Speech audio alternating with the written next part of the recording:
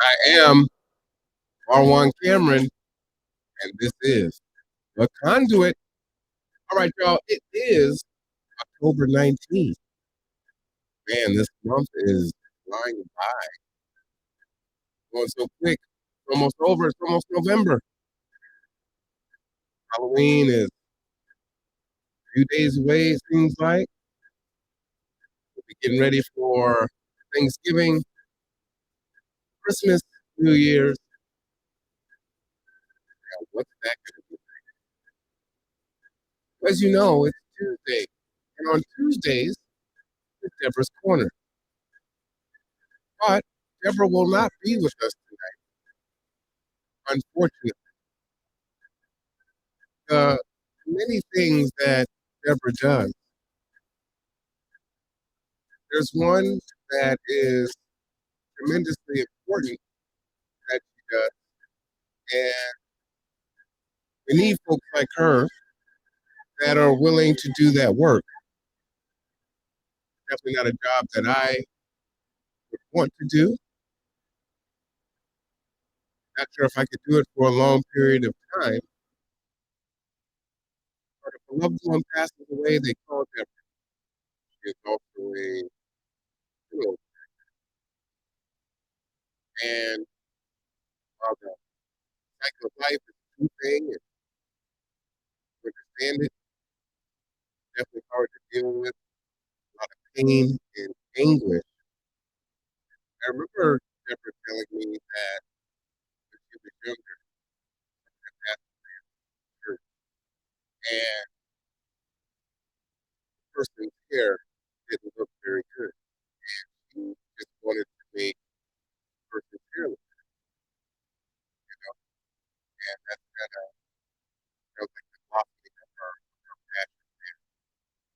And so someone that can be there in that time of need, uh, while everything is falling apart, is it off?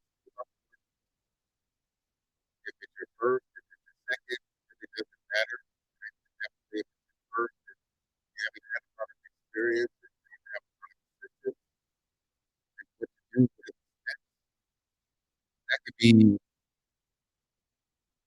paralyzing. You're already destroyed.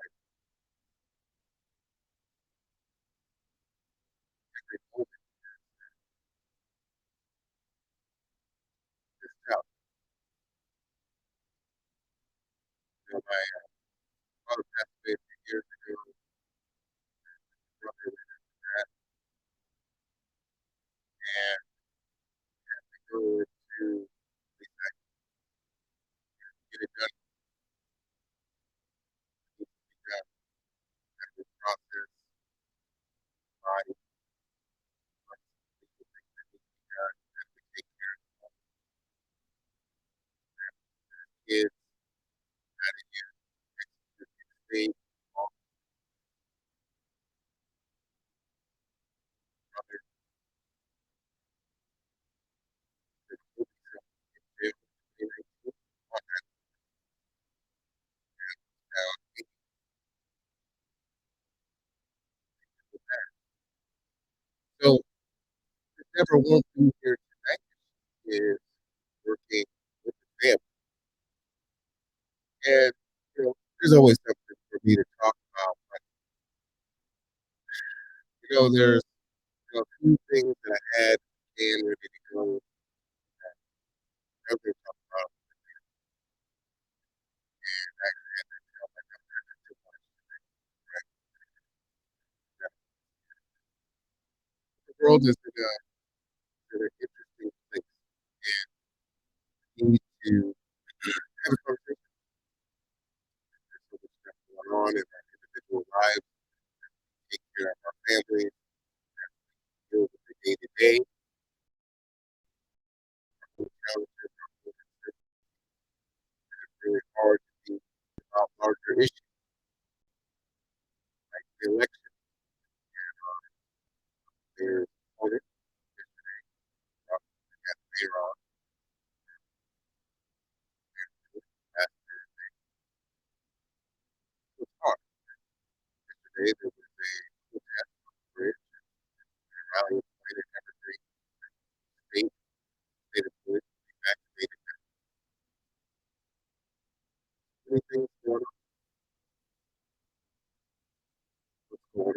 controlling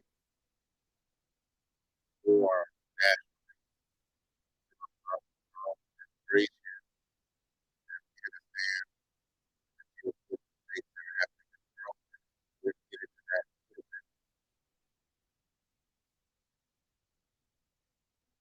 warming, climate change, whatever you call it, huge issue. We do as individuals, we do as a community, with all these things.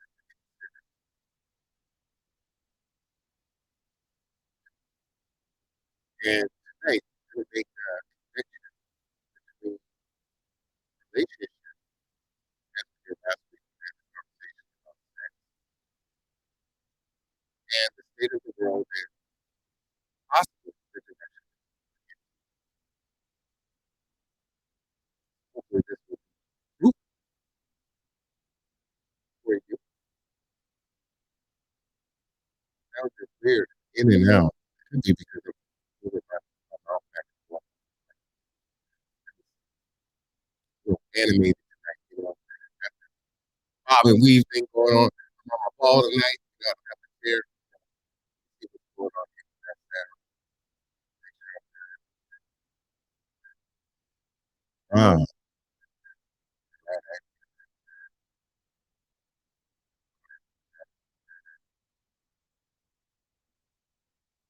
But it's a concern. And as I was sharing with you at the other day about this thing, I the delay now others are telling us, oh yeah, you might want to get your Christmas gifts now. Right. That you may need to hold on to your money. You need to hold on to your resources. You need to prepare yourself for what may be coming, coming sooner than you think. Hopefully, if it is right,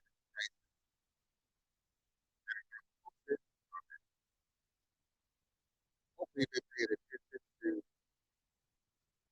rising prices, things that's off the shelf, school district, got chicken night at the grocery store,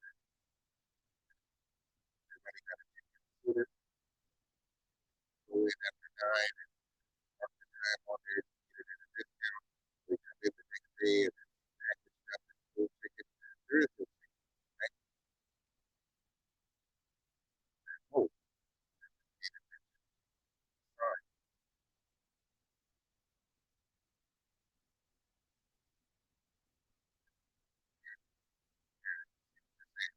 still kind of weird.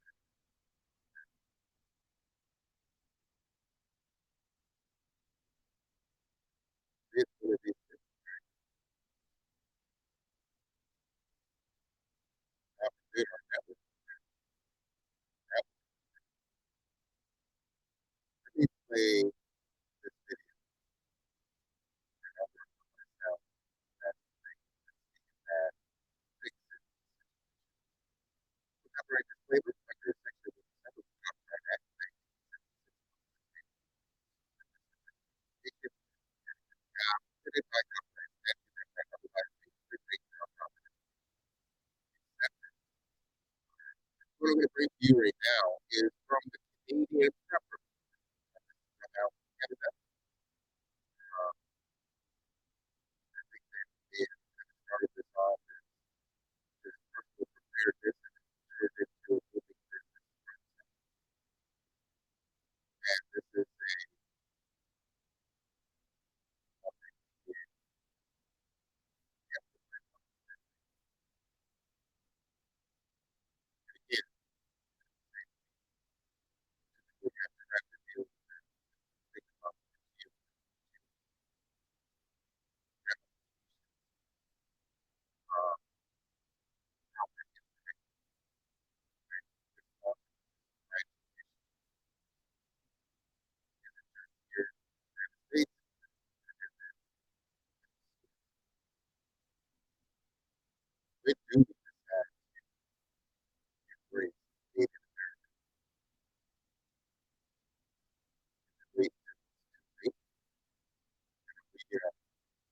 Americans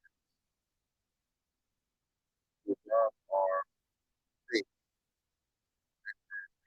super profit that they're going to help this problematic. So when do we start making it clear? The problem is here.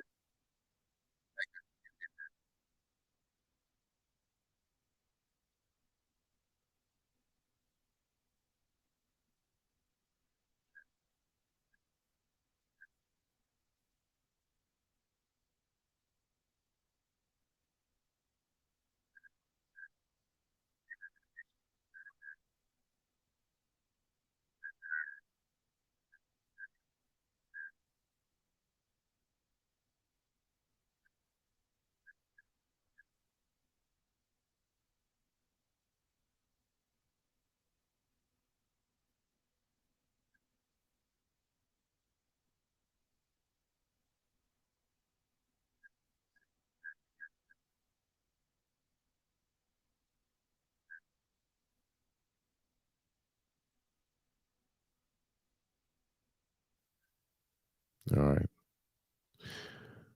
Let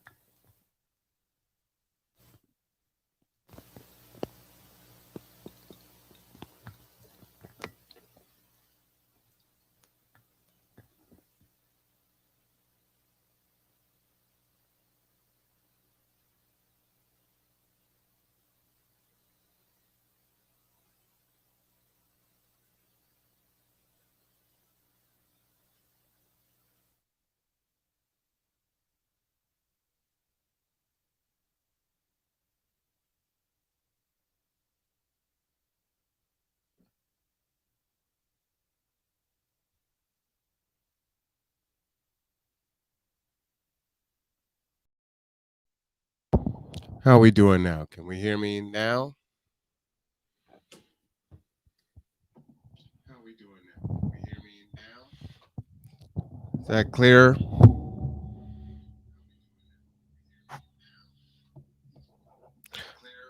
That sounds pretty clear. I feel like I'm coming through pretty consistently at this point.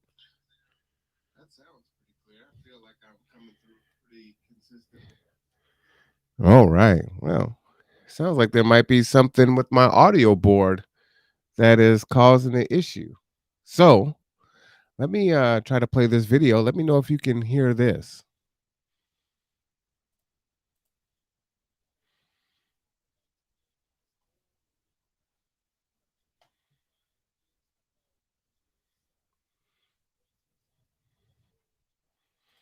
So you guys can hear the video. That is affirmative. No sound on video. Okay. Let me fix that. You're getting an echo from me or from the video?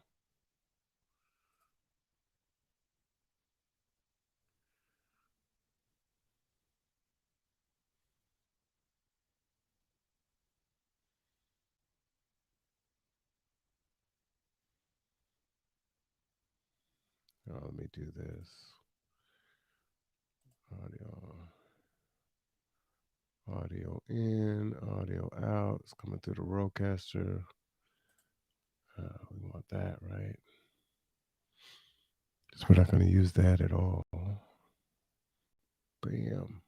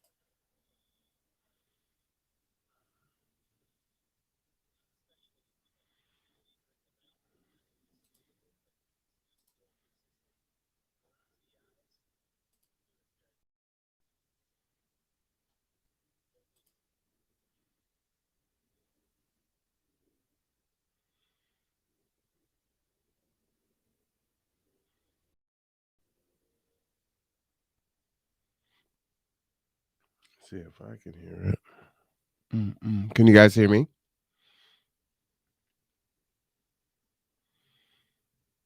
The world. And the only reason why that is because they think long term. They are long term thinkers. They can see the future. The majority of people, they're not thinking about the future. They're thinking about what's right in front of them. Now, those same people are also good with money. Preppers, we tend to see the future. We're not always the best with money. We see the future and we're like, holy hell, we have to prepare for it. They see the future and they actually try to invest in it. What was that one saying by that one guy when there's blood in the streets? Buy in the markets. Well, that's basically how they think. This is why I'll periodically do a video like this where I give my best guesstimations about what I foresee coming next. And what I foresee coming next. All right. So let me go ahead and pause. I'm sorry for that delay there. I did lose a channel on my Rodecaster Pro, and so it may be having an additional failure, which is unfortunate. So, you kind of when you're live, you got to fix it out. You got to fix it on the fly. So that's what I had to do, and I had to troubleshoot it because my mobile rig is packed up for tomorrow's show. So can't exactly go and whip that out really quick. Mm. So anyway, like I said, this is the Canadian prepper. Um, he has been doing these videos, I think, for several years. You can see, I believe that's a picture of his warehouse behind him. As you know, I'm a supporter and now a board member of Resiliency Econo Systems. And what's important to me in this regard is preparing, right, for whatever. We know that when COVID hit originally, there was so much uncertainty. We didn't know what was going on. And because of that, there was a lot of stress, right? You had folks buying up toilet paper and paper towels. You couldn't find Lysol. Things were missing off the shelf. We didn't know what was going to happen, when we were going to come out of it, and when things were going to be better, right? And that's tough. That's tough. And where they thought maybe we would get through this pretty quickly, that wasn't the case. Right now, we're sitting here with this Delta variant. The numbers are starting to come down now. Um, but if you look back at the modeling, we continue to follow this trend, right? A bunch of people start getting sick as we open up, and it lags behind about 2 weeks. We start shutting things down after it's too late. We shut it down. It takes a while because now it's just spreading like wildfire. Everyone's getting sick. Folks are dying. Stuff is happening. Finally starts to come back down, right? And then it just so happens we're running up on Halloween, Thanksgiving, Christmas, the holidays. So will it ramp back up? Good. Might. Our economy has been suffering. So while we're thinking about, hey, I hate being sick, I hate missing work, I hate my kids missing out on events,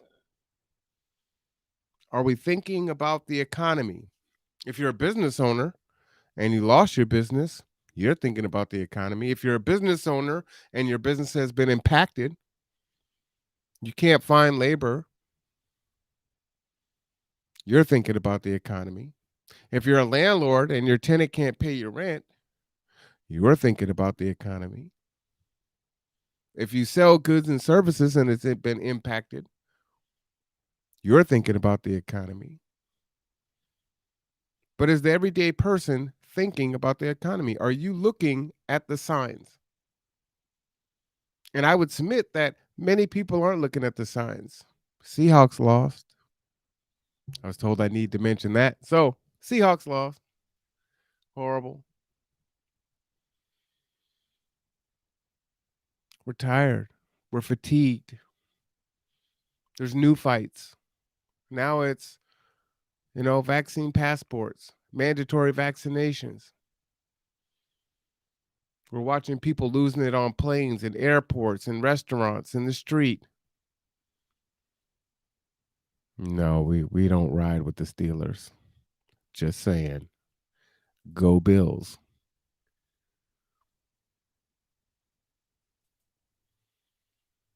We know that domestic violence is up.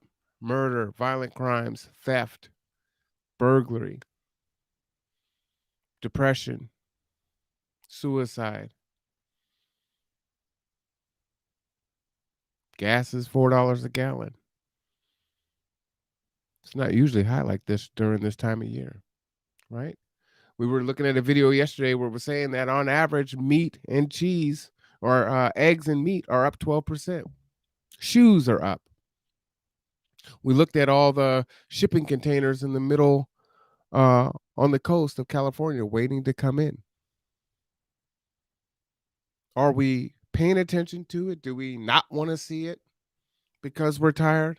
And what is that impact going to be? Our government saying, hey, get your Christmas presents early so you don't disappoint the kids. A hungry belly might disappoint the kids more. Not having a roof might disappoint the kids more. If you don't have any kids, those same things are true for you. And how long will it be? How long are we going to go through this? Our politicians are polarized, so they don't agree on anything. As we go back and forth from Democrat to Republican, Republican to Democrat, and they undo what the other party did, it's hard to gain any momentum in either direction for good, bad, or ugly. So what do we do? What do you do?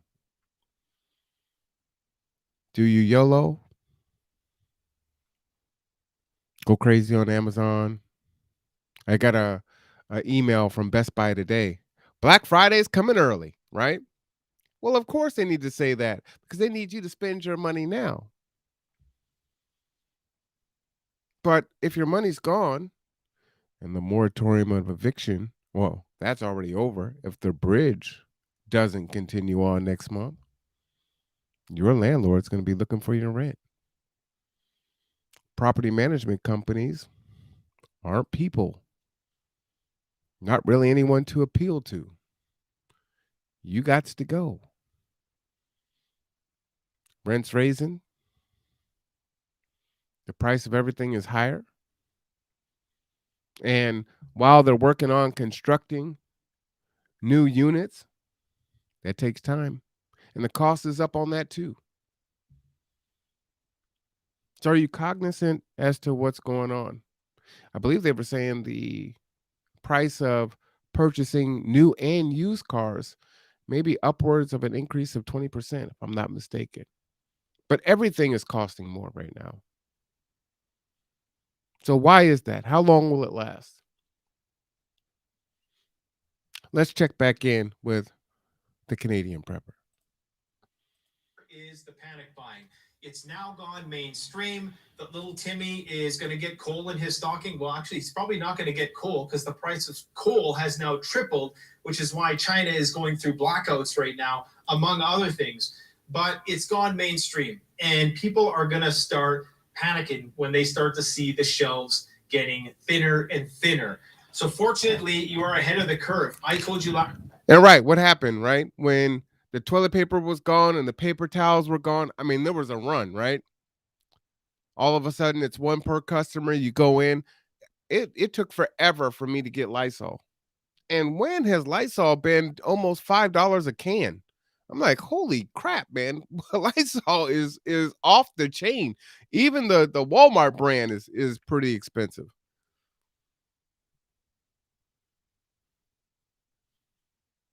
Remember how we were. It wasn't that long ago. See, we got these short memories because we're so resilient, right? We have this ability to shake it off. When we're in it, it's all stressful and chaotic. Lord help me. But when we're past it, we forget how bad it was just a few months prior. All that uncertainty, all that anxiety, all that stress. And when it's more than just you that you got to watch out for, and you got folks that depend on you to look out for them, it's even more stressful. And yeah, I would love to shield Layla from this and let her be a kid and enjoy her childhood. And for the most part, yeah, I will. Like I said, I didn't want her to watch tonight's podcast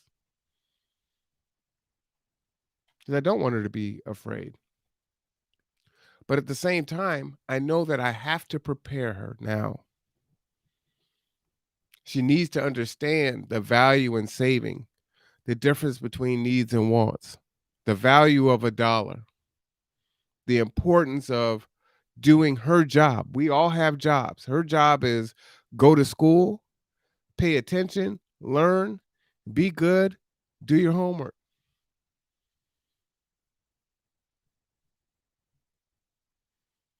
Because adult comes quick. She just turned 10. Lord willing, she'll be in college in 8 years. That's quick. It's only 7 grades left after this one. That's quick. What position is she going to be in when she graduates from high school? Is she going to college? Is that an option? Will she be saddled with student loans? Will she have grants and scholarships? Will she get married? Will she have the requisite knowledge, skills, and ability to go to work? Whether they're scholarships or not, or loans, maybe she can't even afford to do that because of the state of the economy and the state of the world. We haven't fully recovered from the housing crisis of 2008. It was 13 years ago.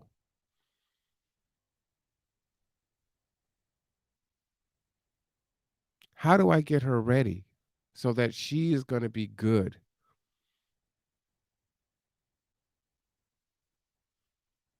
It's my job. So I can YOLO. I can let her be a kid. I can let her have fun,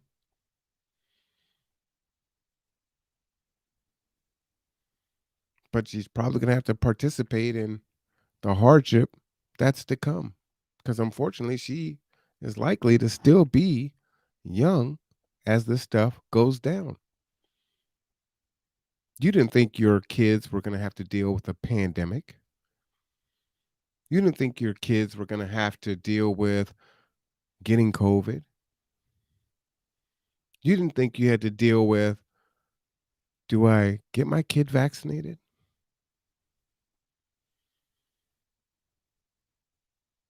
Whether I got vaccinated or not, vaccinating my child is another thing. And there's all these people out here, they're getting louder and louder and louder, and they're against this vaccine. What do I think about that?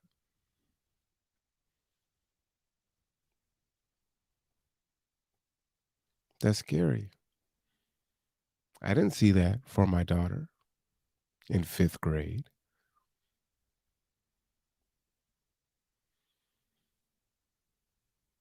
I didn't see that for my daughter, where you have folks that are fighting against CRT and mask wearing in school and mandatory vaccinations.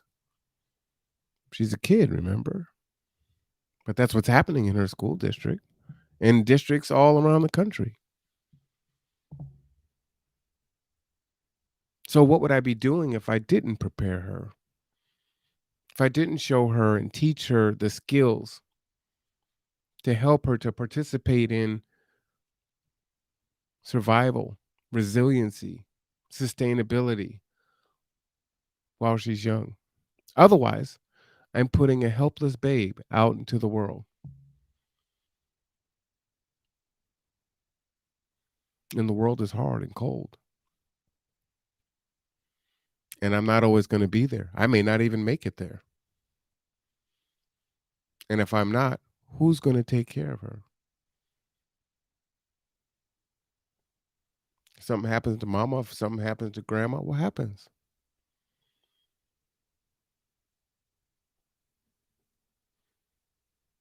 I'm sure the 600,000 plus people who died of COVID, those who were parents and had children, weren't thinking that they were going to leave their children at the age that they did. But they got a good Christmas. I got them Christmas presents. Frustrates me with the government to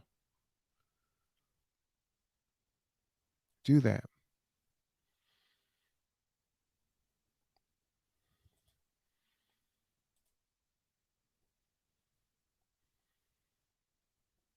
Let's check back in.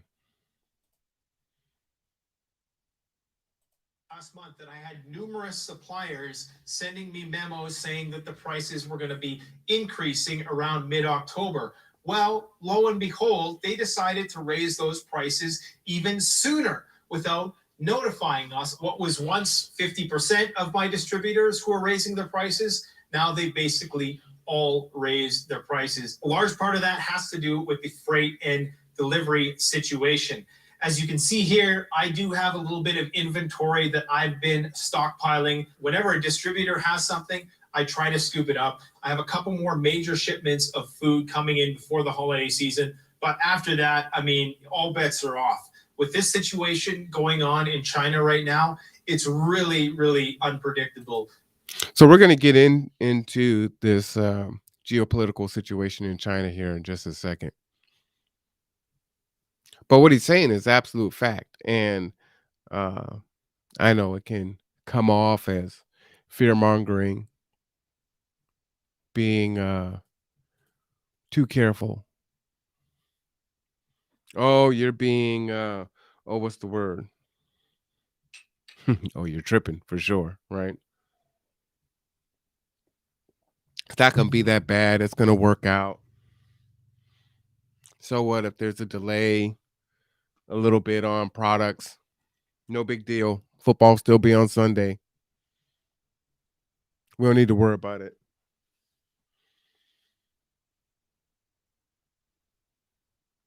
We don't still haven't really felt the squeeze yet. Maybe someone else does your shopping. You don't really get to see the increase in prices. Crabs in a pot, right? Bringing it to a boil slowly. So the price rises and the price rises and the price rises and the price rises. You complain a little bit, but you've got so many other distractions, but you're not seeing the cumulative effect on your wallet and why, you know, your spending habits 2 months ago, now you seem broker than you were before. But you're not making the connection, right? Yeah, okay, it's a little higher. Yeah, there's no cheese here. Yeah, this is missing. But the cumulative effect, right? And that slow boil that we don't see. And then they're telling you, go ahead and get your Christmas presents now, right? I mean, even he, as a prepper, is saying, look, I've stocked up. I've got more shipments coming in, but after a certain time, I don't know what it's gonna be. And because I'm in business and so I have a relationship with distributors, I understand what's going. They tell us, hey man, this is what's happening. It's gonna take a while. You're gonna start to see a slowdown. We're gonna increase our prices. And then not only do they increase their prices without warning, all of them do that. Because why are you not going to follow suit? That's what we have here in housing. Let's say one bedroom apartment's $1,000. If I raise mine to 1,200, what's my neighbor gonna do? What you getting 1,200? I'm only getting 1,000. 200 times 12. I could get another 2.5 months of rent if I. Oh yeah, I got to raise that rent. Oh, you two raised your rent? Well, I got to raise my rent. No matter of fact, I actually think that my house is worth more than yours, so I'm gonna make mine 1,350. Oh, what? There's not a lot of housing. There's issues in Seattle. Hmm. People over there looking for a place to stay because it's so expensive over there. They'll pay. What'd you say? 1,500 instead of 1,000. Back in March or April or so, I showed you how housing prices had increased by more than 40%.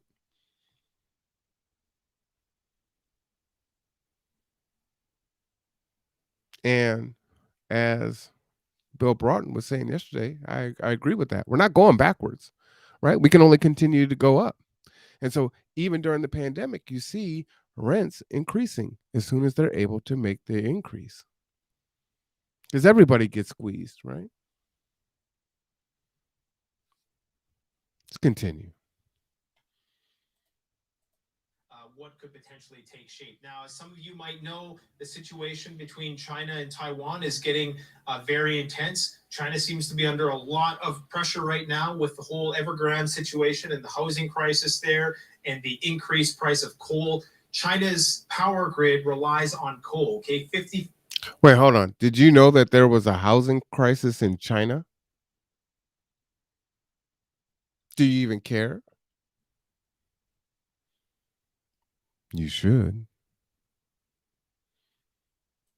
5% of their power grid runs on coal, and the price of coal has tripled in this past year. So they're starting to already sustain blackouts. People are going to start becoming demoralized there. That's going to lead to lower worker productivity on top of the already, in some cases, up to 8 times increase of freight to transport stuff from China to the US. Right over at full.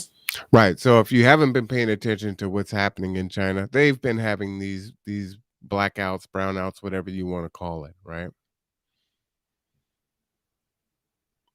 So they're not going to be able to keep up with production. We already have this increasing price of getting goods from China to here, right? Because now their coal prices are rising, so they've got to raise prices, which gets passed on to us, and it just trickles down and trickles down and trickles down, right? Because it's got to go to the shipper. Shipper's got to bring it to the port, right? Trucks have to bring it into the stores. The stores have to mark it up to sell to us.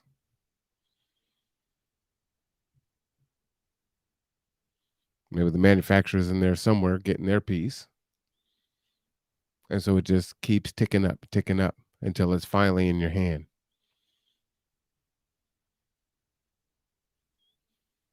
And so we think about that Build Back Better plan. I mean, we can, sounds good, some of it, but how long is that going to take to implement? And is that going to solve all the problems? Not soon enough, unfortunately. Spectrum Survival emphasized this point the other day when he said that we rely on China's economic system to be functioning properly. If it's not, then we are going to feel it at the stores. The problem is we're already feeling it at the stores.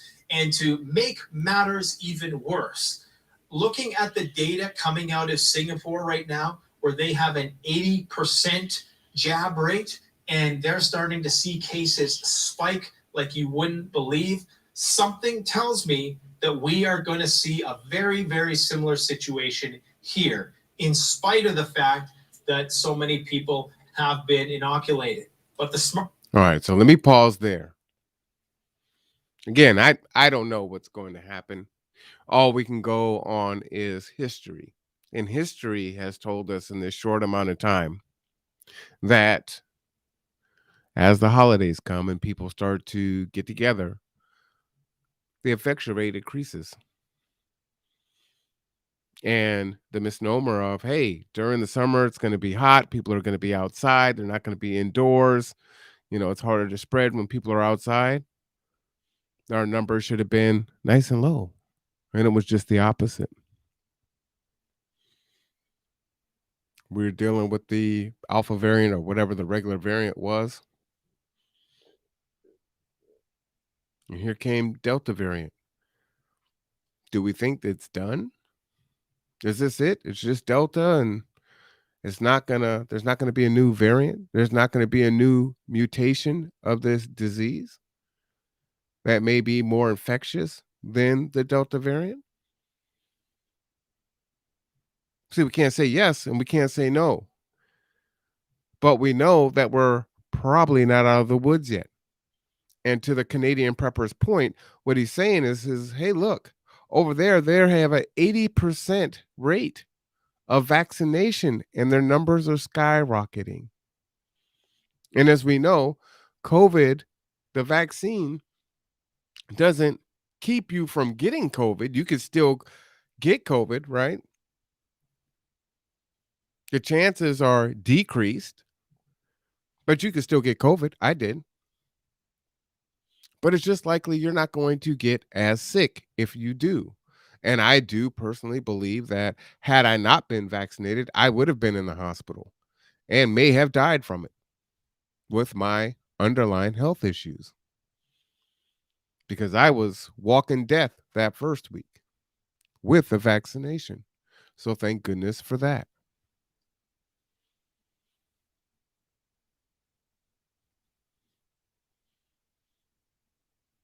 So I hope that we're those listening for sure can be open minded and say, you know I'm busy. I got all these other things that I got going on that I need to do, but I actually need to just sit back for a little bit, not think about the dinner I got to get ready or where the kids need to be or what I need to do tomorrow. And just say, you know what? I'm going to actually put my mind on this and give it some thought. Do I have a plan? I have 2.5 months before this year is out. Do I have a plan to get through the rest of this year? Do I have a plan to get through the winter, January, February, March? We are 9 degrees what was it last night? 40, 43. We're 11 degrees above freezing in October. Other people are getting 80-degree weather in October. We got snow last year. So did Texas. So take supply chain issues with weather issues, severe weather issues. Are you ready?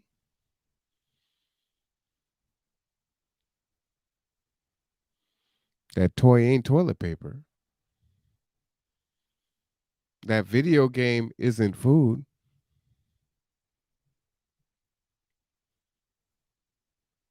That PlayStation ain't a generator.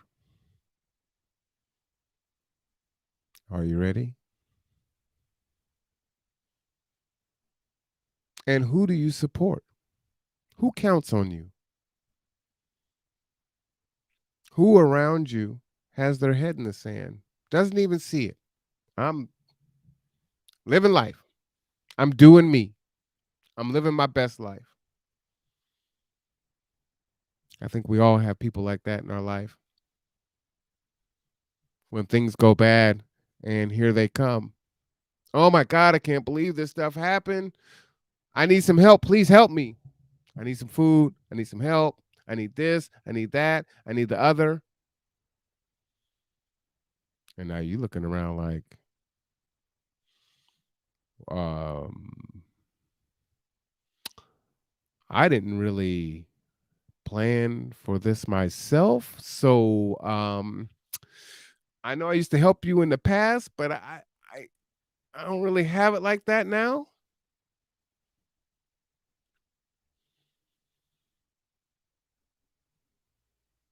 Are you a person that can't say no and you'll help to your own detriment?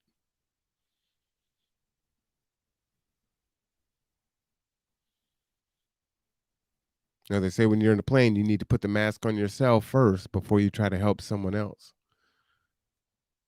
But many of us that are, whatever you call it, a bleeding heart, empathetic, sympathetic, give the shirt off your back. You may not have the reserves. You may not be able to replace the reserves.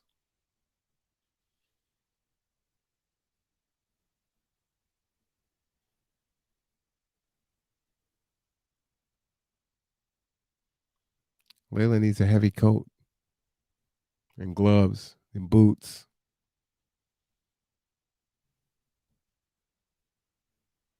That's the priority.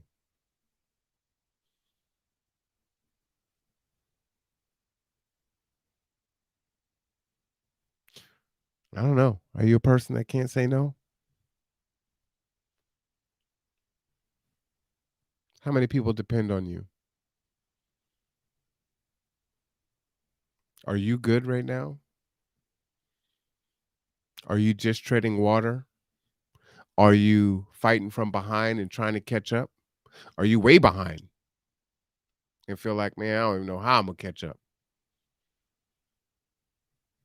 If you're any of those things, I don't want you to feel hopeless. I want you to feel hopeful, empowered, that you can take action, and that even the smallest of action is better than inaction or apathy. Oh, well, I can't control any of that. I'm going to just do me. All I can do is just do me. I can't worry about all that other stuff. To me, that's a cop out. It's saying I don't want to be accountable for what's coming. I don't want to prepare because it's going to be hard, because it's the hard choice, because it means I'm going to have to sacrifice. I'm going to have to give up. I'm going to have to go without.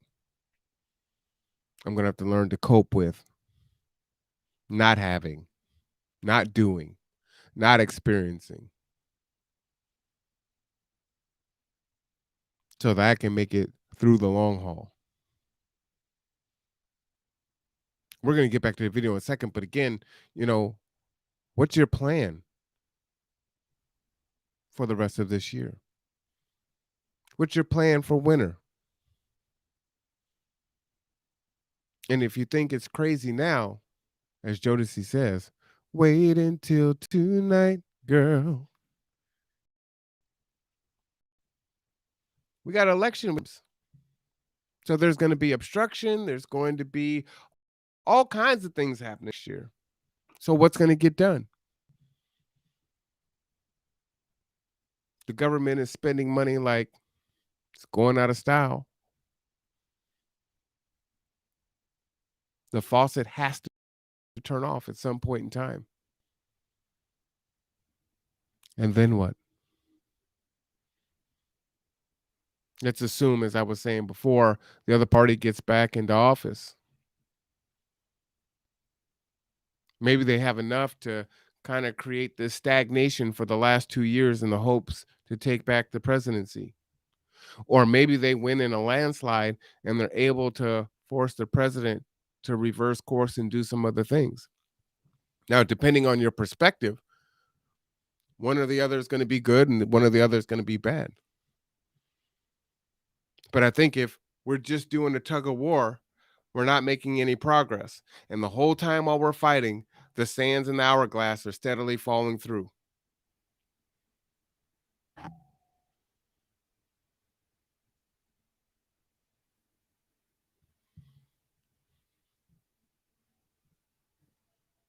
Smart money is saying that we are likely going to see an endemic phase of this. Now, what effect that is going to have on workers and the supply chain is yet to be known.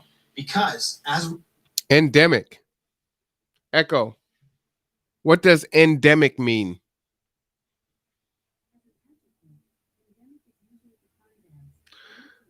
Natural or characteristic of a specific people or place, native or indigenous, belonging exclusively or confined to a particular place. An endemic disease. Sounds like it's just going to become the norm.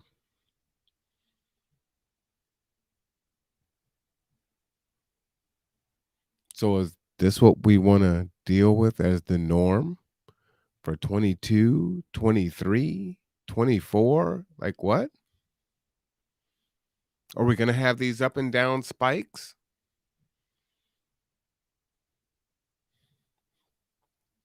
we've predicted everything on this channel, from the pandemic to the riots to the market crash to the crazy catastrophic forest fires. We also predicted that there's going to be this animosity between those who had the jab and those who didn't. And unfortunately, that too is reaching a breaking point. A lot of people are choosing to opt out of going to their jobs. That's putting even more stress on human resources and supply chains. So what we're going to see, I think, is the perfect conflagration this winter. So what I appreciate about the Canadian prepper in particular is he's not American, folks. He's in Canada. You wouldn't be able to tell unless it was in his name. It sounds like here.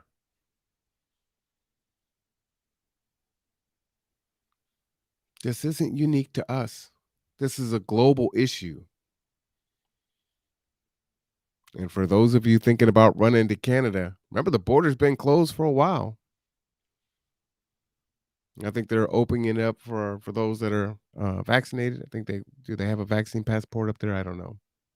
We're going to see tensions escalating between China and Taiwan. We're going to see the Chinese economy really start to struggle. That is going to have repercussions over here. We are going to see empty shelves. We are going to see panic buying. It is just possibly going to be pandemonium. Now, I don't claim panic buying has already taken place.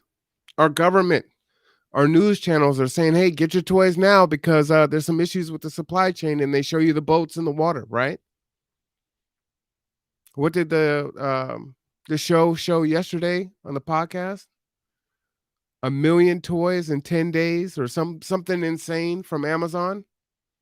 It's already panic buying already. not on the right things, but it's happening. You got to see what's already happening.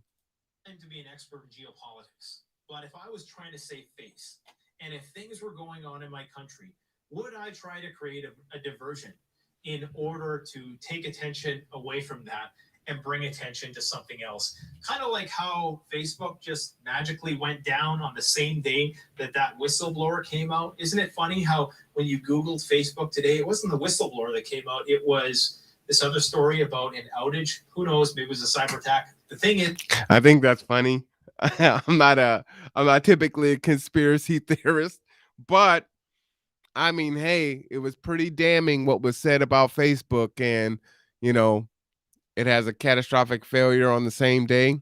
I mean, it's a great distractor, right? Are we even talking about the testimony from the ex Facebook employee now? Nope.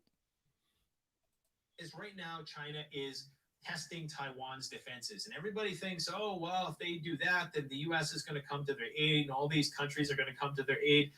Not necessarily, because you got to remember, if we do that, we still have billions and quadrillions of dollars with of trade. If that supply chain gets cut, it is going to be absolute chaos over here. So I think that the US. Yeah, we're kind of trapped, right? I mean, China owns quite a bit of American property on top of everything else, right? So we're so indebted to China, it's not even funny. And now they are a superpower, and we've made ourselves reliant, being a nice word, on production from overseas.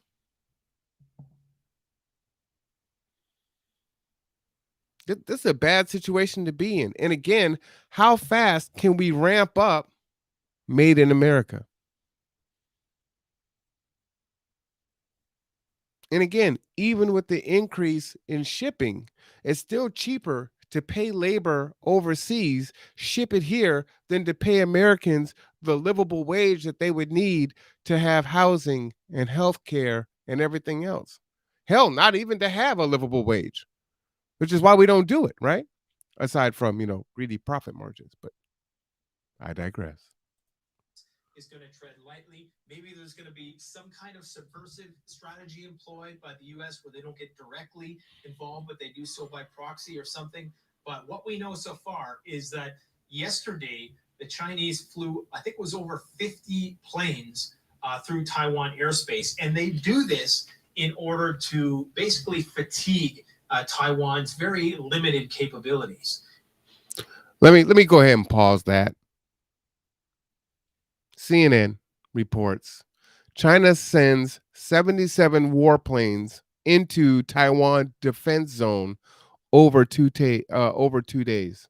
Taipei says Taiwan has reported a record number of incursions by Chinese warplanes into its air defense identification zone.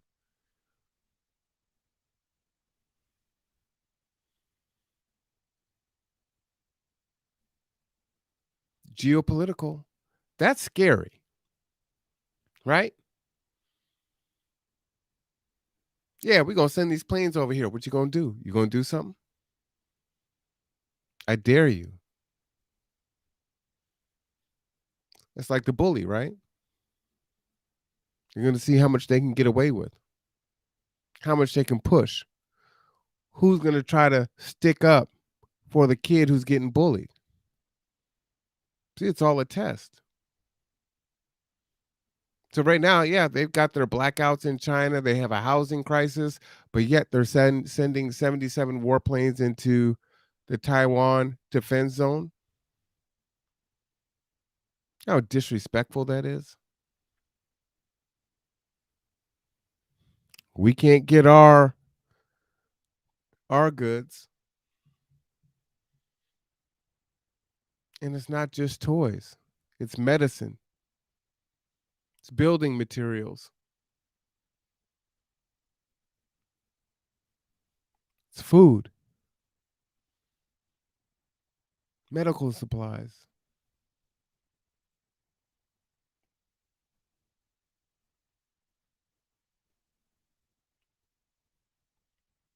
friend of mine didn't have a very important medicine for 3 weeks.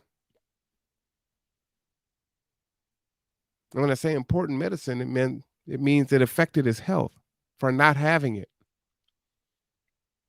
Are you on a medication that would be harmful if you were off of it for 3 weeks?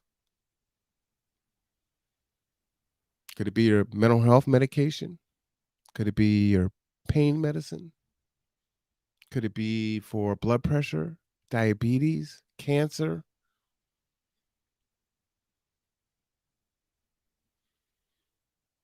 At worst, it's a discomfort and an impact on your quality of life, or say at best. At worst, I mean, it's death.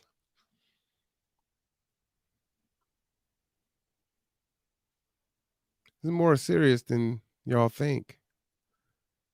But get your Christmas presents now. What? Because they know that every time they do that, Taiwan has to scramble jets. They have to use all their equipment. Doing that is expensive. It puts stress on the equipment, and it probably adds a lot of confusion because you never really know when this is going to be the real attack. Now, my knowledge of this is very limited, but we also did a whole video on this topic about a year ago today. You can go check it out, and you can see how it's perhaps playing out. Some of my predictions were a bit premature there, but eventually, this clash between China and Taiwan is going to happen. They need to secure that. It's very equivalent to the Cuban Missile Crisis, okay? If the US was to really get a foothold in Taiwan and possibly even put some kind of missile defense system there or something, that is something that just would not fly. So whether it's about geopolitics or about the semiconductor plant, Taiwan's one of the main manufacturers of semiconductors. That in itself is contributing to the shortage. Now, from what I've read, just as a side, do you have a PS5 yet? Remember when people couldn't get a rental car? They couldn't get the chips, right? Which are made overseas. See, we forget, right? We're thinking about other things. There's other things that are important. Vaccine mandates, school opening back up, our kids getting into school safely. Oh, they have to wear a mask. Is the school going to be safe? Oh, now there's vaccine passports. Oh, like I said, here's the NFL. Oh, and the NBA is back. Oh, and we've got the Kraken that just started for hockey. So we've got all of these distractions. And the holidays are here.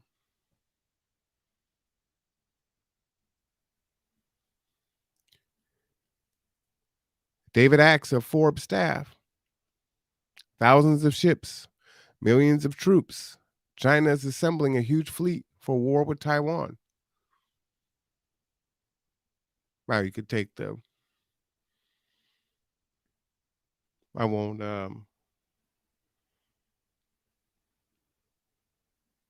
qualify either of these news outlets.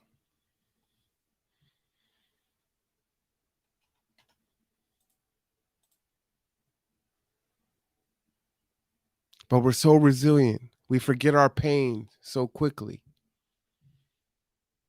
Although some pain we do hold on to forever and can't get past it. It's crippling. Guess maybe that's the unfortunate thing about pain, right? You can't decide which pain you're going to be resilient against and which one you're not. It's unfortunate. an invasion of Taiwan would take up to 2 million troops. And in order to get those 2 million troops to Taiwan, China has already had some sort of agreement between civilian vessels that they will be ready to transport troops over to Taiwan at the 12 or 13 particular infiltration points on that island. So they have a plan to do an invasion. China could easily overwhelm Taiwan systems. Just gonna pause it there. Just for your own edification.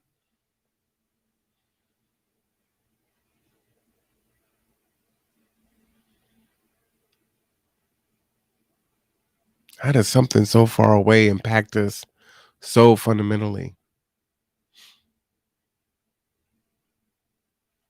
Do you have any conversations like this with your friends or family? I know those that are well to do are planning, they're stockpiling.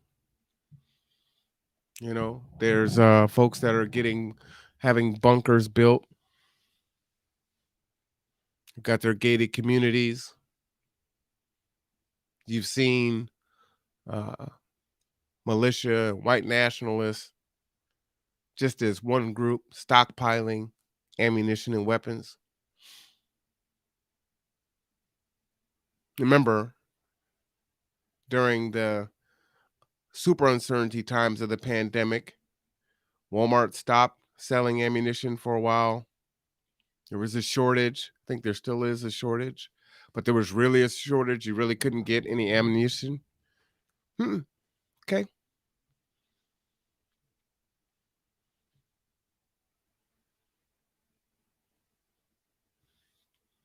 Okay. By just doing a throw everything at it blitzkrieg approach, whether or not they'll be able to sustain it, or whether it will turn into an Iraq situation where they're just not able to win the hearts and minds of the people there is possible also. But I'm going to make a prediction here, and I actually don't think they're going to do anything right now. I think right now they're simply trying to push and prod and confuse Taiwan, because you remember the Art of War, the book that the Chinese wrote. Okay, there's one Excellent book. Art of War which says, make your plans as stealthy as possible and strike like a lightning bolt. So it would be very out of sorts for them to do this right now after all the buildup. You'd almost want to do it when it's completely unexpected. Now, again, people need to understand that we're in a globalized world. What happens over there absolutely affects what's going to happen over here. My predictions are as follows. To summarize, I do believe that the panic buying is going to ensue because the mainstream is now pumping the narrative that there's going to be Christmas shortages and you got to get out there and get your shopping done sooner than later. So people are going to be They're already doing that. So his prediction really isn't a prediction. It's already happening. Stampeding into the stores in short order. We are going to see another major wave of this thing. It's far from over, in my personal opinion. The only way we may not see a major wave is if they suddenly decide that they're going to stop testing. I have no real predictions. So I agree with him on the point of, I think we're probably going to see another wave, right? We're so polarized now as a nation, and it's not just us, right? There's civil unrest in the UK. I mean, pretty much just throw a dart at the globe. But we've seen it again. History is a good indicator of the future. We're still not at the vaccination rates. You can see that there have been mass layoffs or resignations for folks that don't want to get vaccinated. And while the numbers are coming down, the numbers are still high. And we're coming into the holiday season and the cold season.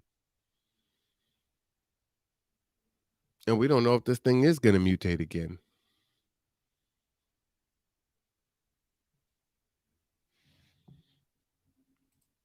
With China's economic downturn, a lot of people are saying it's going to be a recession. A lot of people are seeing red over there. They're seeing various different companies starting to fold. A similar situation like we've seen in 2008. There's also many other economic analysts who are saying, no, it's entirely different than that. And the effects are going to be different also, because where they're a manufacturing-based economy, we are a consumer economy. So when the U.S. was going through all that stuff, it affected them differently than it might affect us if the same thing happens to them. Fuel prices are going up all over the world. You got the UK military in there driving trucks and trying to get supplies to people. It's so crazy that this has been going on for 2 years, and there really is no end in sight. They're saying that this might end in 2023. And remember, guys, 1 month ago, and even months before that, when we were talking about inflation and shortages and all this stuff, we told you that this was going to be the case. We told you that this was going to be longer than 6 months. Now they're saying 2023. When I make a prediction on this channel, it's well thought out. Sometimes I will say they're a little bit premature in the sense that my timelines are a little bit too short. So if you want to take everything I've said, We're gonna stop it here with that particular video, but folks, this is something. Please prepare yourself, get yourself ready, start having these conversations with your family. Ice Cube had a saying: "Better to be judged by 12 than carried by 6." You get ready, or you stay ready so you don't have to get ready. When you decide, holy crap, I got to do something, you see it every year, right? Oh my gosh, it's a heat wave. We're in the 90s. We hit triple digits. And what happened? No one could find an air conditioner.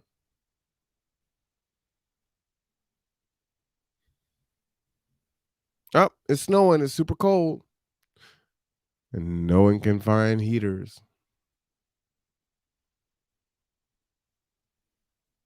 I mean, it's all around us. We see it. What are you going to do? How are you going to prepare yourself and the folks that you love and care about? What conversations are you having with them?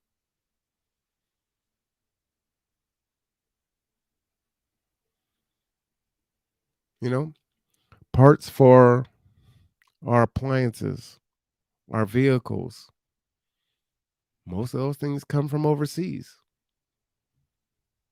God forbid something break down that you really need, that you got to wait 3 weeks, 6 weeks, 10 weeks to get the part in.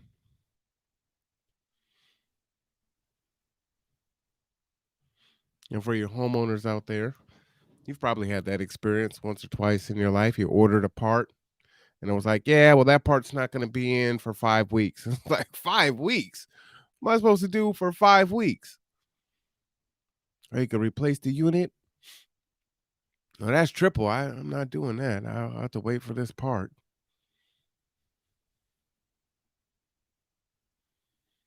We got to get ready. We got to get ready. We got to get ready.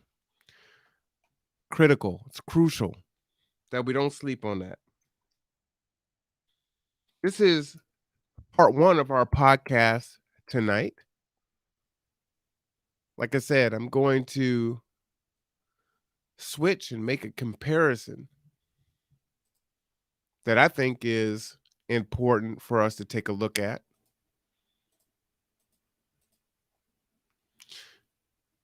Because you're not going to do it by yourself.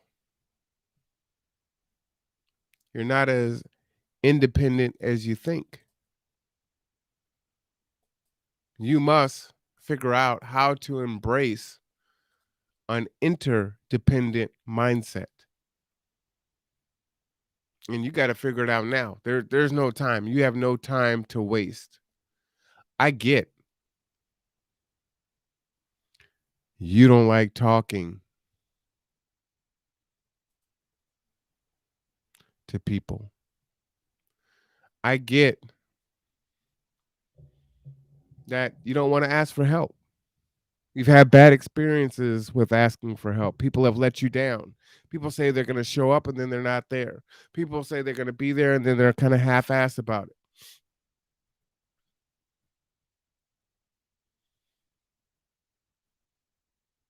You've asked for help and you've gotten a no. You've asked for help and it came with a whole bunch of strings. So you're like, you know what? I'm good. But I don't know many, if any of us, that are in such a good position that as things continue to get worse, oh, we're fine. It's all good. Don't worry about it. I don't need nobody.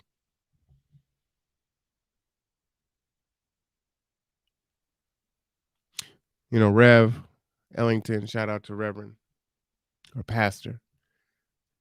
You know, we're doing our podcast, and actually, Rev and I will be back on the podcast tomorrow, so stay tuned for that.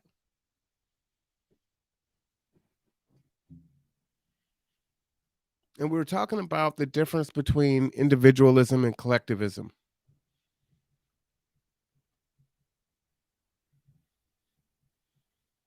And we talked about capitalism and many other things, right?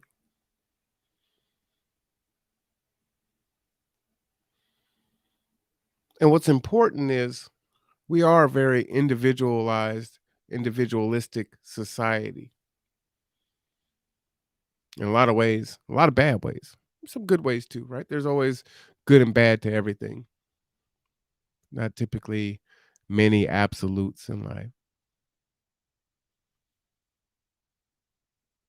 But we have to figure out how to work with each other and how to leverage our knowledge, skills, and abilities in smaller communities so that we can be resilient. Shout out to Mark.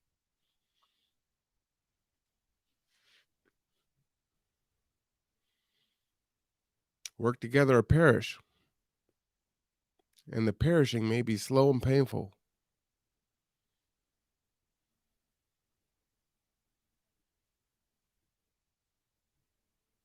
What do you know how to do well? Do you know your neighbor? Do you know what they do well? Would they help you if you needed it? Would you help them? Can you trust them? Who is in your circle of influence? Who's in your circle of support? You haven't heard me talk about that, right? Meet the 5 new people every month. Oh, yeah, I'm still doing that. Met a new person today. Hope to be doing business with them next year.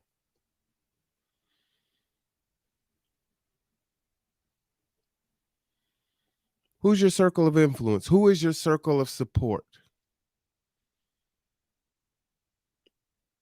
Are you in a significant relationship with a significant other, shall I say? Is that a healthy relationship? Are you jaded? I could do bad all by myself.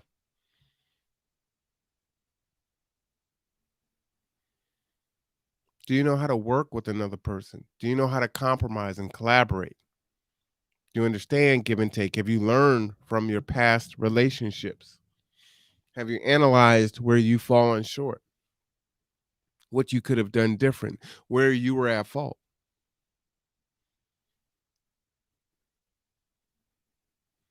Do you have a bad picker? Do you keep picking the bad boy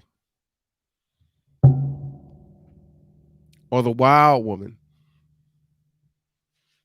Both like both of them, huh? But is that the one that's going to take care of your children, take care of you, make sure that you guys are all right? Are they down like 4 flat tires? What does that even mean? Does it mean the same thing? Are you guys speaking a common language? Being down might be one thing to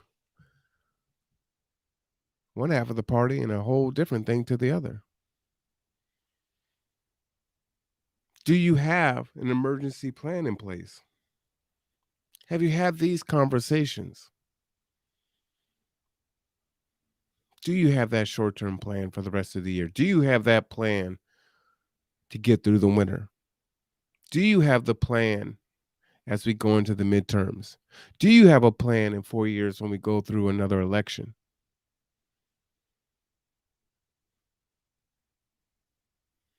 If you're feeling disenfranchised, you've been working a job and not a career. If you've been working a career that you haven't felt fulfilled, if your job has been being replaced by technology or outsourcing, what are you doing now to get yourself the skills you need to try to make yourself recession resistant? Can't say recession proof because there's no such thing, right? Resistant. What are you doing now to ensure that you're going to have housing security, food security, health security? Many of us are insecure. We're one event and not a large one from being in a terrible crisis. And as these safety nets continue to fray, more and more of us will start to fall through. And if you haven't established a relationship so that when you flail and you put your hand up, someone can grab it and hold on to you and help you back to your feet,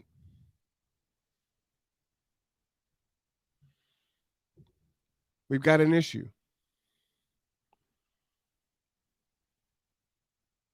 And Rob, if you're listening to the broadcast, please call the triage center.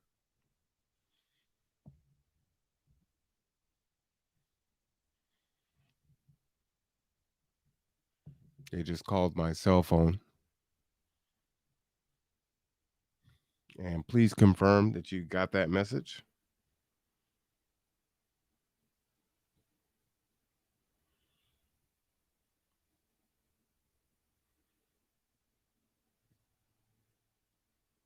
So again, I know that we listen to a lot of different things: TV, sports, social media personalities, news.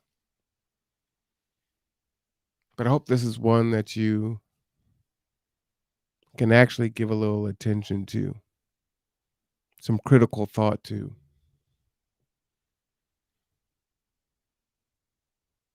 You know, we hate our insurance, our car insurance, our rental insurance, our homeowners insurance.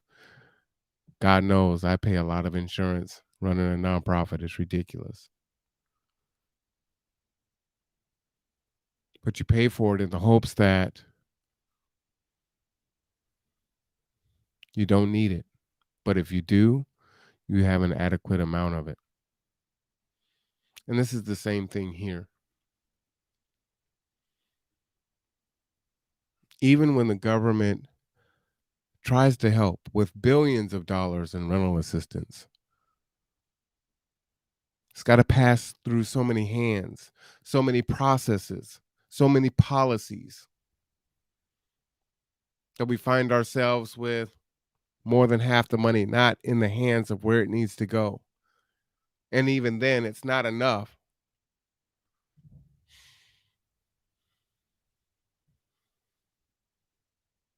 And we don't always hear those stories, right? When we're going through it, we're concerned about us. We're empathetic. We care about the world. We want our neighbor. We want our community to be okay, but we're going through it right now. So I can't focus on anything else. So you might not have heard the stories of people that have been getting evicted during the pandemic.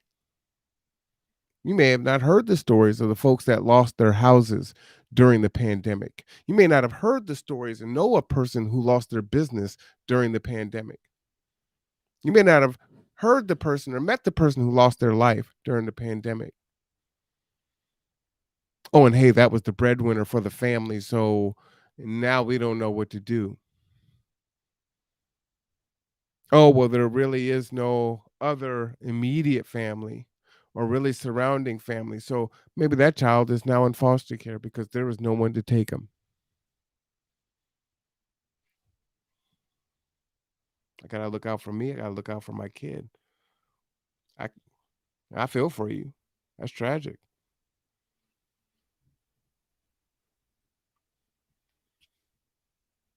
Dude, it's that individualistic mindset. And unfortunately, we can't care about everything, right? I mean, that's just a fact. But we typically tend to start caring for it and may even champion it once it happens to us.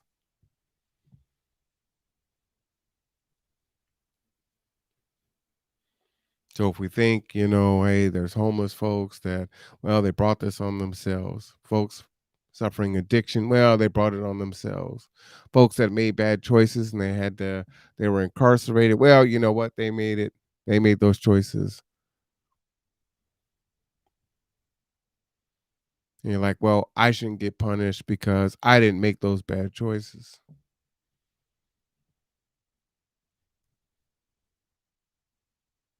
Well, when are they done paying?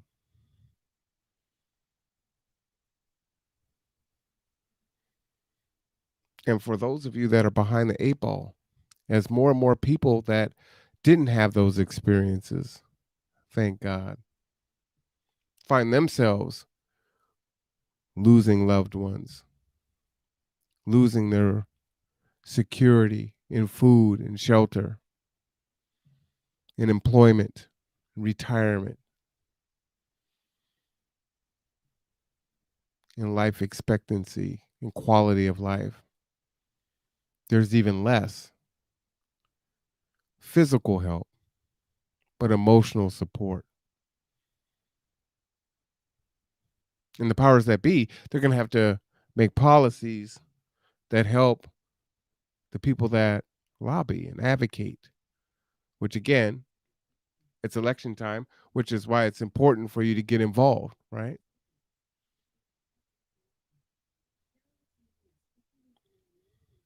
Now, who should not be named, is talking right now. So I don't, I fear saying something else before she goes into another two or three paragraphs of giving me information that I don't want. If you have one of those devices where you say the name and it tries to do what you want, you know that many times it is painful and it doesn't do anything close to what you want.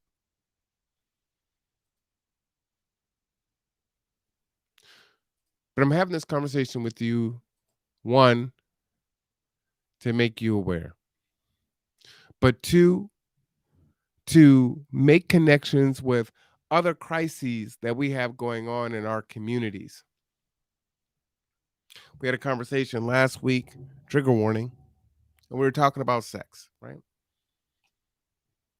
And the impact of not being able to have communication with each other about a taboo subject, and how, that is that impacts the divorce rate, and what things have contributed to the demise of families. Tonight I want to talk more to to our young adults, to our 17 and 18-year olds, probably even our 16-year olds,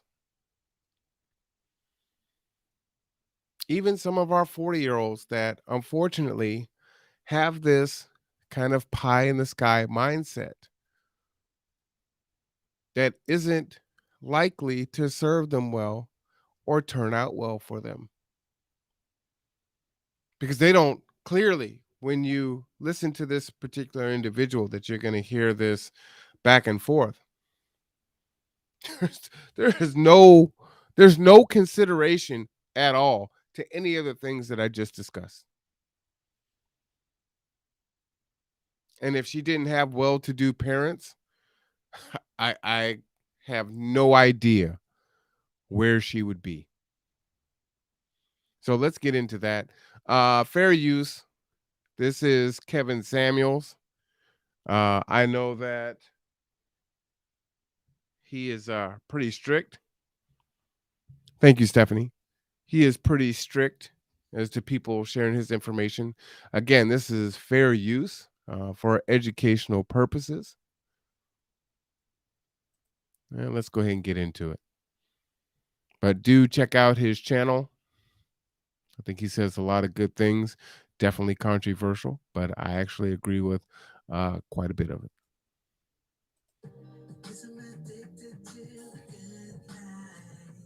Do you want to be married one day?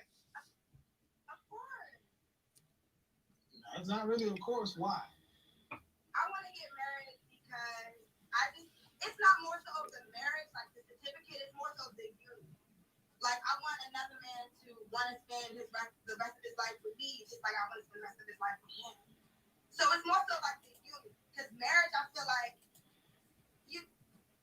legally, like with all the certificates and, going back and forth with, like, sharing assets and things, but it's like the union of it and just love itself and just being with somebody for the rest of your life. confessing your vows to God and raising a family. Like that's like the vibe. All right, so I got to stop right there. I actually laughed out loud. So I have someone who's pretty close to me that loves the vibe word. Uh, and I'm getting it more. You know, it's just we all have our slang and our terms, and it's like, oh, marriage is the vibe. Like, maybe I'm just getting old, and it's like, get off my lawn. Maybe that's where I'm at in life. I've made that transition, and you're looking at and hearing what's being said, and you're just, you're shaking your head like, oh Lord have mercy.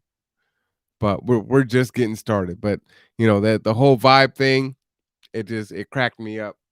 But it is concerning, right? We we're in a space now where we're so much in our feelings that I think we've gotten away from fact, reality, and our feelings are our reality, even if it's not factual or realistic. And we have gotten to a point in Western civilization, America in particular, that this is acceptable. And I think this is damaging and dangerous, destructive.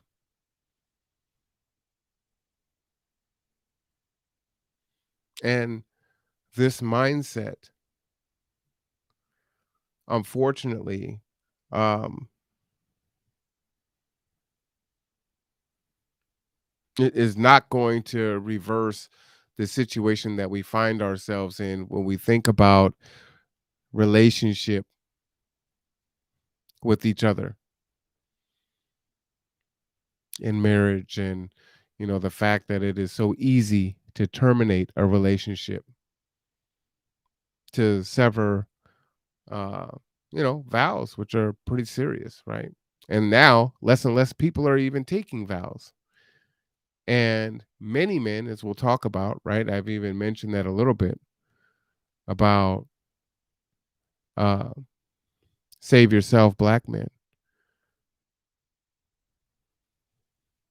SYSBM, or MGTOW, men going their own way. Then now they're starting to be like, well, you know what, man, I'm good. You know what I'm saying? I don't need to be in a relationship. You know, you want to hang out for a minute, cool, right? Everyone's, women are really pretty sexually free now anyway. So yeah, come through, do your sexual free self, and then go on about your business, and we're good. The problem with that is the 70 or 80% of children that are born out of wedlock. The problem is the statistics that we know that say kids in a two-parent, and let me quantify or qualify this. It's not just that two parents are there. They have to be actual parents, not babysitters of their children. So there's a lot of examples of two-parent households where it's disastrous. That even goes for affluent children.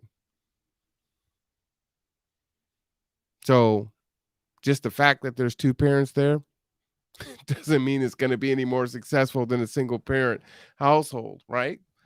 Because there are exceptions to the rules on both sides. There's some phenomenal single parent households where the kids have turned out fantastic, even if they went through some rough parts.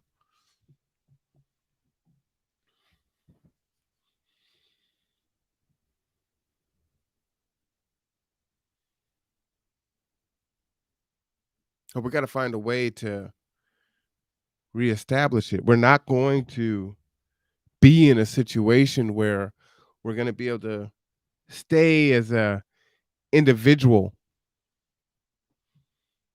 and survive all the things that are upcoming,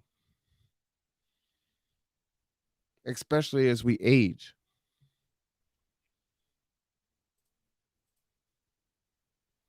See, marriage says marriage is a vibe. Girl, you just setting up for unhappiness if it's just a vibe. Facts. I wish my horn was working because I would give the horn on that one. That's saying marriage is a vibe. I got the vibe. Shaking my head. And you know who that's for out there. So that's funny. What part of the country do you live in? DMD, Maryland. See, one thing that shocks me about so many of our women is we are so rebellious as a culture. We rebel against conformity. It's like we like vibes more than structure. What do you mean? Like, so going to structure, what do you mean? Whoop! Man, I got to stop him. Sorry. Structure is so very important.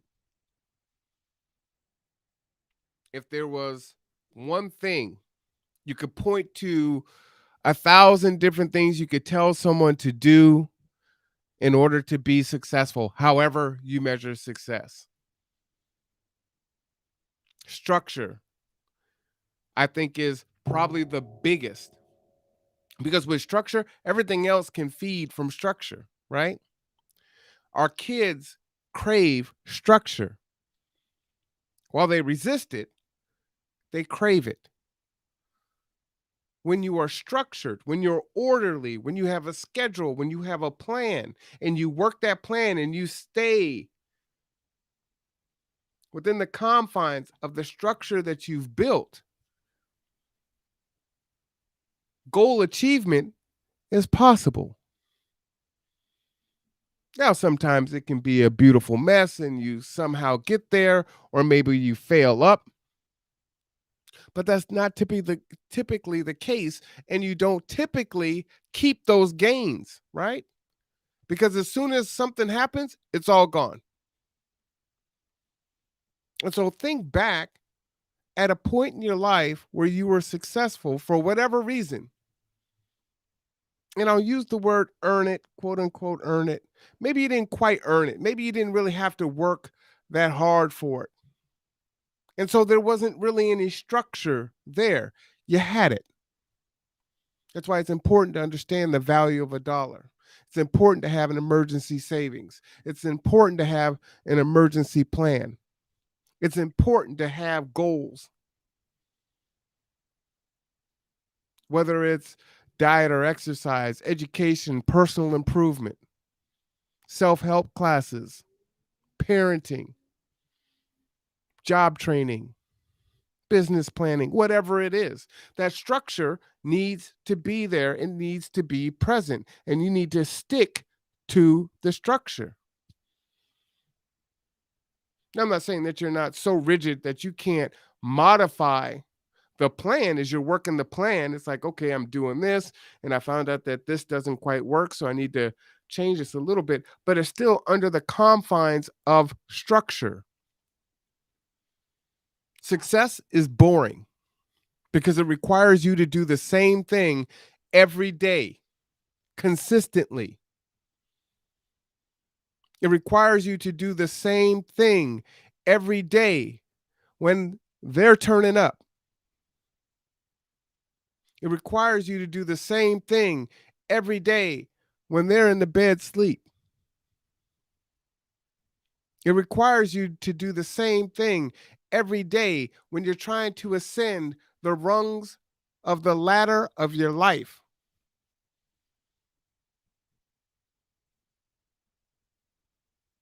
It's boring. Sometimes it's hard. Sometimes it's hard because it is boring. Sometimes it's hard because it's just hard. Man, I got to get up at 5. I got to get myself together. I got to get the kids together. I got to get them where they need to go. I need to get my wife up and ready to go. There's a couple things I need to do before I get into work. I get to work. I got all this stuff that I need to do today, some of the stuff that I needed to do yesterday, stuff I've been working on already, and things that I got to be thinking about for the future. Oh man, there's a birthday party coming up. This is coming up.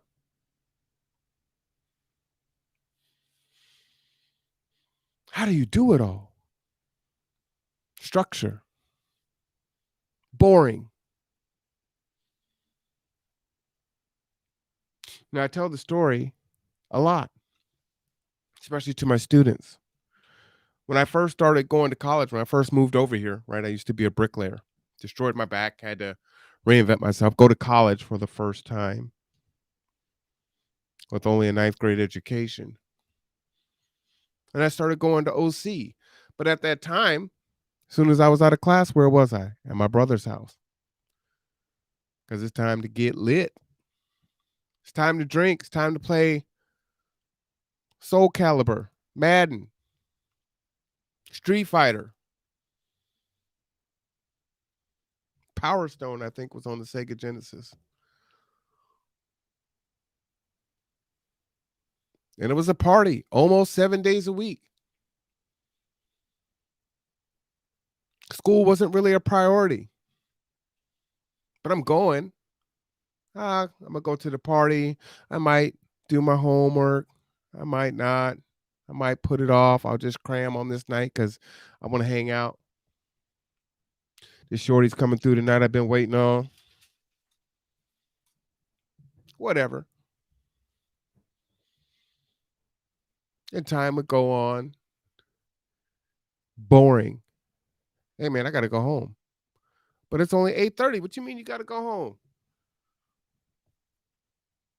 I got class tomorrow. Oh, come on, nerd. What you mean you got class tomorrow? Man, we getting ready to go to the club and do this and that. Nah, man, I got a paper tomorrow. I got this. I got that. Man, you tripping. Come on, dude. You really going home? All right, Buster. We'll see you later. And they would tease you, right? And try to provoke you into making a bad choice. And if they do, then cool, right? And you can't win either way. Because if you fail at it or if you stop, see, man, we told you that school thing wasn't for you. But all while you're going, it's like, oh, you think you better. Boring. And I remember telling them, hey, man, they are paying you to go to college. It's a Pell Grant. There's money left over after you pay your tuition and books and fees. They are literally paying you to go to college. I will help you fill out the paperwork. Nah, man. I ain't about that college, man. School wasn't for me. I didn't like high school. I ain't doing all that.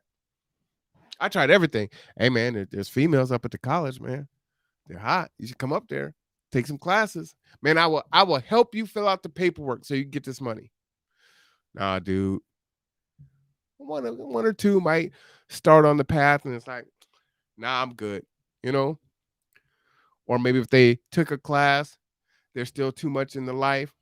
So it's just not a priority. So they fail and then they're done. They don't go back, right? But remember how I said structure and it's hard.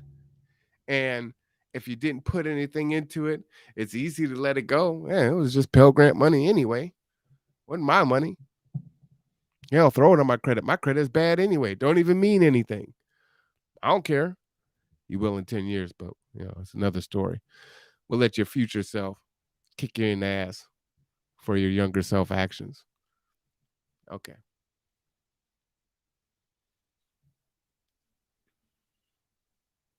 It's funny because there's some, to me, parallels to the story of Joseph, right? During that time when I was going to school and, I was being teased and having to make the wrong choice. My life, why I was going to school was not to do what I do now, not even close. I never had intentions at teaching at the college level, but I did somehow. I'm an academic advisor. And the people who are my friends that I'm kicking it with in 1997 and 1998 are coming to see me in 2012 and 2013 and 2014 and 2015. Hey, man, you still help me get into school? I should have listened to you, dog. And I should have listened to you, man. Man, I'm proud of you, dog. You got a master's degree? I'm proud of you, man. I should have listened to you. We could have been going to school together every day. 1997 to 2016. Well, really, I didn't leave college until 2018. So what?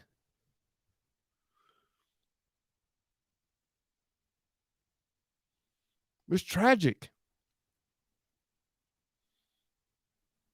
It's tragic. That breaks my heart, man. Shout out to the homie Kevin. He was on one of my first podcast interviews. Good brother. Used to play video games at his house. Remember when his daughters were this big?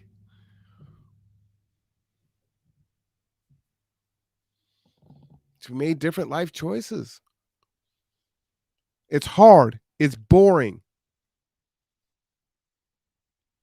You're going to have that FOMO. You're going to have the fear of missing out. And you are going to miss out. Because while they're having a good time, while they're at the party, while they're at the club, while they're at the house party turning up, not having a care in the world, you're stressed out because you're working in your structure. They're just living carefree.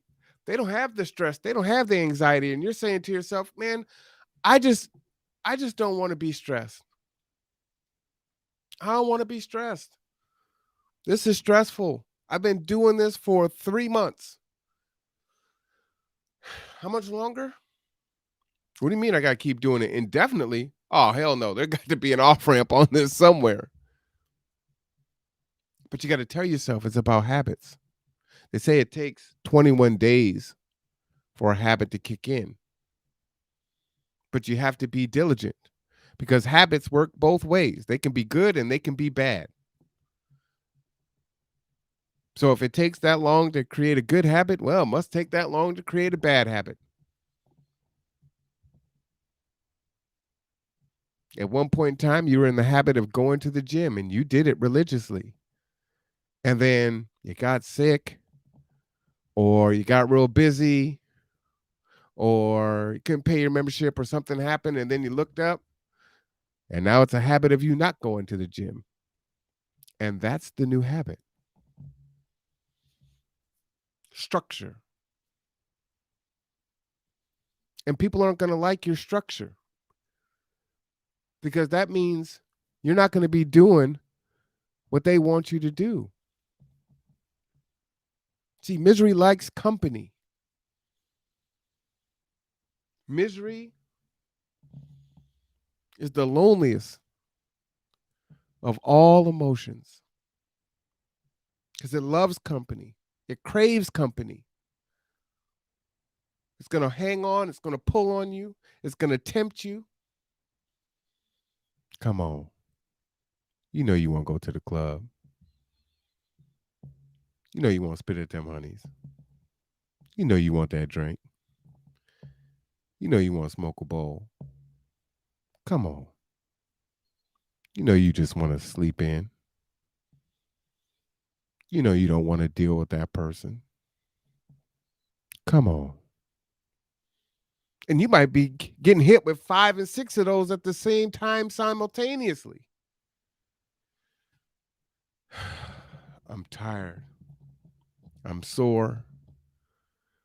Folks is going crazy around me. This one's fighting me, trying to get me to do something different. Stuff ain't working out. Every time I try to do the right thing, there's some type of obstacle, something I can't even foresee. I'm actually planning, I'm working hard, and something always seems to derail me.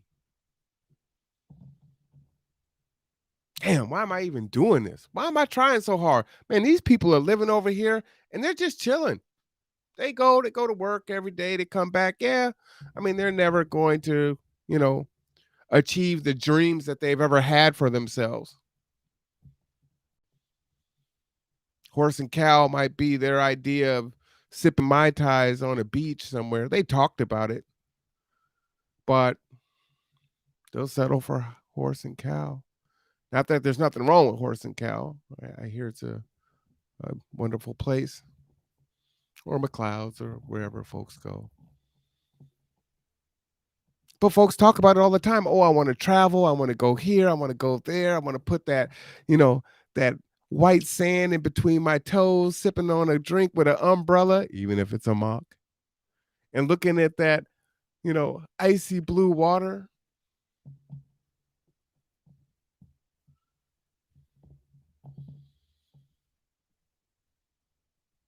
I want to see the pyramids. I want to go to Yokosuka, Japan. Try some sake.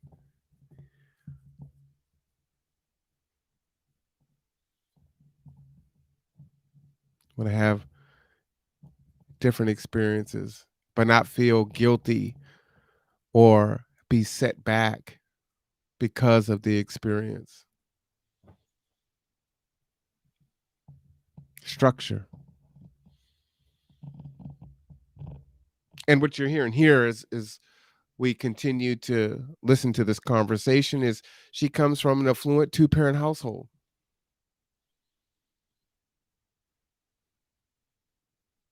I think sometimes what's missed is, we'll say, well, our kids, they're not alcoholics. They don't have a drug addiction issue. They haven't been incarcerated. So everything is good. But what you're going to hear is she's lost. She has no direction. And like many of us at that age, she knows it all. She knows better. And no one could really tell her any different. And even when she's asking and claiming that she wants to learn, she just interrupts. But, well, what about this? Well, you got to understand. And it's excuse and not accountability. And so you wonder, where is she at in 10 years when she's 36? In 20 years when she's 46? And if you think that's a long time, it's not. Layla's 10. In 8 years, she'll be 18. I just looked at, Facebook will show you your memories. And I'm looking at her soccer birthday, which was like 3 years ago. She was turning 7. She was so much teenier. The time flies. You don't have it to waste. The world is not going in a good direction. You cannot be idle. You cannot spin. You must establish and keep your structure. Create your circle of influence, create your circle of support, and let everything else go. For you, for your children, for your loved ones. Because these resources, they're drying up and they're drying up fast. And they're becoming delayed in what's coming through. Let's go back. Everything that you said it's not about the legality. All the. But you think the government kind of put that in place to kind of like it's just like Okay, it's marriage about you're answering a question and you start answering. You got it. Well, I mean, were your mother and father married? Yes, they're married still. How long have they been married? I mean, before I've been born, so I'm gonna say like 29 years. Like they got. Were your friends? Are their parents married? Some of them are. It's like a you know how No, it's not. What percentage of your friends, mother and father, are married and are still married? I honestly want to say half and half. Like honestly, like I want to say I have my friends who grew up mom and dad both in the home. Are they black? Yeah. I mean, most of my friends are black or like mixed race. What's the marital rate in the black community? The marriage rate in the black community now, and I remember watching on the second day. 30%. 30%. So I don't understand at 26 years old, honestly, why you're coming into this with this whole what the government did and why they did. Why is that even in your mindset at such a young age? It's more so like, okay, with marriage, it's just like, say we were to get married, right? And say we were to get divorced. it's just all the other the stuff that come with that. Like, so I want you guys to understand, any decision made in fear, scarcity, and lack. Understand what she went. She went all the way to, if I'm the 1 in 4 black women to get married, and then if I'm one of the 80% of women who file divorce, why are you going all the way to the end in the horror? Why? That's a huge danger, right?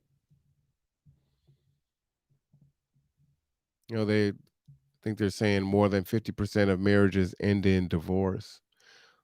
In regards to the black community, black women are married at a rate of about 25%. So that means 1 in 4 black women will get married in their lifetime.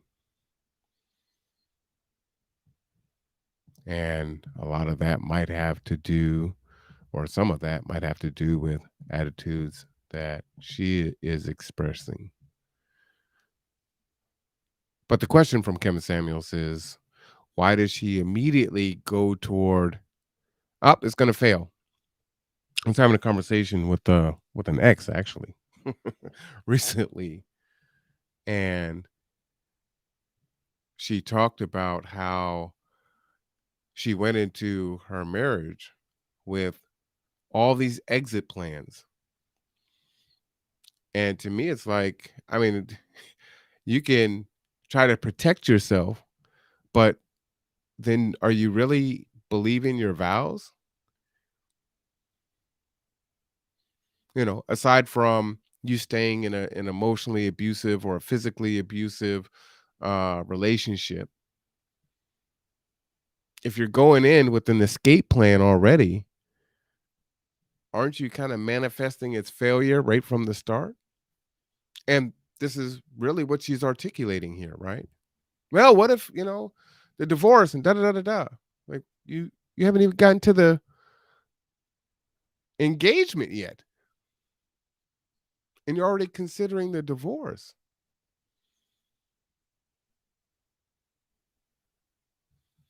And this is a young woman.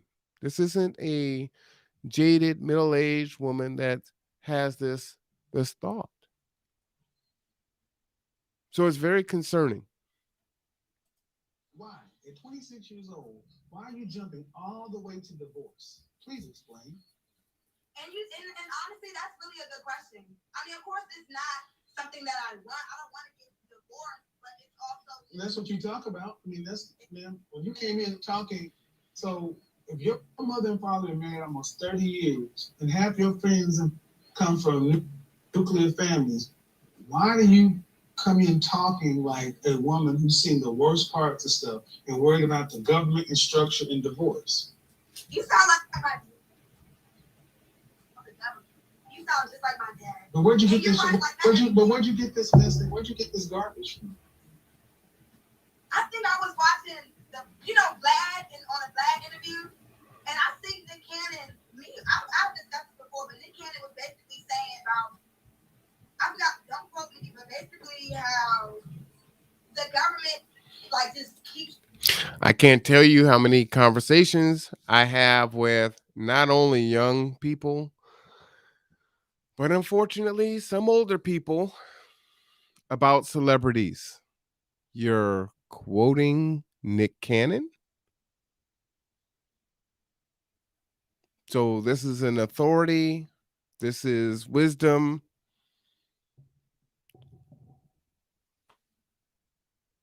It's scary. I laugh, but whoo, boy. We need a lot of prayer. That's bullshit. Hey man, Nick Cannon, shut the fuck up. This dude got like 18 women pregnant right now. But if you think about it, no, I need you to be quiet. Okay. Now see, now she agrees that this man has 18 women pregnant and that probably what's coming from him isn't sound advice. But she's ready to defend, right? Immediately. Now, she came on to the show to learn. But if you've noticed, she's not really actively listening. She's not really in a position. She is not in a learning space, right? She's in a defensive space. She's in a my point space. And that's why I'm asking when I kind of do some of these shows here, if you can try to drown out some of the other things and become open minded. Analyze the conversation for what it is. And it's not to say that you're going to agree with it after the conversation is over. But if you go in and if anything that your ears hear immediately says to you, oh, no, it ain't that. No, I don't agree with that. You're not going to learn. You're not going to have an ability to expand. That narrow viewpoint that you have can't be expanded. And so if you are here and you have this myopic viewpoint, and everywhere you go, this is how you're walking through life, you're missing out on so much. And so if you can just expand that out, you can see so much more. Your opportunity could be sitting right here and you have no idea because you're so close-minded. I'm going to do it my way, this way. This is what I see. This is what I work. Nick Cannon said, expand your view. And give it an honest listen. Break it down. Critically think. And understand, too, that there will be times when someone missteps. They may put in the wrong word, or they may say a word, but they actually mean the opposite. You know that because you've dissected the sentence, but you're waiting for the gotcha. Then you're not having an intellectual conversation. You're not there to actually learn. You're there just to dismantle. Structure. What's your purpose? What is the outcome that you want? Because you're listening to a guy who's a multimillionaire wears a turban. And I'm saying this because you cannot talk about what a celebrity and a creative does. That's one of the major flaws in our community. We're the only people who let the celebrities, athletes, and entertainers speak for us, where other groups of people let the business people and the academics and the politicians speak. Why are you going to let people speak to you who perform for a living and who don't live a normal life? And then you're going to listen to what Nick Cannon? How many women are pregnant with Nick Cannon's child right now? A whole lot. So you're going to listen to this man instead of your father, who gave you a stable upbringing. And you're going to listen to Vlad TV. But listen, Kevin, I don't want to get you. I don't want to. Again, so there's no response. You're not even taking it in. She's just thinking of her next combative statement, right? To defend her position. Sometimes we just have to say, look, I'm in a learning mode right now. I may say something that I need to just fall back on and listen. And, I know many of you probably have never heard of this gentleman, Kevin Samuels. And you may feel like he speaks pretty rough to women. And I'm going to ask you to suspend that portion of it, because it's easy to say, well, it doesn't matter what he says because it's how he said it. Again, intellectually honest. Just hear the words, hear the conversation, not how it's said.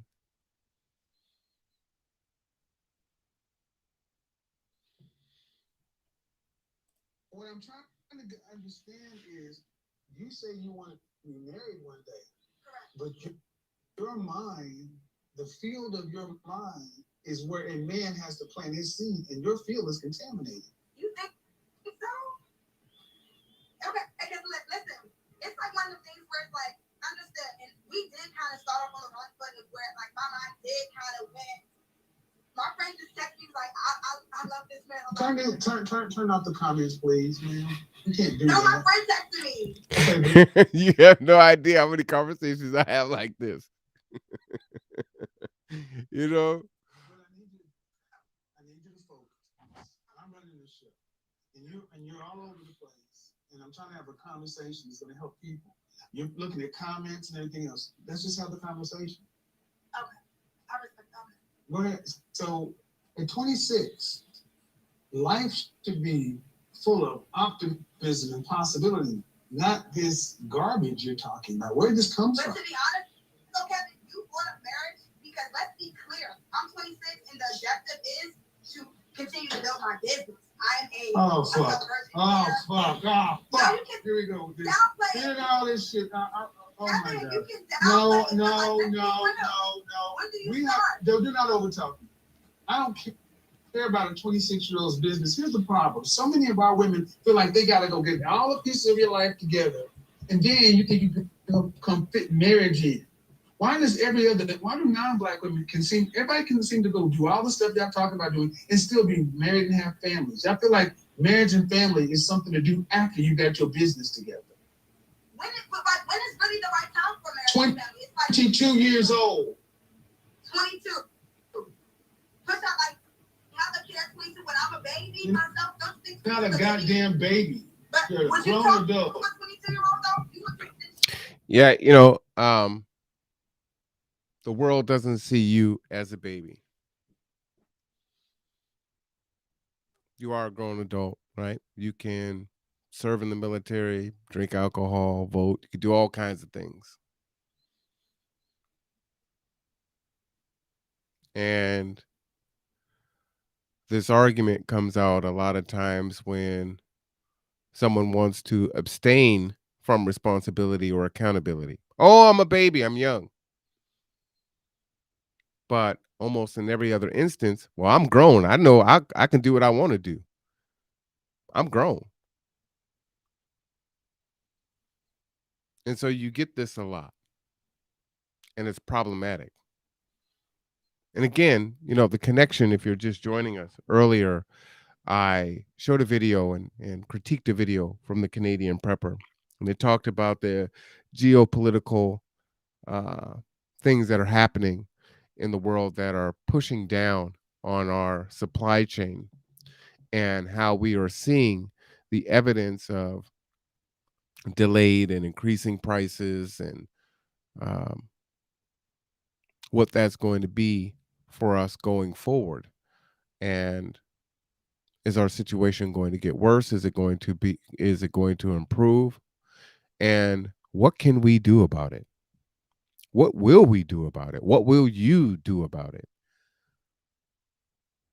Because we just don't have an infinite amount of resources. And the resources that we have aren't getting to all of us. And right now, you might think you're good. Right now, you might have a false sense of security. Right now, you may even know you don't have any security. And maybe because you feel powerless, you are continuing down the path that you're on. But you need to understand that you've got to take power over your life. You've got to take control over your life incrementally, one step at a time. And there's no time to waste. You're already behind. And a lot of the things that we fight about and complain about ain't gonna matter when there are massive food shortages. Ain't gonna matter if healthcare isn't accessible.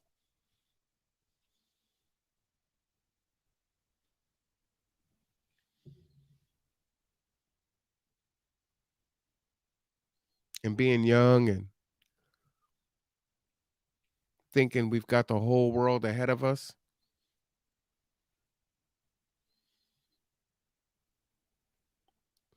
that would be great if that's true. Hopefully it works out that way. And maybe you're not a hope for the best, plan for the worst type person, but maybe you plan for something not going right. But most people aren't planning at all. It's just, wee, look, ma, no hands.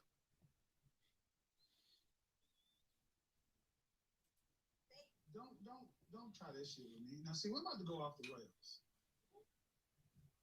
Don't answer a question with a question. Are you here to argue, or are you here to get enlightened? Because you seem like because here's what I'm here. Did you go to college? Yeah, I mean, no. I mean, okay, what's your business? Well, I sell virgin hair extensions, Jinxie Central. Thank you. So when we talk to so many of our women, what are their businesses? Some form of hair, lashes, some sort of multi-level marketing or real estate. It's not a business. But what's wrong with that, Kevin? I'm asking because I want to be enlightened. What's wrong with it? What's wrong with it? Yeah. What's wrong with it is what is life about? Being happy and creating memories. Life is about people. Okay, so go into that. When the coronavirus.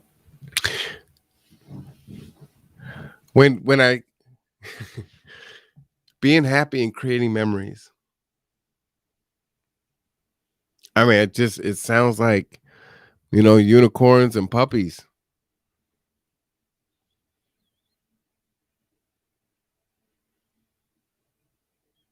The thing is she has no idea. Her 45-year-old self is like, girl, how could you have ever thought that? And I know those of us that are older, I'm sure we have some things to say to our younger self. And so we have the benefit of hindsight. We can look back and think of who we were and how we thought and how idiotic some of our thoughts were. But it doesn't make it any less extraordinary to hear. I'm just saying. 2020. Where were you living?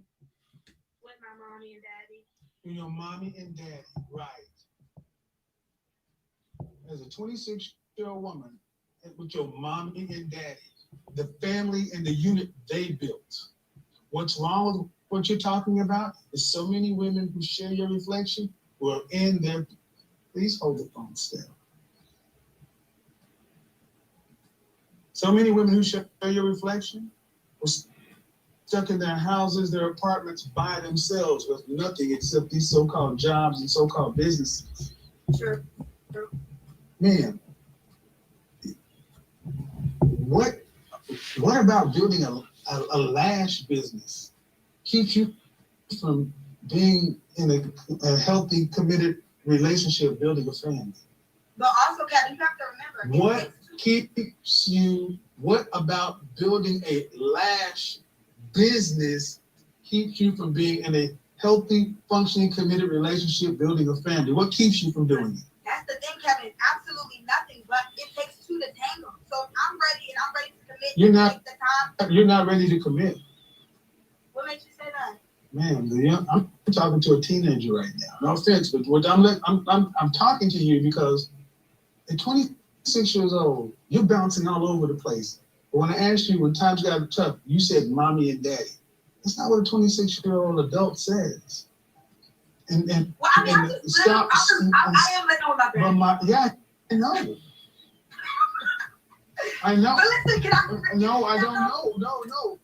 Again, it's like there's this cognitive dissonance, right? She's getting it, that's why she's laughing. It's like, all right, you got me, but, so she's looking for the comeback instead of just saying, you know what, you're right.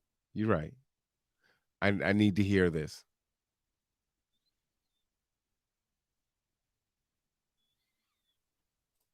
You need to listen because this is why so many black men. What do y'all want black men to marry? Women who are fear-minded, scarcity-minded, lack-minded, who all want to be business owners and bosses of lash businesses. Man, no disrespect intended, but that is a joke of a business. It's nothing. It's a lifestyle business. It's a business. Look, due respect, I'm a business owner, and I don't even call myself what a lot of you guys call yourself because I don't have employees yet. To have a business, you need to have employees. You're living you're 26, no college degree, living at home with your parents. Correct. Talking But like a boss. Kevin, listen though, you're not listening to me. I'll let you speak. Let's have a conversation. Listen, everybody's different, and I could easily move out. Like, but I want to move out and make it make sense though. Like everybody, like I could easily move out and be somewhere in an okay neighborhood apartment, but I want to move out. I'm building my credit. I'm saving my money to where when I move out, I'm gonna have my own property. Like it's deeper than that. Like who? Like yeah, I'm 26, but I'm not in a rush to just move out here and just make mistakes and just waste money and rent in a And why I cut you off is because I talk to women like you every day who all are making the same mistakes. What should I do exactly? Grow up. And then what? Tell me. And then what?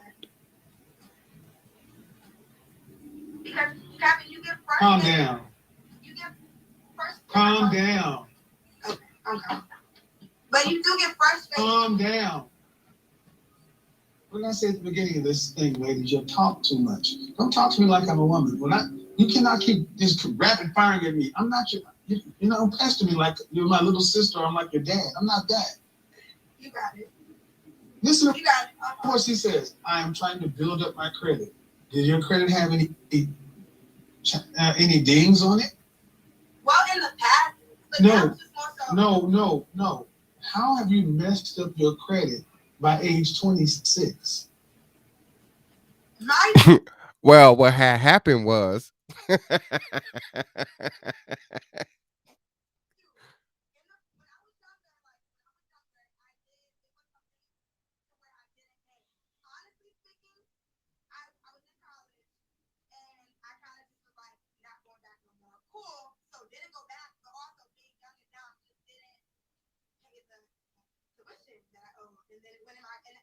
Back then, I was just really naive. I didn't think credit was important. I didn't know the importance of it until I had to make purchases to where, like, if you don't have the money. That's why you need a man.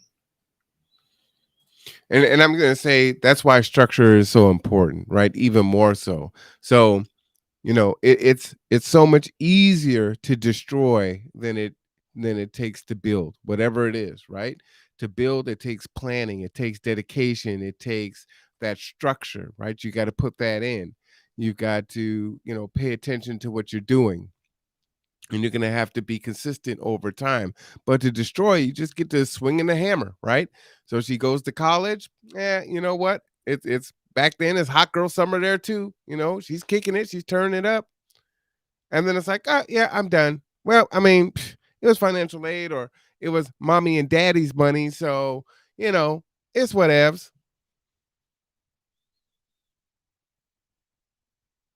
It's all good. And now that she realizes, hey, credit's important. You don't get to fix that in 2 days. You don't get to fix that because you want to do right now. It'll take you years to repair your credit. And years of structure of you doing the right thing from a credit perspective to build it and to sustain it, which means that you're going to have to be disciplined.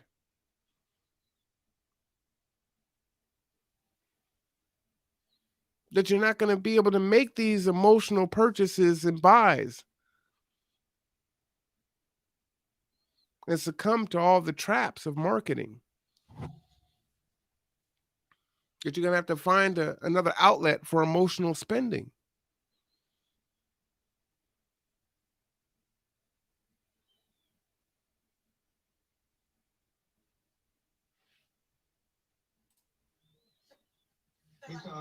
Because women, like it or not, would set to your own devices, more women end up self-destructing. Because y'all take life in general in your feelings in short term. Man, you're 26 with a high school diploma. Okay? That's just the net of it. And you've already managed to mess up your credit. Be quiet.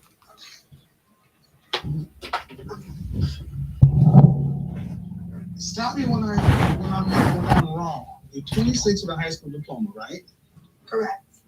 By the age of 26, you've already managed to mess up your credit. Correct? Messed up, yes. Yes, you messed it up. Correct. And yes. and it shouldn't be messed up. It's not Oh no more. my God. This is the modern. This is because this is why so many ladies. I want you to understand. I'm doing this to show you guys why you need men. You're all over the place. You have no direction, no focus. You just live life in a vibe. That's a child.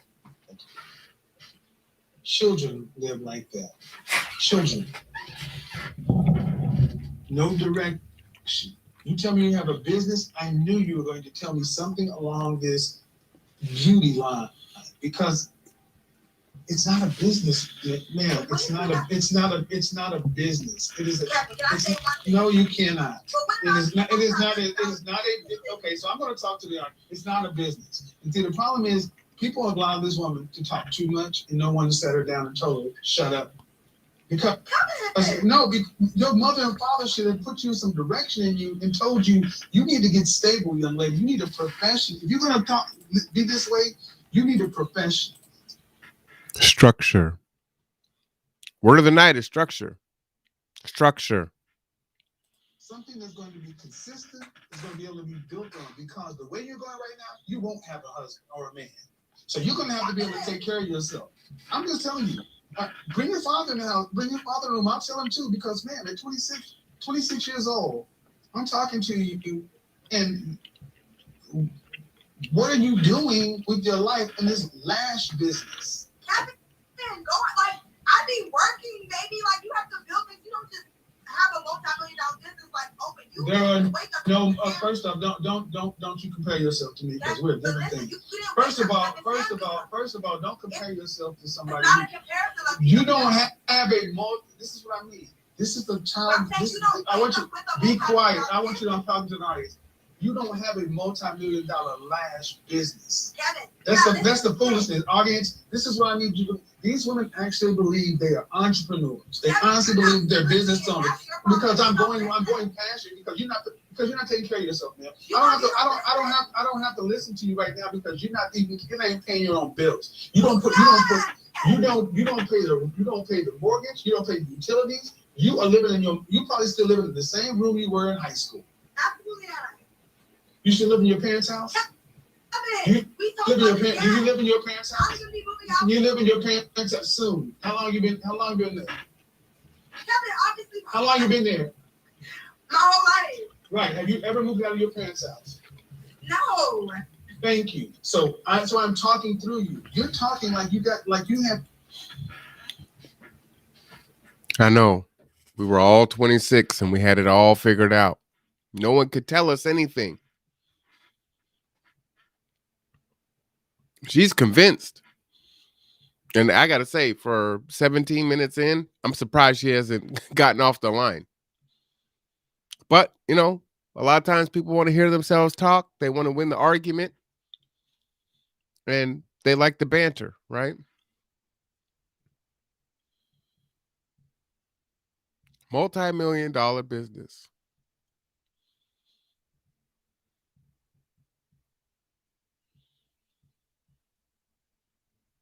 Structure. No one's saying not to dream, not to have goals.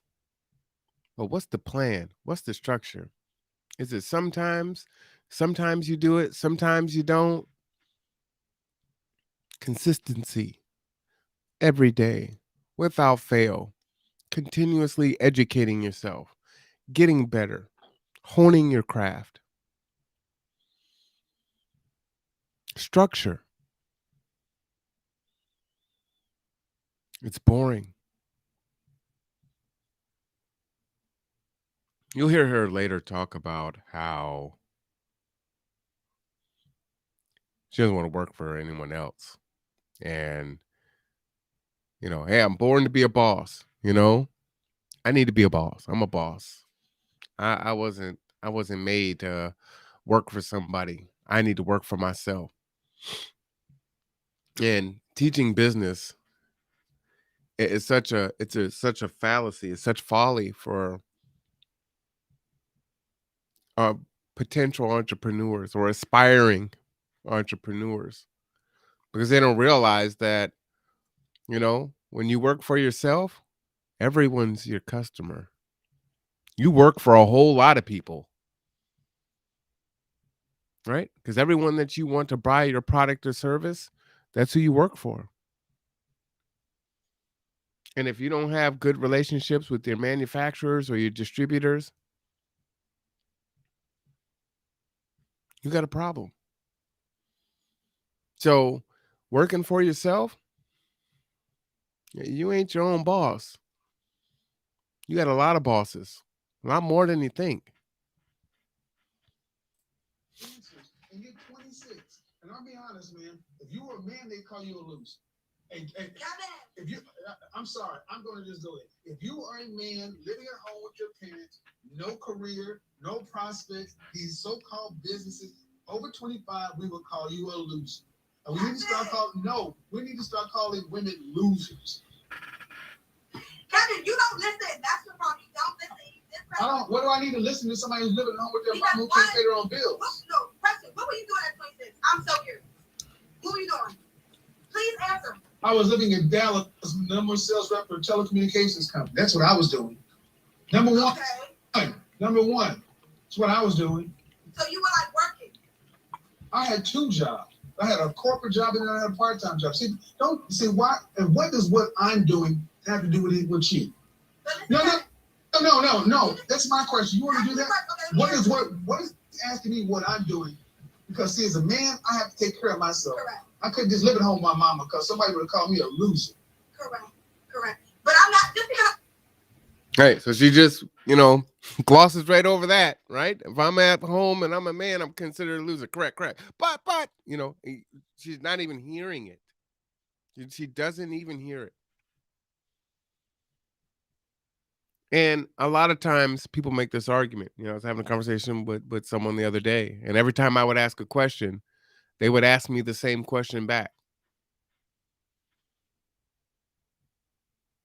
So you really don't want to have a discussion, right? Or you want to couch or gauge your answer against mine.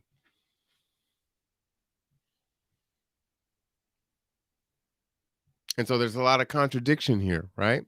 She's a boss B, but, I'm with mommy and daddy.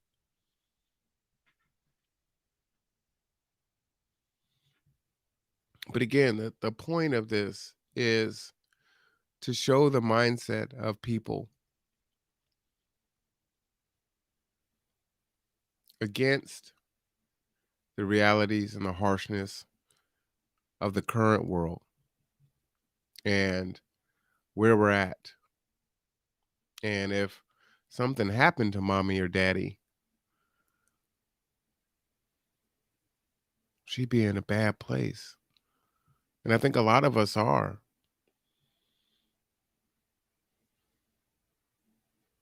She's not a baby. The world doesn't consider her a baby.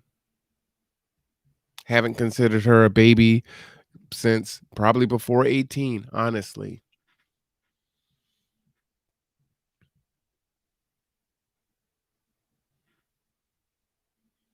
Structure.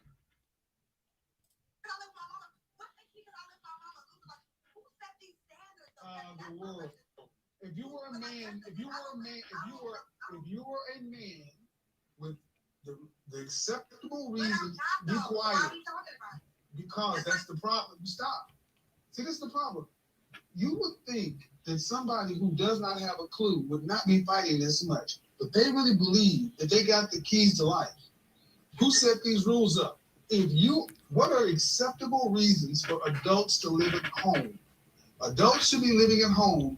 Illness, calamity, possibly if you're in college. It is acceptable to live at home, but you have never left the nest. You're not in college. So at best, you're working. You're not even working a job. You're working a business. And you've managed to mess up your credit. Happens.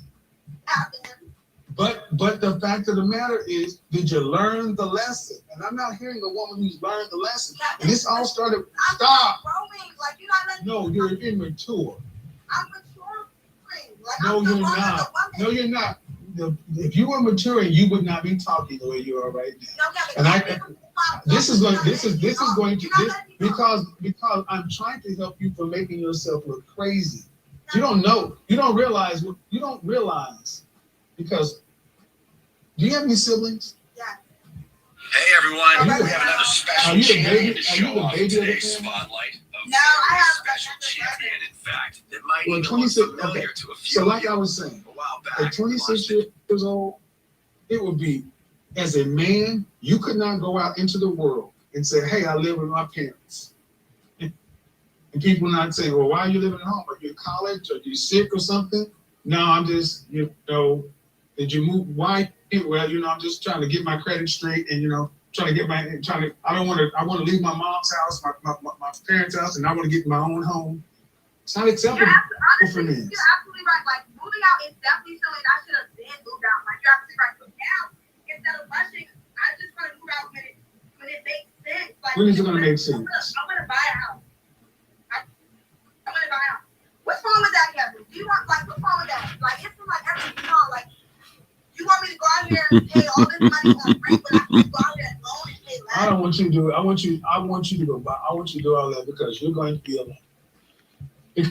Because if you say you follow my content, I put a post up last week talking about women who want to be in a long-term relationship, serious relationship, should avoid putting down permanent roots. You have no one to counsel you except you. You are your own best counsel. Yeah, now that's particularly dangerous. I was waiting for this point here. Doesn't matter what age you are. This isn't a situation that plagues the young. This can plague anyone at any age. If you are your own counsel, you've got a problem. And she's not even self-aware enough to know that there are oceans of what she doesn't know. And I don't know if her parents are telling her something else, but it would appear that they're enabling her at worst, and at best, they're like, hey, the world is harsh out there. Stay here because at least you'll be safe. But even that's not going to last forever. At some point in time, she's going to have to go out there. So what is she going out there in if that's her mindset?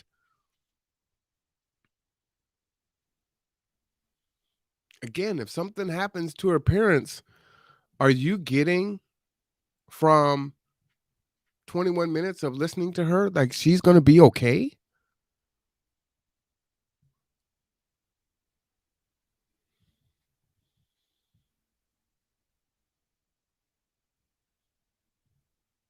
And yeah, I'm extrapolating an assumption here, but from how she's talking, how combative she is, the non-listening skills, the hearing to jump in to counterpoint, the excuse making, the non-accountability.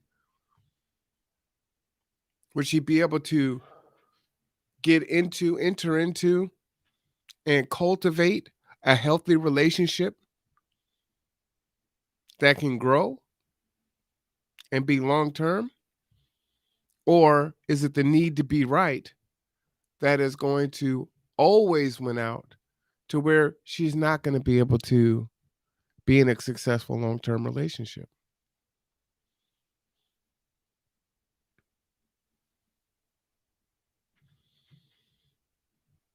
I think so many of our folks are lost. And again, she's 26, so she has time, but she's not a baby. She's not a little girl. She's a grown ass woman, right? She's the boss bee, queen.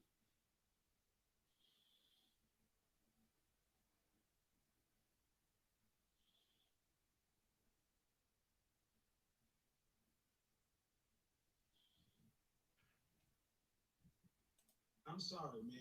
You want to be a 26-year-old homeowner and starting a lash business. Due respect, man. Stop. I Stop. don't hair extensions. I don't sell that. Whatever you say. Whatever I'm you. sorry, Kevin. You have to start somewhere. Why don't you have a job? I'm in real estate school as well because I work for myself. Why don't you have? Be quiet. I don't. Okay. Well, you do. See, one of the major problems is this generation thinks because they can make money in different ways, that is what you learn on the job. You don't have any kind of structured thinking. You don't have any kind of systematic thinking. So just no, I'm talking through you at this point, man. This is the problem. I don't because you don't even comprehend what I'm saying. Don't Kevin me. This is what I'm saying. They don't even. You can't sit down and what have you completed since high school? Boom! Nothing. Not a goddamn thing.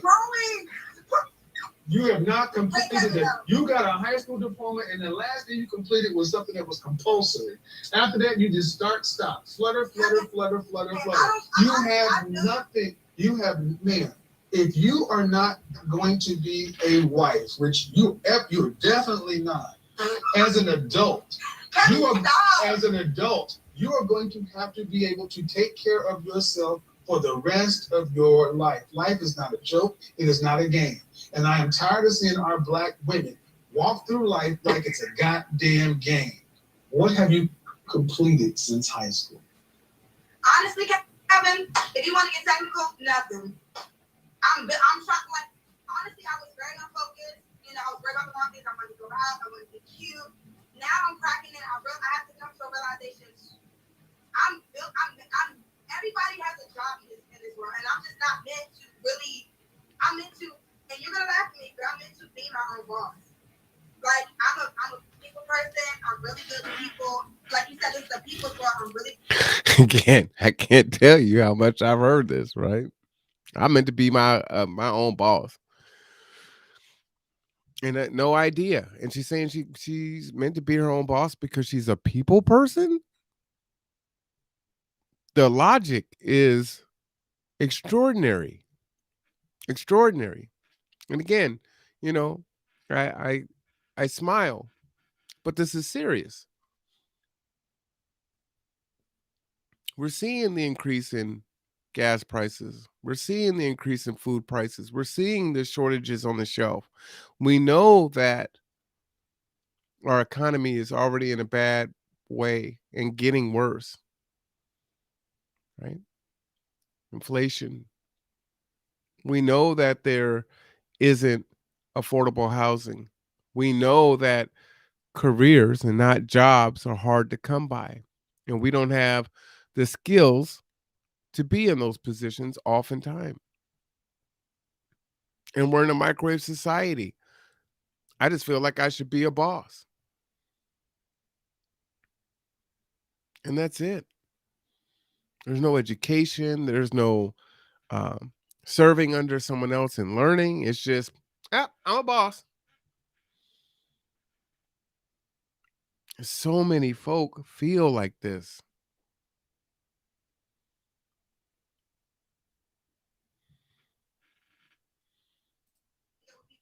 I'm really good at communicating, and I work hard. So what's wrong with me wanting to build my business? You know, because you don't know anything.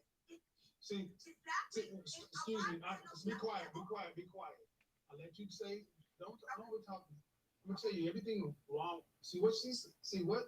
What they've allowed women to do is say, everybody got job, and because I'm a higher level mover, I don't need a job. I need to take this. No, that means you're uncooperative, undisciplined, and lack structure. That is the one thing you need to build a consistent business that produces year over year structure. You have never worked in an organization over 4 years of people. You don't know how to work under a deadline, how to work on a project, how to get things done, how to follow instructions, how to not leave. You are used to just talking and getting over on the bullshit. And see, one of the major things you learn when you go work for somebody else is how to follow. You learn how organizations work. You learn how to be an effective leader and manager because one day you will have employees. All you're used to doing is taking care of your own selfishness. You're used to doing what you do, worrying about you. That means even if you're great at what you do, people who move like you tend to be terrible bosses. That's a fact. Because you All right. Hold on. I think that's important to repeat. Over 4 years of people, you don't know how to work under a deadline, how to work on a project, how to get things done, how to follow instructions, how to not leave. You are used to just talking and getting over on the bullshit. And see, one of the major things you learn when you go work for somebody else is how to follow. You learn how organizations work. You learn how to be an effective leader and manager because one day you will have employees. All you're used to doing is taking care of your own selfishness. You're used to doing what you do, worrying about you. That means even if you're great at what you do, people who move like you tend to be terrible bosses. And why? Because you have where do individual contributors practice people skills? Again, you're watching it. You're watching the fact that it's not listening. It's just reaction, right? Defend, reaction. Well, and where,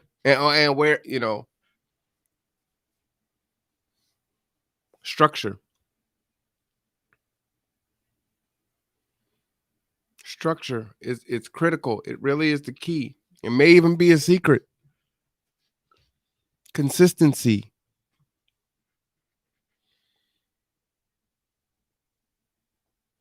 And you can see the cognitive dissonance on her face. But still in a fight mode. And not a learn mode.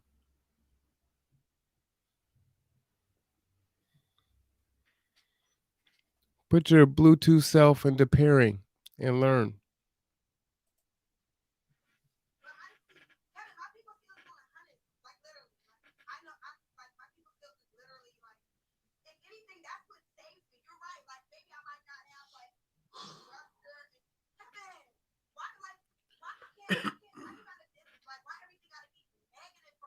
Because I'm twice your age, not no more.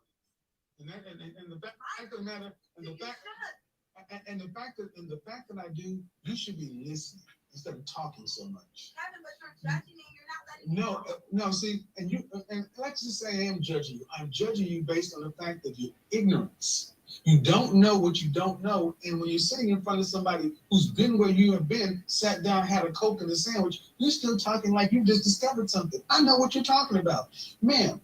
This is reproducible. You can find people who are great individual contributors on the basketball court and great players who make horrible coaches. Sure.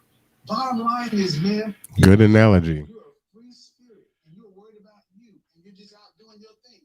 That means you worry about you.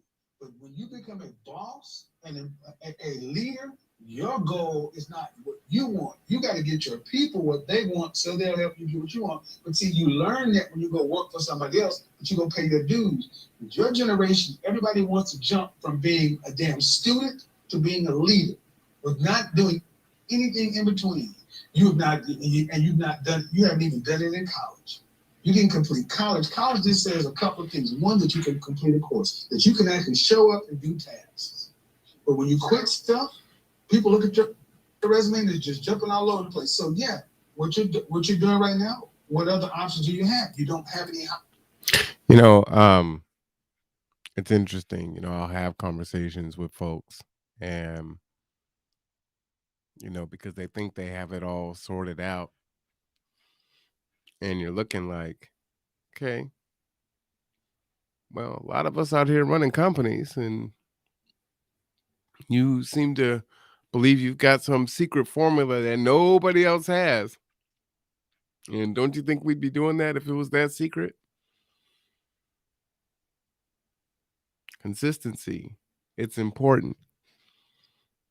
And what school shows is important. I wanted to play that piece again. Man, this is reproducible. You can find people who are great individual contributors on the basketball court and great players who make horrible coaches. Bottom line is, man, you just said it. You're a free spirit and you're worried about you and you're just out doing your thing. That means you worry about you. But when you become a boss and a leader, your goal is not what you want. You got to get your people what they want so they'll help you do what you want. But see, you learn that when you go work for somebody else, but you're going to pay your dues. With your generation, everybody wants to jump from being a damn student to being a leader, but not doing anything in between. You haven't even done it in college. You didn't complete college. College just says a couple of things. One, that you can complete a course, that you can actually show up and do tasks. But when you quit stuff, people look at your resume and they're just jumping all over the place. So yeah, what you're doing right now, what other options do you have? You don't have any high income skills. What do you have from a high school degree, high school diploma? What do you have as a high school diploma that you, without your mouth, can go out into the market and can command a living wage? Answer this question. What job? I asked you. Right? So he asked the question. He laid it out. Let me ask you a question. Again, not listening. Not listening. Right? Defense. You can see on her face, right? Defensive. Consistency. Do you want to learn? There's wisdom out there. So increase your circle of influence, increase your circle of support. Understand that you don't have it all figured out. And yeah, you might not do it exactly the same way as someone who did it before you, and you might be able to take a shortcut here or there. But there aren't a lot of substitutions in life, and there's not a lot of shortcuts. And, thinking about it, many times, my sister has said this to me like several years ago, so I don't think she feels this way now. But I was like, well, I got to make my own mistakes. So even though I'm like, I did that and I got hurt really bad, I fell in a ditch. Well, I'm just going to have to fall in the ditch and just learn from myself. That's the best way to learn. And it's like, no, it's actually not. You avoid the ditch. You understand why the ditch is there. So if I'm not around to tell you, hey, there's ditches out here, you know how to identify the ditch and steer past it. There's no certainty that if you fall in that ditch, you're not going to break your leg and die down there. Well, I got to make my own mistakes. That's crazy.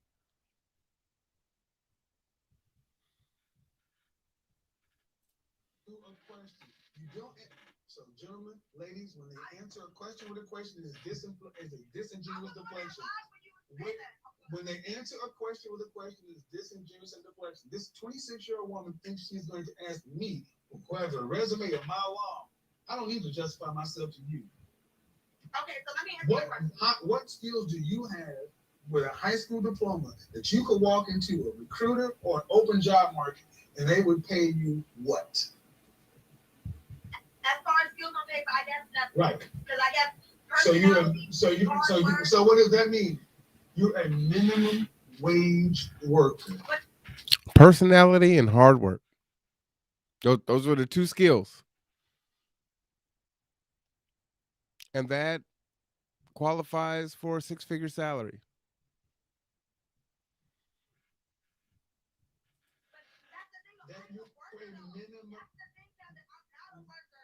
Now you see the reason, and the reason she's not a worker, she's living. How much you pay for rent?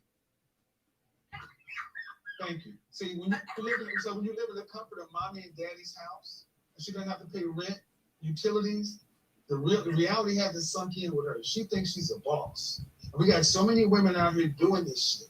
And this is why so many of you young ladies are unfit for relationships, because your egos are out here and your head is out here and you're talking all this shit like you're something, and you live in your mom and daddy's house and you've never even had to sit down and pay a bill, pay a mortgage, pay something, make deadlines, make sure that this shit stays on. You go to the refrigerator, food is there because they put it in there. The lights are on, the utilities are, everything works because they did it and it's comfortable.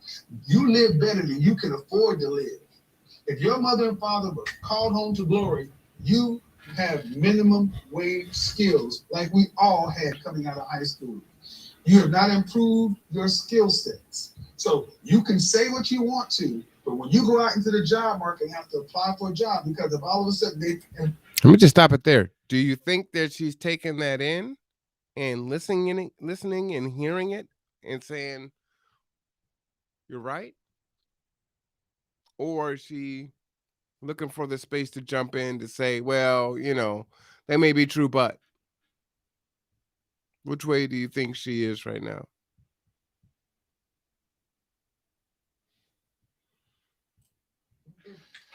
if the United States outlawed your business tomorrow, made selling hair extensions illegal, and you had to go get a job, what kind of job would I you just said good point.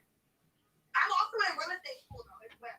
Because I also want to get into real estate, flipping homes, also like maybe like because my parents they're landlords. So we have properties already to where like they rent out and stuff. But what I want to do is So in other words, when real estate understands something, ladies understand when men hear you in real estate, all we hear is you want free money.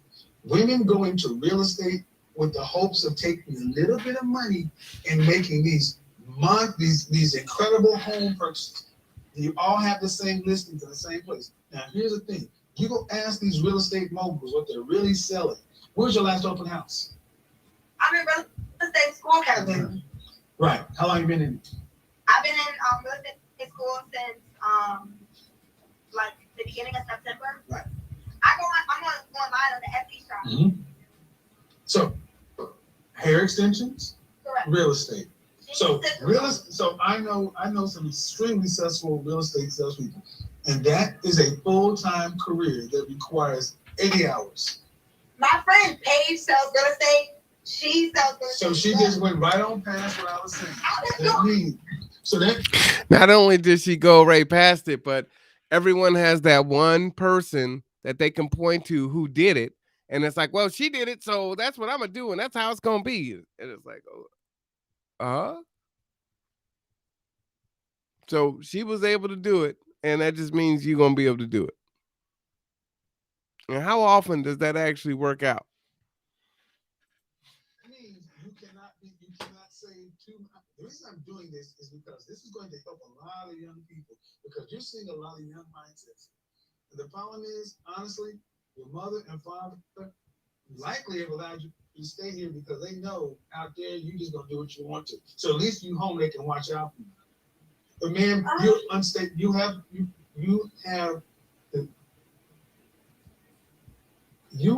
to be able to take care of something if you're not going to be with anybody, and that's obviously not on the table.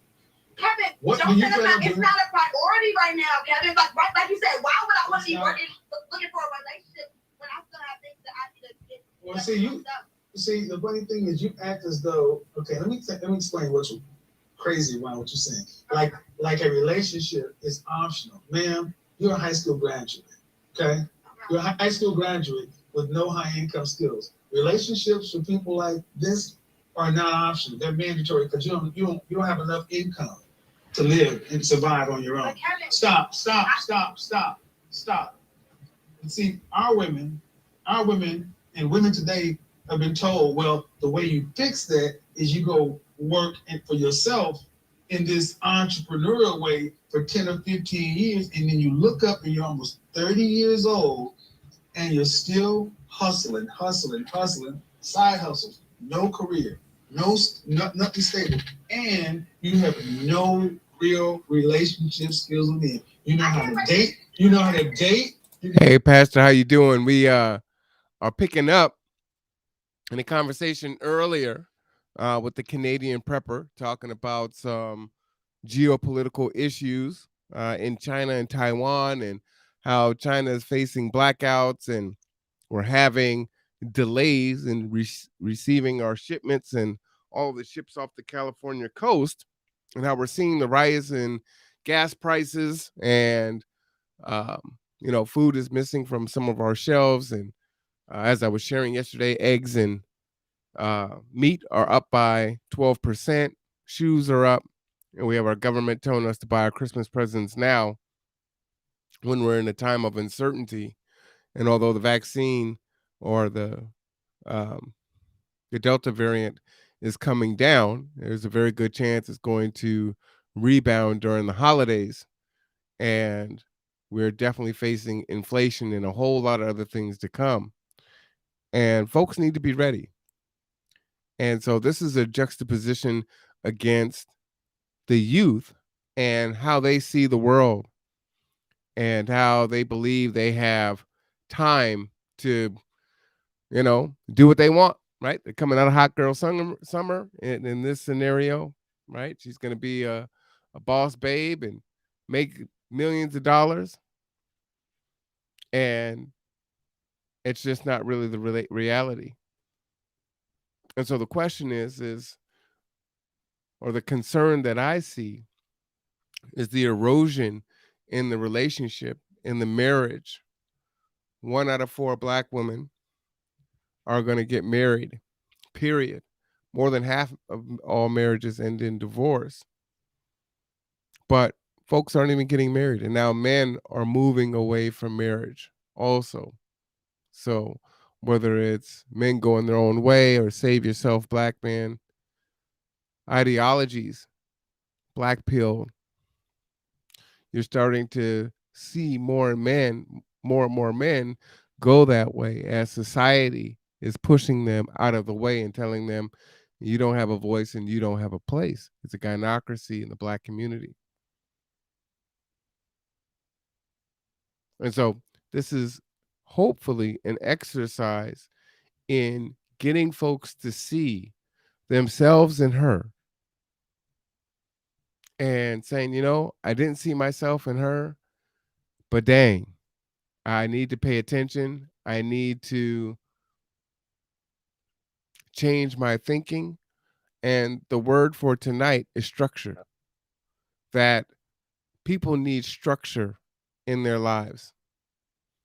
And, she says that she wants a husband, but she's not doing anything remotely close to be marriage material, to be a wife. And everything is centered around, well, I'm going to be a business owner. I'm going to do this, that, and the other. And we're at a time now where, as you and I had our podcast about individualism versus collectivism, this individualistic mindset here in the West doesn't serve us well, especially the Black community. And we're not going to make it alone. We're going to have to find ways to be interdependent. We're going to have to find ways to restore our families. And, as I was stating before, that doesn't mean you stay in a mentally abusive or physically abusive or a loveless relationship. But it does mean that you do the work, that it's not going to be easy. And so hopefully this is an anecdotal case of, if you're thinking this way, you got to change your thinking immediately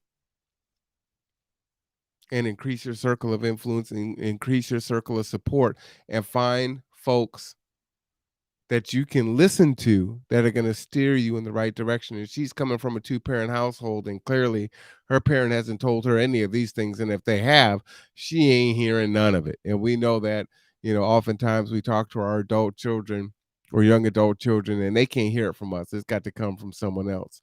And so this is someone else. And, she's not active listening. She's not taking it in. She's literally just listening to hear so that she can put in her counterpoint. So that's where we're at.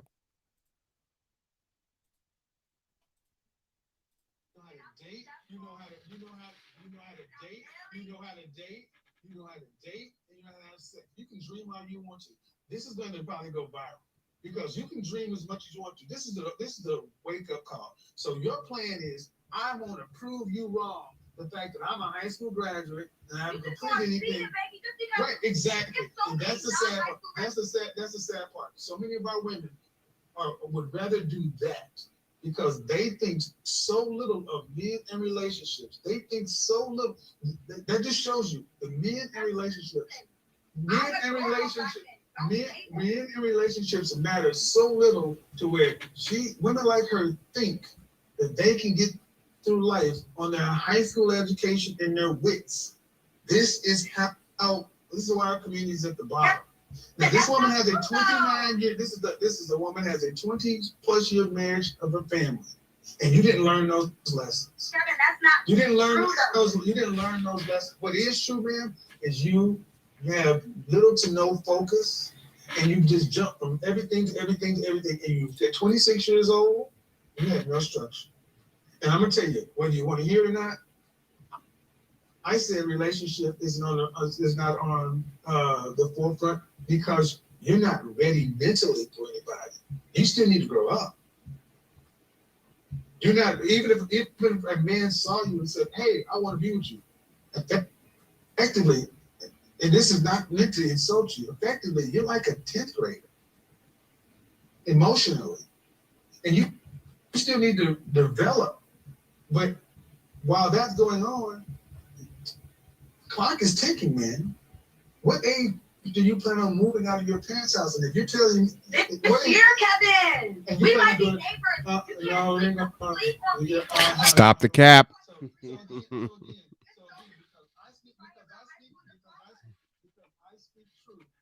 is what I need you to understand. This is why so many of our women don't like me, because I speak truth. It's negative. You sleep on people. No, ma'am, I'm telling you the truth. You're living in a fantasy. We're not going to be neighbors. I'm going to tell you why we're not going to be neighbors. Because you're not going to be able to afford the house and I'm getting next to me. Kevin, you got to speak these great things into your existence, Kevin. If I can't afford to live next to you. My whole thing is this. No. I need you to be careful. Yeah, he's about to go off on it, but before we get there, I don't get the speaking it into existence. We speak a whole lot into existence, and I mean good and bad. We speak a lot of bad into existence, and so folks will say that, "What, you got to speak it into existence? I'm going to be this, and I'm going to do that. And it's going to be all that. Say that thing." But it's like, if that's what worked, don't you think everyone would be doing it and they would be getting so much success from speaking it into existence? It's just not logical to me. But he's about to get it cooking. I can't afford to live next. No. I want you to understand why we're not living next, because I can't afford to live next to you. I'm just saying. No, is that what you just said? Is that what you just said? No. That's what. Let me be clear. You just said we're not going to be neighbors because I can't afford to live in the house that's next to you. Right, because you're saying I wouldn't be able to afford the house that's next to you. You can't. What makes you? You can't. What makes you say that though, Kevin? You can't. You wasn't living. When you were 26, you were not in the position you were. Because that's exactly. That's why you can't do it. Kevin, you can't afford it. It's attainable. No, it's not. No, it's not. Yes, it is. Ma'am, no, it's not. It's not. You can't live where I live. You can't live where the way you would obtain what I do is if you won the lottery of somebody rich, man. Kevin. So I need you to understand. What I want you guys to understand. What I need you to understand is they would rather do this. This is how far the delusion and denial has got. They would rather think like this. Stop the cap. It can happen. So guys, don't think I'm doing this for no reason. No, you're not. You're just talking. And the thing is that the reason I'm doing this is because she is not unusual. This is in part of our culture. So many of our women have been brainwashed to think that this, if I just talk about it and I can manifest it, I can just believe it. This woman actually said, the reason we could be neighbors. And I said, no, we can't be neighbors. This woman actually said to me, that we're not going to be neighbors because Kevin Sanders, could not afford to live in the house next to her. Because you're trying to come for me, so I came for you.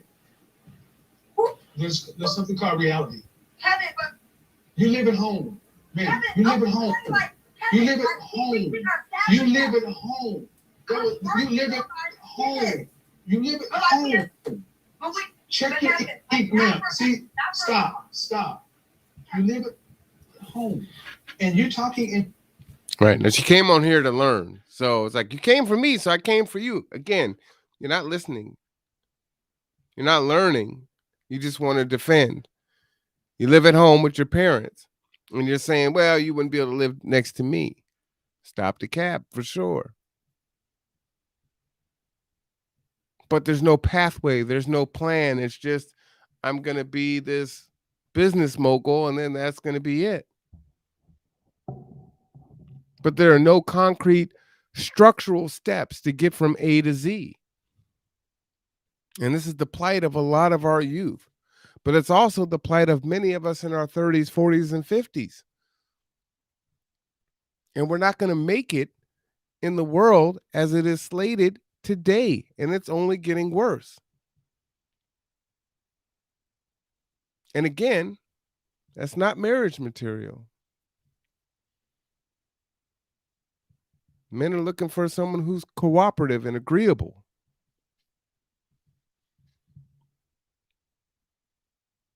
She, like many of us, had the whole world figured out at 26.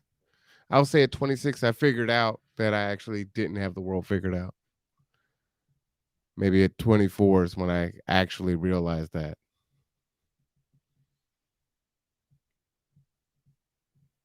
And as you heard her earlier, she lives at home with mommy and daddy.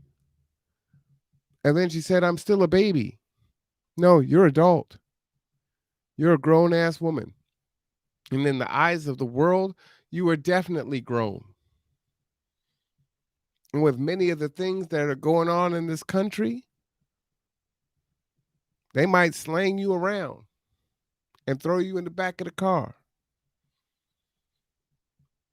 They won't be treating you like a baby.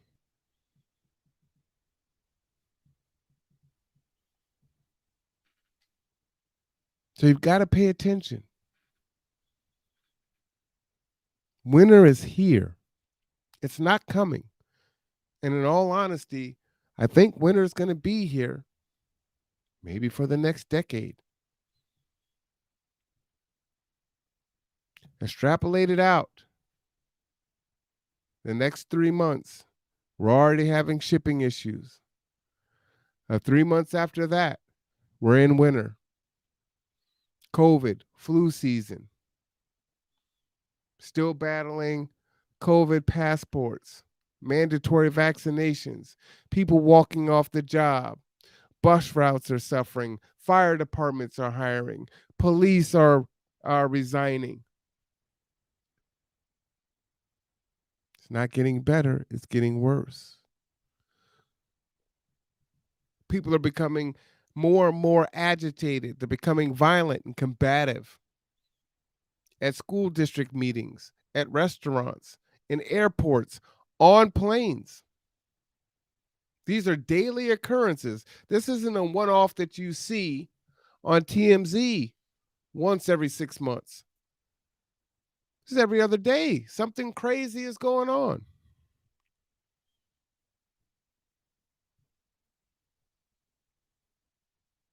On the Young Turks, there's a show with the brother on there, and they show a new Karen every day. Sometimes multiple.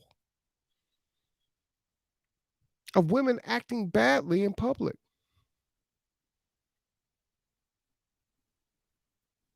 We're not in a good space right now. Folks want to fight. You got folks talking about succession, civil war.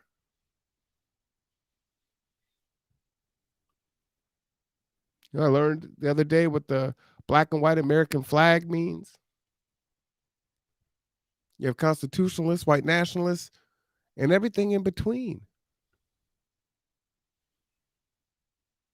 And our youth can't afford to have this mindset and have an absence of structure.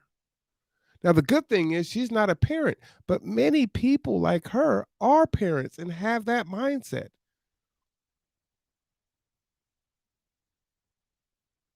And again, you can see the cognitive dissonance on her face.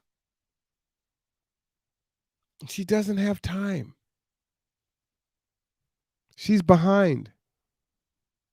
She lives at home with mommy and daddy. She tore up her credit. She's in real estate school.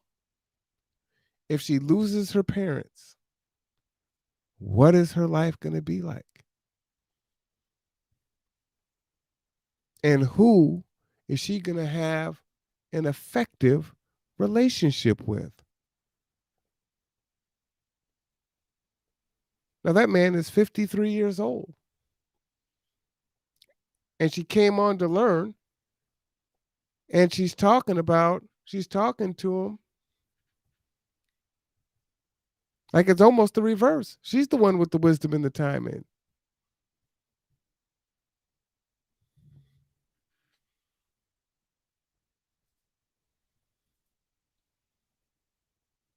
All right. Your emotions. Man, we're not. No. The reality. I think that says, listen some more, then speak. And if that's what that means, I agree with that. But right now, she's just listening to jump in. She just wants to counterpoint. It's not listening, it's just hearing, right? She's definitely not active listening. Reality is making you emotional. Because now the reality is you have no career. I'm building a career, Kevin. No, you're not. You're in Kevin, real you estate don't school. get a career. You don't just wake up with a career, my love. You know this. So how we got here is I asked, when do you plan on moving out of your parents' house? And this woman, soon. And I said, where you plan on moving to? So, and because your plan was, I'm going to move out of my parents' house and move into a home. Correct. Or like a condo. Okay. I just want to own. You feel me? Mm-hmm. I just want to own that. And that's obtainable. And there's nothing wrong with that. It's obtainable. If you hire It's $3,000 a- for an apartment, you know what I'm saying? That makes no sense. It's obtainable. It's like vibranium, or unobtainium. Makes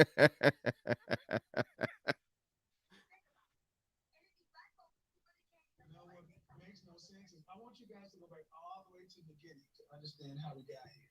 What makes no sense is how you got to be this way at 26 years old. You're so in your vibe.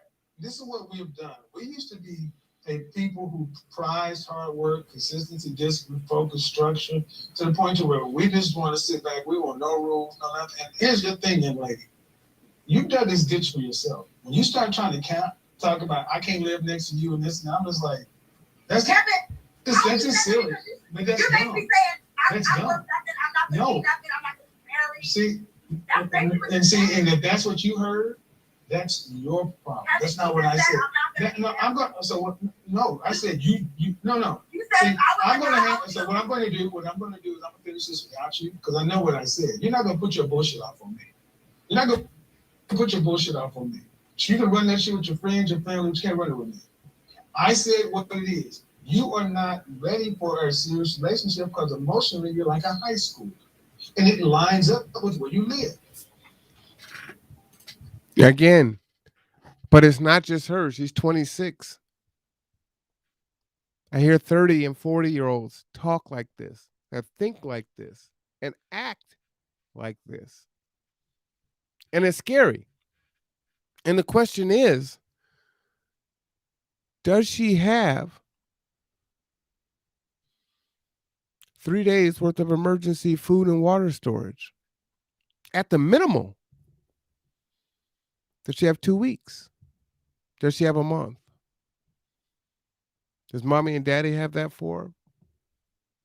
Do you have that for yourself? Do you have that for your family? 1 gallon per day per person.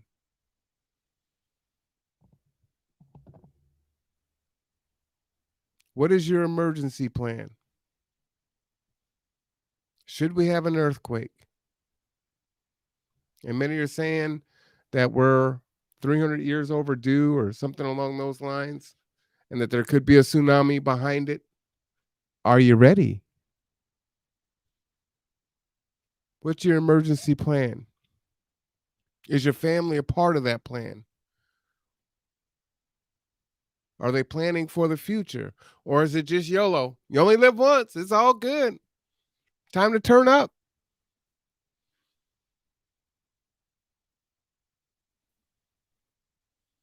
And I get it, life isn't all doom and gloom, but you've got to be prepared. The safety net is a fallacy. And it really shouldn't even be called a safety net. It should be called a safety spider web. It's a trap, a false sense of security to allow you to become docile, weak, complacent, compliant, a non critical thinker. It's time for you to establish an emergency management plan. It's time for you to establish goals that are realistic. I'm not saying don't dream. But if you have a dream, create a realistic pathway to achieve that dream, to achieve that goal. Most people aren't just going to fall into their dream. They're going to bust their ass for it. The Michael Jordans, the LeBron James of the world, playing basketball as children. And while you were kicking it during the summertime, they're at summer camp. While Russell Wilson is doing two-a-days, you at the club.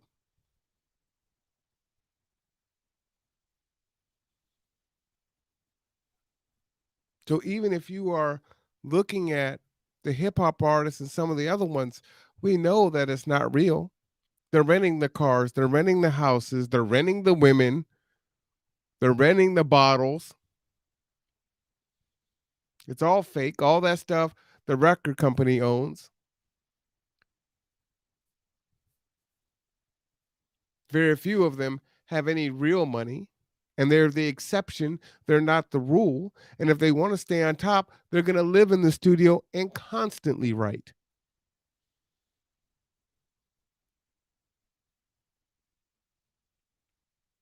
But what's pushed to us is just the polished, finished product. Oh, look, they're popping bottles.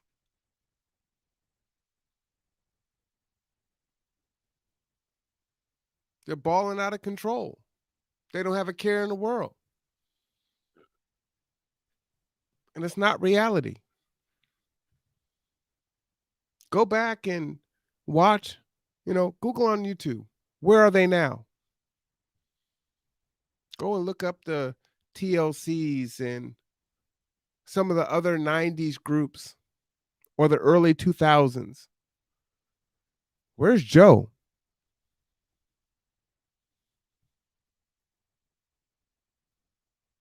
Why does Keith Sweat continue to come to the Emerald Queen Casino? I mean, there's the love of performance, but there's also, man, after 25, 30 years in the game, you figure they can hang it up. They should be secure. The bag should be forever full.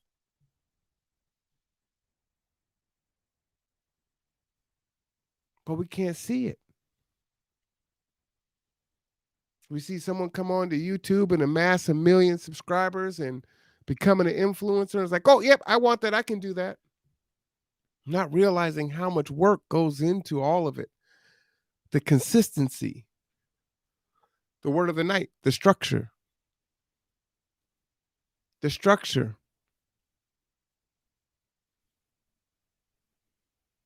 And some of you listening to this had no idea of the geopolitical situation between China and Taiwan and how it affects us here. And why they're telling you, your vice president is telling you to get your Christmas presents now.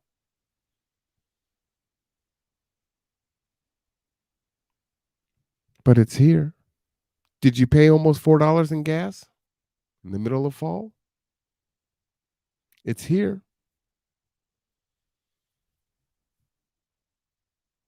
Hopefully you don't have an emergency, because as these cops quit because they don't want to be vaccinated, or firefighters or nurses, if you get hurt or if you need some type of first responder, response times are going to be delayed. The service that you get is going to be delayed. See, when COVID was really high and you go into the emergency room and you couldn't get a room, so you're sitting on a gurney in the hallway.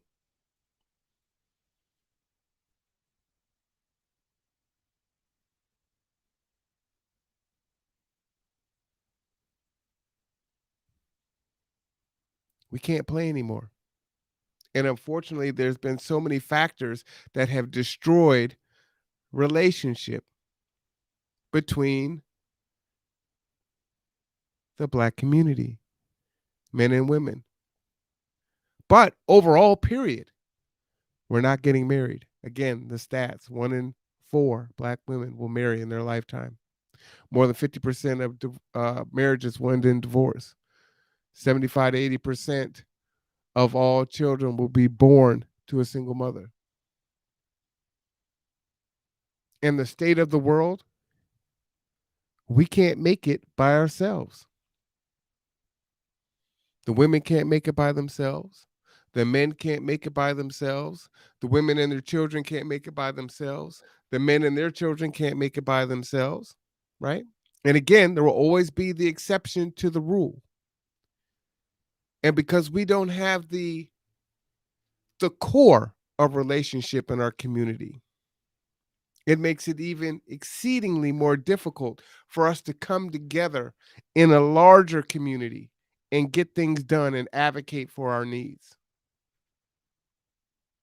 And so if you're wondering how I could talk about a geopolitical Canadian prepper who's talking about things going really bad here, anarchy, and then juxtapose that with this conversation with Kevin Samuels, shout out to him, and this young woman who's 26 years old.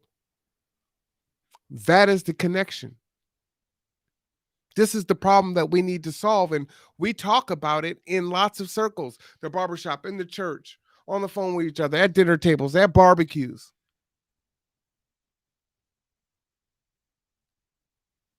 We got to do something different. We got to start having these conversations in the open, and then we have to start processing what is, why is, and what are the solutions, and then start working toward those solutions. We used to hold each other accountable. And as you can see, she doesn't hold herself accountable, right? I'm a baby. I'm young. I live with mommy and daddy. I'm still growing. I made mistakes. I.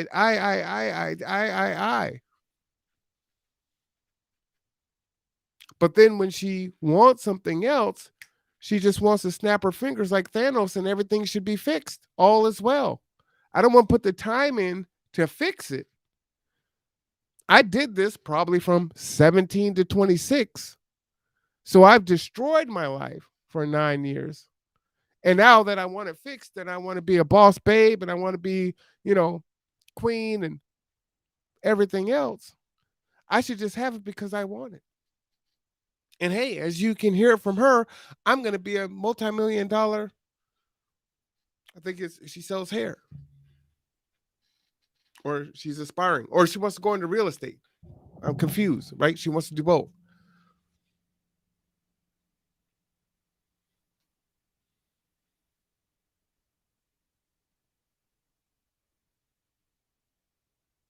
And while statistically, yes, in a 2-parent household, children do fare better.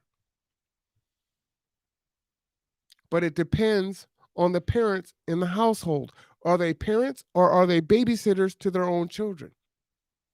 Are they raising their children or are they watching their children until they get them to school?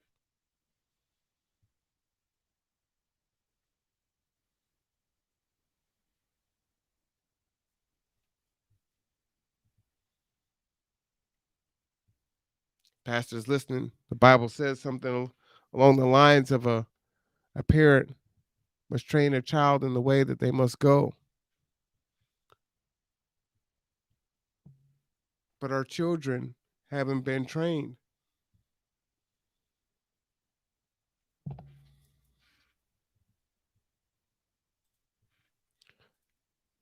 Pastor says, what happened to the youth? Like we find in Job 32:4.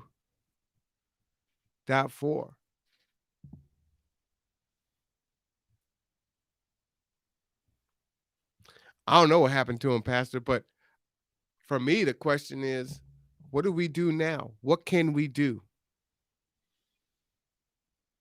And as I said before, our youth just they're not just our 15, 16, and 17-year-olds. Unfortunately, there are 45-year-olds and our 32-year-olds and our 36-year-olds, the ones who had children when they were children. And they're older, but they're not wiser.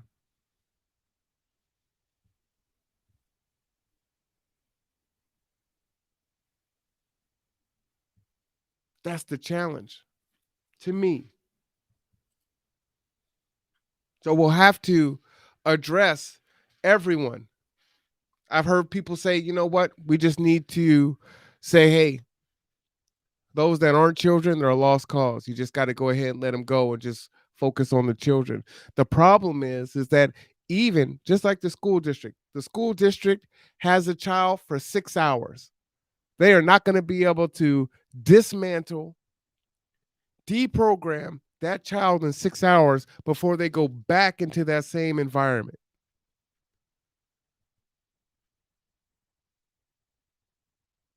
It, it doesn't work. Youth doesn't equal child. Yeah. Yeah.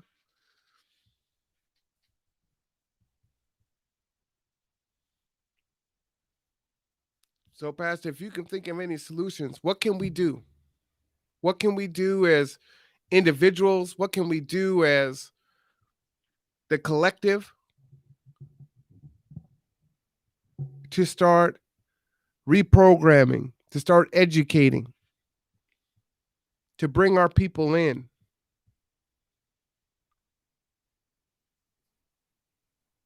Because they're dreaming. And they got a big old bag of popcorn and some Skittles and a big old drink for that dream.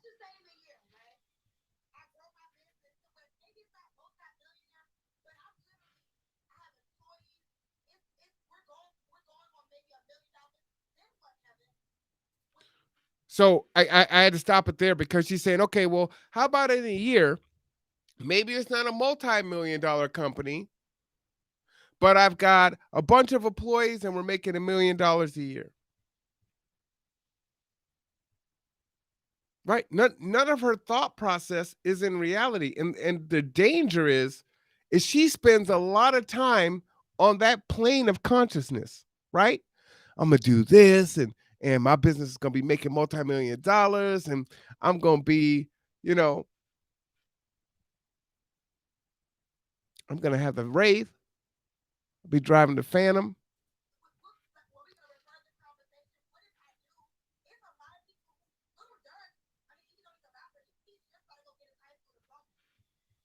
So here we go. Again, we're going to point to the exception and not the rule, right?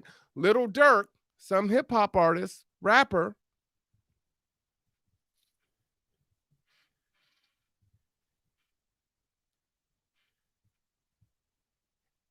Hey, Rev, how you doing? All right. You still on live? Oh, yeah, they can hear you. Oh, okay. So you was asking what the hold on, let me turn that down so they double talking. Okay, there's a little bit of a lag. Anyway, you was just asking like what's the solution, the answer. And sadly to say, brother, God's about to give us the solution, the answer. And you just laid it all out with what you were saying, as far as the reality of the state of the world that we're in. Everybody still has their that pie in the sky, mentality. They still looking at and thinking about money and, a mess and possession and all of these things. And they're not looking at the reality of the state of the world, the things that are actually going on, and it's not time for that anymore. We're beyond that right now. Like you said, we're not in a good place. We haven't been in a while. If people would really be honest with themselves, and we can go all the way, at least I can go all the way back to the, mid-90s. We have not been in a good place, and it's been progressively getting worse and worse and worse, and I like history, right? Mm-hmm. I watch history, I look at history, and, the thing is, history is a good, I'm saying, fortune teller of the future. uh, Same thing happens over and over and over again. It's cyclical because mankind just seems to not be able to get it into his thick skull, certain, laws that God has set up that we're not able to surpass. And so we've seen great collapses, throughout history of many different nations, empires, kingdoms, whatever you want to call them, groups of people. And, God has constantly, tore us down because we thought we were, building up pretty much to the heavens. The story of Babylon.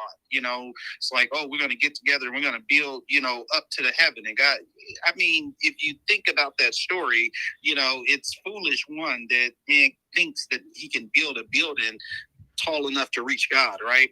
That's impossible. Right? Because God lives in the spiritual realm. So if you analyze the story, it's not so much about the building that God is destroying. It's the mentality of man, coming together thinking that he can, build something greater than what God has already ordained. And so God, destroys Babylon, scatters man, and so forth. And we're finna see, something on those lines again. This plague, and I've been calling it a plague for a long time, and this, Right. that we're experiencing, is just, the beginning of the woes that we're about to experience, and so I just pray that our youth, our younger people, like this young lady on here, and oh, I have so much to say about her. It's that they would wake up and start looking and seeing that it's not about saying the mansions and the bank accounts and all of that stuff, because that is just so minute. It's such a small part of life. You can't take any of that with you. Where's her focus? And I heard you say that she's still living with her parents. Right. And I'm gonna have to go back and watch this whole show. I'm sorry I tuned in so late, but it's like, okay, where's your focus on your parents? What are you thinking about? Where's your thoughts about like providing for them and doing for them, and saying taking care of them? Where you talking about, oh, I'm gonna be, the next Madam CJ Walker, or whatever else in the hair game, or the next Oprah or whatever. It's like, what about your parents, your grandparents, your siblings, if you have any, your aunts, your uncles?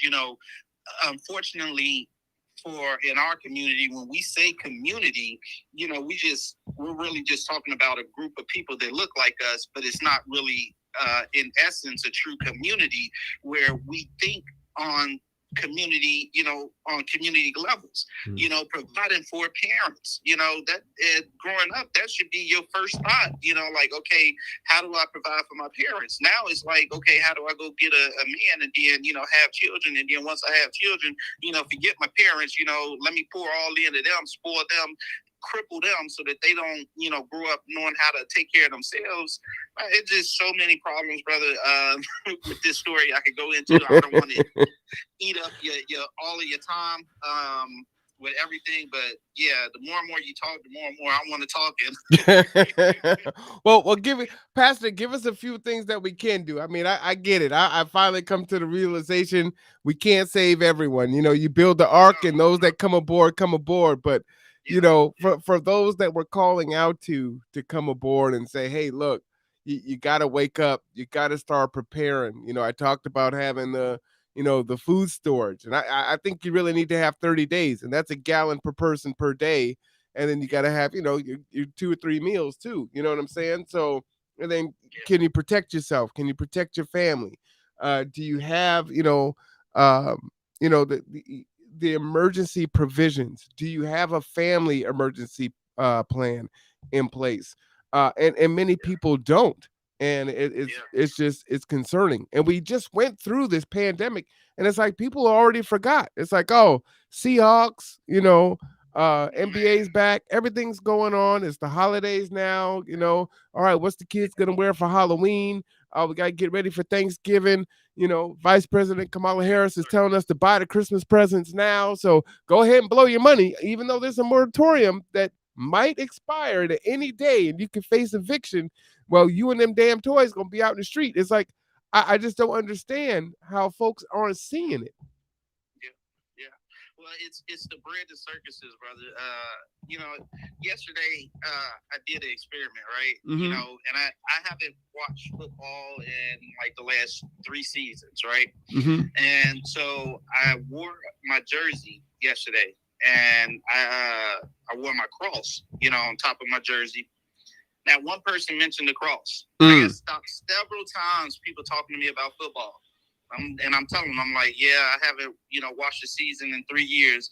And they just act like they didn't hear it. And they just kept on talking about football. And I'm like, you didn't hear anything I just said. I said, I haven't, watched, a game in over 3 years, and, oh, yeah, and this and that. And, and I'm like, okay, all right, well, yeah, go Hawks. Okay, and folks are more tuned in to, again, the circus, and the bread versus the reality, Rome is burning, Rome is burning.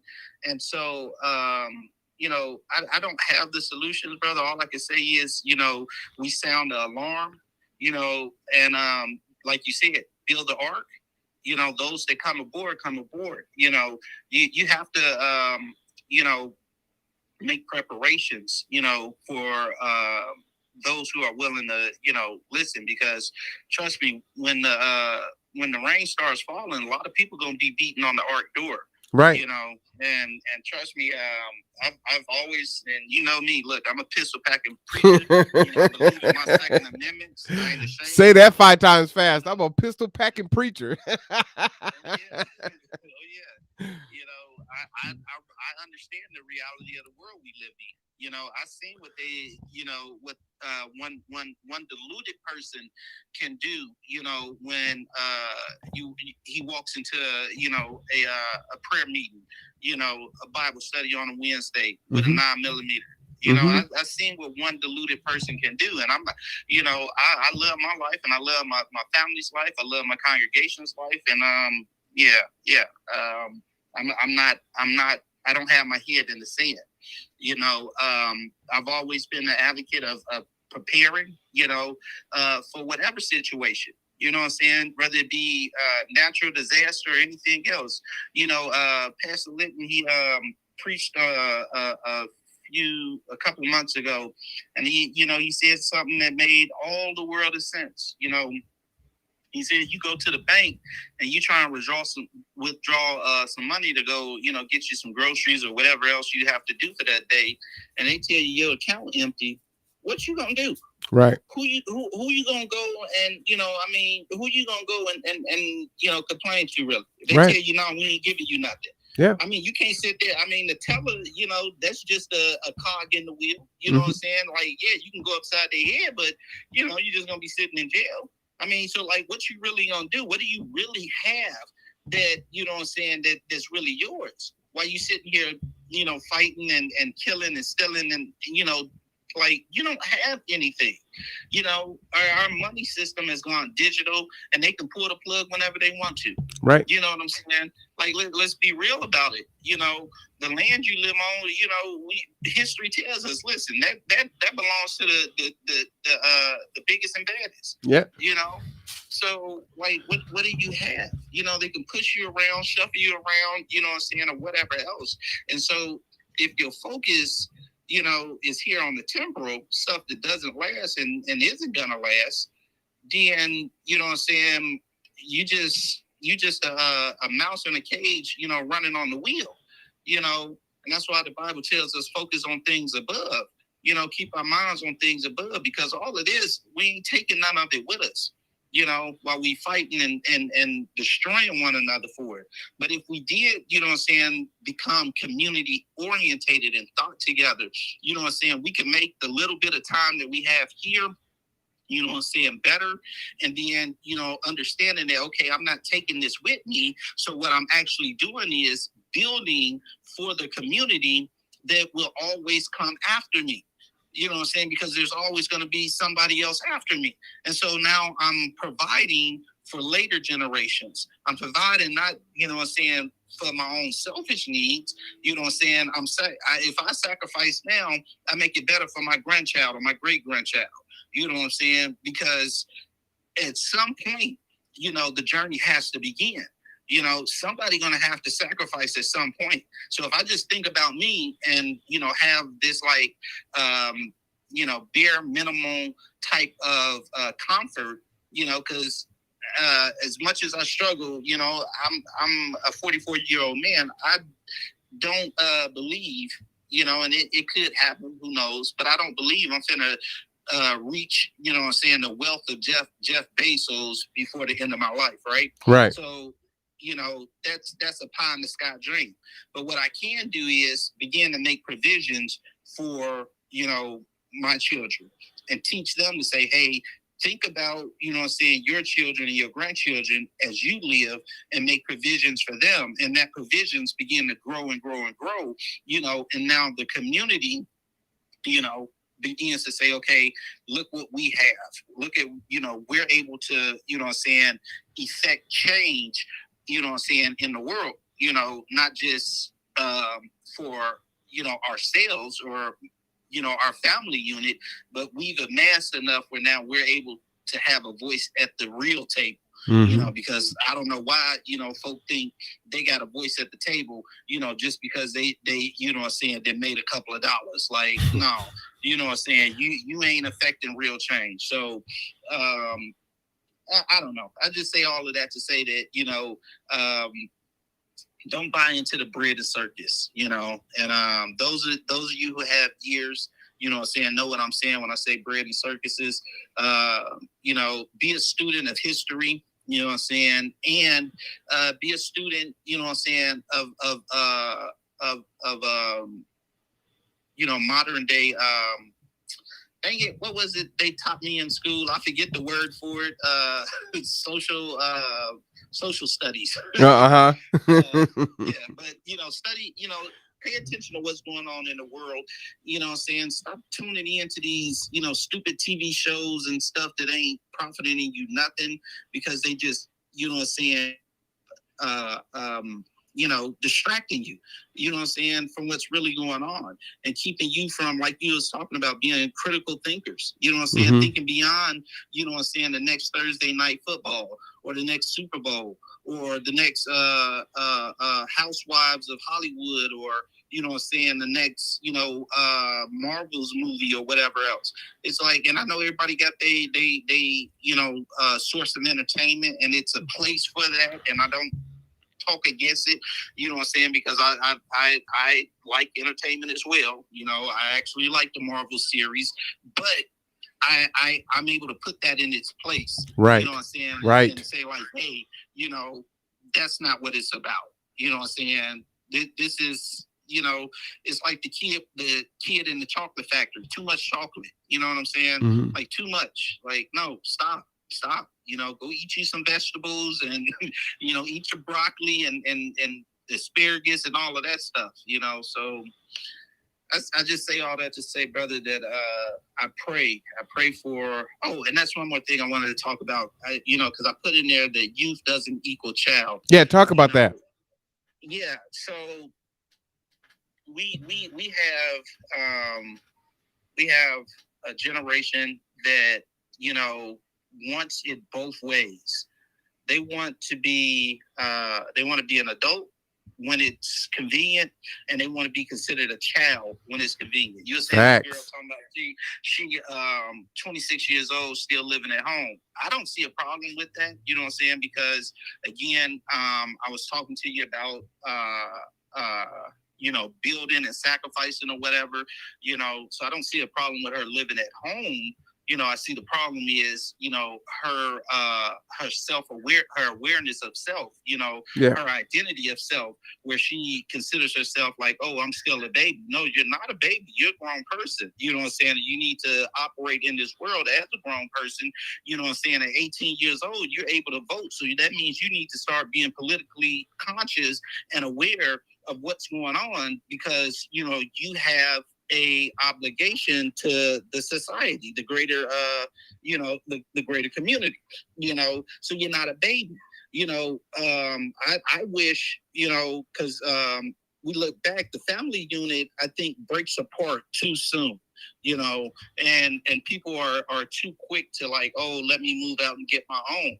Well, that just creates, a greater burden, on the more stable members of the family unit, because now, you're calling home, hey, my dad, I can't make car insurance this month. Can you help me out? This, that, and the next. I tell my kids, and I've been telling this forever, listen, stay at home as long as you can. Go to college. I got a child in college right now. Go to college, you know what I'm saying, but live at home, you know what I'm saying, so you can X out some of that debt, because too many college students are graduating and can't even get a job at in their field. Well, we have, and I do air quotes, the great resignation going on right now, Right. and that's a whole nother conversation. But I've always told them, listen, stay at home, you know what I'm saying, and mom and dad, we've already been able to, you know what I'm saying, provide for ourselves and our children, right? Right. So continue to stay at home, build you up a savings account. Let me show you how to make some investment moves, you know what I'm saying? So you can take the money that you're earning and, begin to amass some wealth, right? While you're living at home, I'm still going to be buying food. I'm still going to be, you know what I'm saying, providing for, a roof over your head and so forth. So now as an adult, you're able to operate, you know what I'm saying, with less overhead for yourself and begin to build for that next generation. Because now I'm making the sacrifice and saying, hey, stay at home. You know what I'm saying, you grown and I could, be running around the house with my wife, just me and her. But it's more, it's better if I sacrifice and say, no, stay at home, so that, again, you can build so that when you do step out, you know what I'm saying, and begin to, operate in the world, as an individual, you're ahead of the game, you know what I'm saying, because I'm not a Bill Gates, you know what I'm saying. Our family, we don't have generational wealth to pass down. We weren't privy to, you know what I'm saying, the other side of the red line, you know what I'm saying, so to speak, as other families were. So we have to be strategic and say, okay, because we don't have these certain, privileges and opportunities in the world, you know what I'm saying, that doesn't mean that we can't, outthink the world and do things a little bit differently, instead of, trying to live this so-called American dream. Let's stay at home. Let's, be strategic in our movements, you know what I'm saying, so that when you do launch out, then you're ahead of the game. You know what I'm saying? And so we could share a vehicle, you know what I'm saying? You get to that age, she's driving now, listen, we could share a vehicle and all these things. You ain't got to worry about, oh, let me go buy a car. Let me, you know what I'm saying, pay for insurance. Let me, pay for maintenance and, gas and so forth. I can continue to carry that burden, and you can begin to, you know what I'm saying? And so if we could, start to think on those type of lines, and like I say, I ain't got all the answers, but I see that as,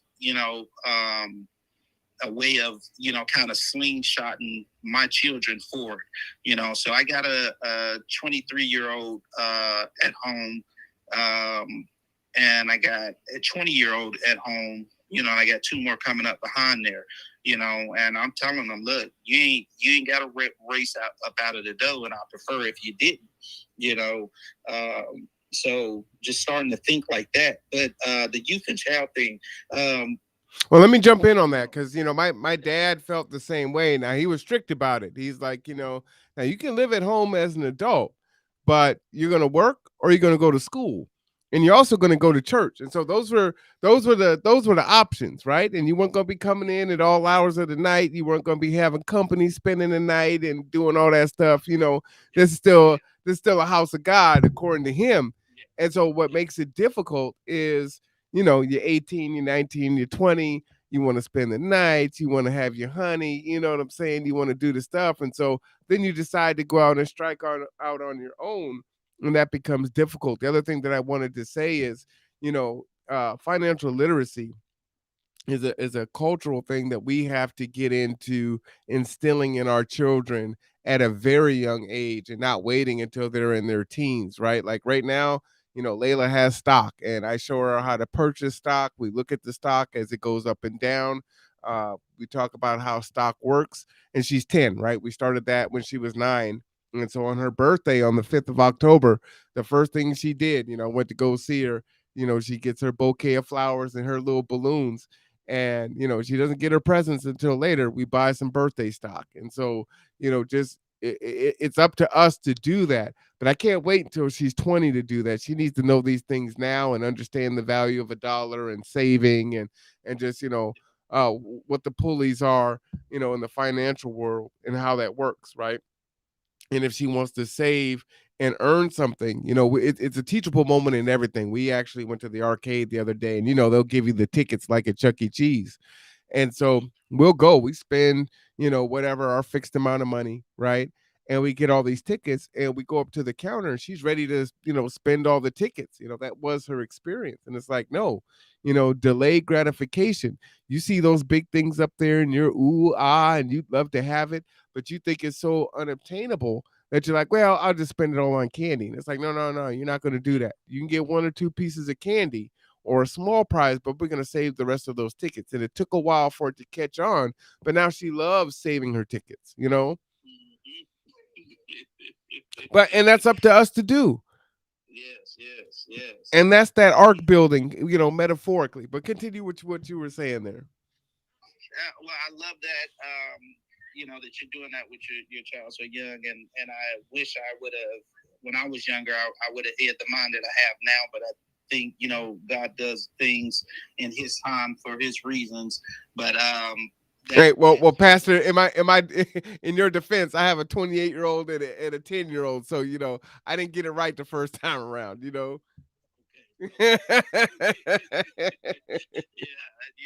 unfortunately, but see, that's the whole thing, what I'm saying? Hopefully, these next generations, what I'm saying, if we make these hard sacrifices and choices, they'll know. You know what I'm saying? So Layla know. So when she begins to, add to the community, she's gonna pass down those things. You know what I'm saying? And hopefully we can amass enough of us that begin to instill these things into ourselves. And unfortunately, it seems to be a cycle that in our community that we learn these lessons a little too late, and then begin to pass them down. Kind of when our children are more set in their ways, so to speak. And so we're gonna work on breaking that cycle and teaching, saying the younger ones now, like you say, that delayed gratification, saying what the importance of, saying the global stock market, not just, saying the national stock market, or saying, and then even kind of breaking it down to them, and so that they can even see on a macro level, just how what we do, with our dollars day to day, how that influences, the world and products and the stock market and so forth. And so, we can begin to educate our community that we do have power. We just have to, be willing to sacrifice to be able to wield that power. King Arthur, what I'm saying, and I know this is a myth, so don't think I buy into it, you guys. But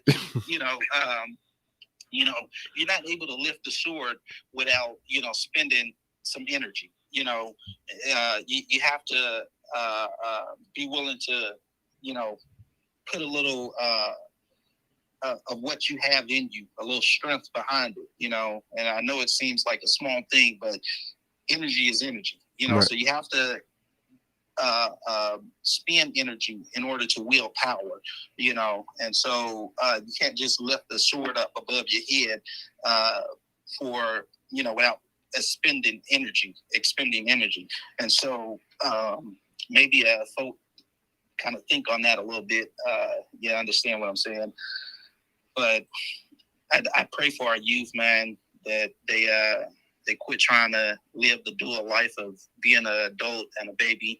As far as living at home and to still be in the house of God, my thing is, listen, you need to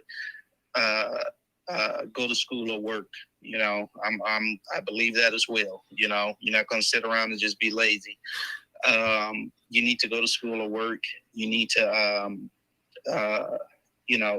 in that, when you're on your breaks from school, hopefully you choose the school part. But when you're on your breaks from school, you should be working. You shouldn't be out, blowing your money, because, that's defeating the purpose then. And I'm not going to just have you in here flaunting, because you're living at home. No, we're going to be responsible. And then, you got to go to church. I don't care if you're living at home or not.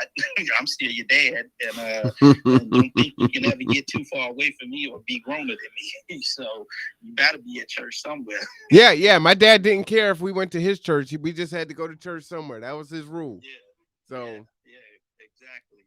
And then, you and I understand, the world we live in, and I don't, I don't pretend that I grew up, protecting my virtue because I didn't grow up in the church and I didn't know any better. But I try and teach my children better, and I would pray that they would, wait until they're married. But reality is what it is, But if you're working, you should be able to afford a hotel room somewhere.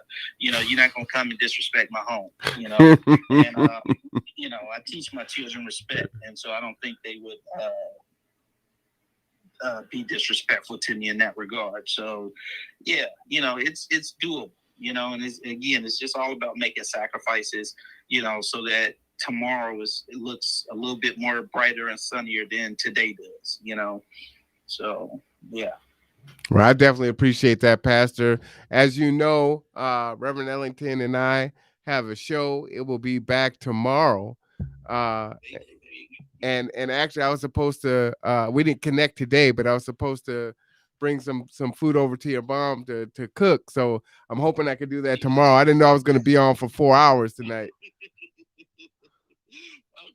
Okay. I got you back. I just kind of lost it. I went deep on this one. So, I'm like, oh man, I've been going for 4 hours tonight, So Yeah. this is usually Deborah's night, and she couldn't come on because she's doing her funeral director thing, and so and this one was something I had wanted to talk about for a few days, and it's like, all right, I'll just jump on here real quick and just fill the time. It's like, oh man, yeah, I guess I had a lot to unpack there, but it's I feel seriously about it. I feel like I can see the matrix in some things, metaphorically, like I can see things, and it's like I'm just shouting to everyone, like, y'all need to get ready. You're not paying attention.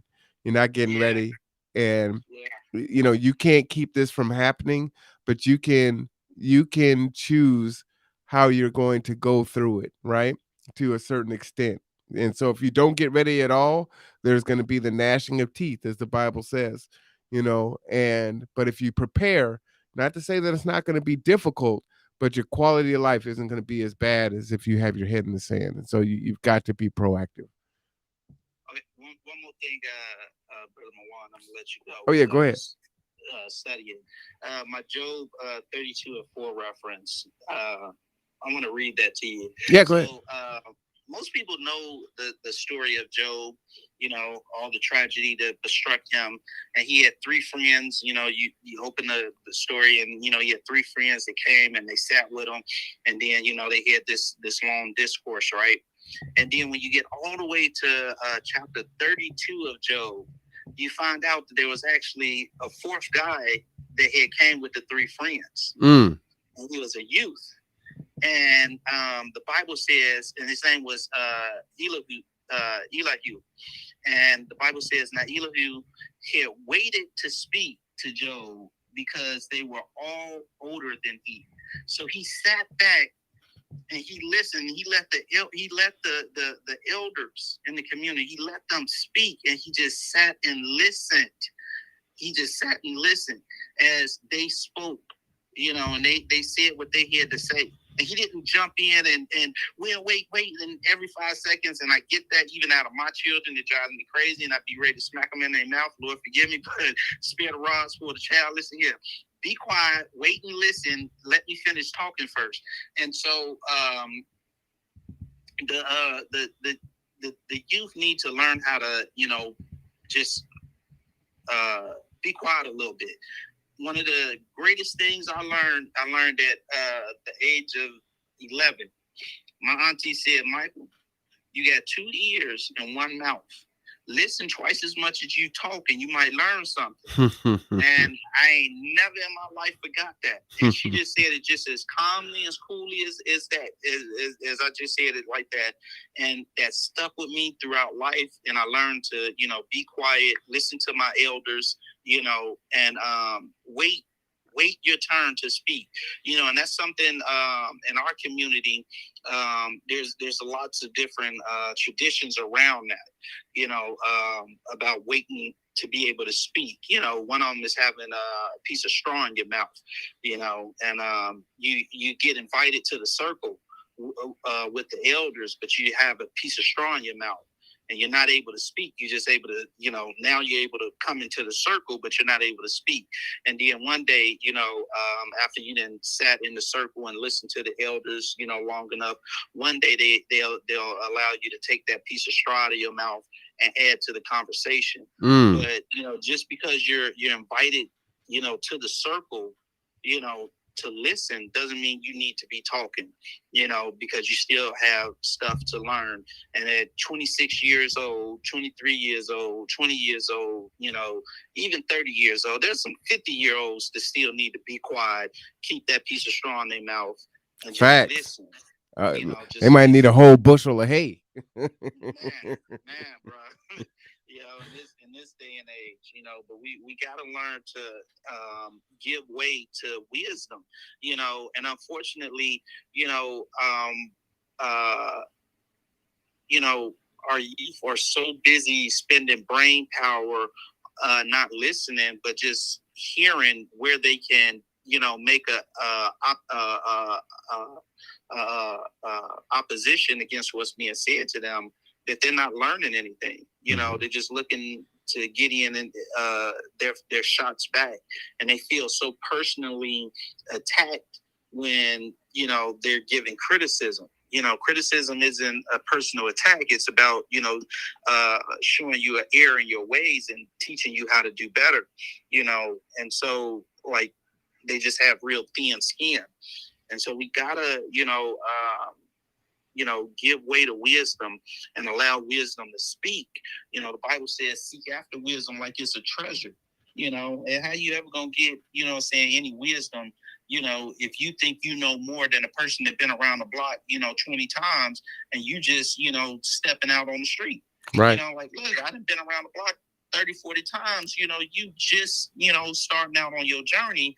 You know what? Yeah, I want to hear everything you got to say. I learned, look, like I said, at 11 years old, I learned to value my elders, listen to them, watch, pay attention, because I know, and I knew that they had done things, seen things, been places that I had not, that I did not experience, and they had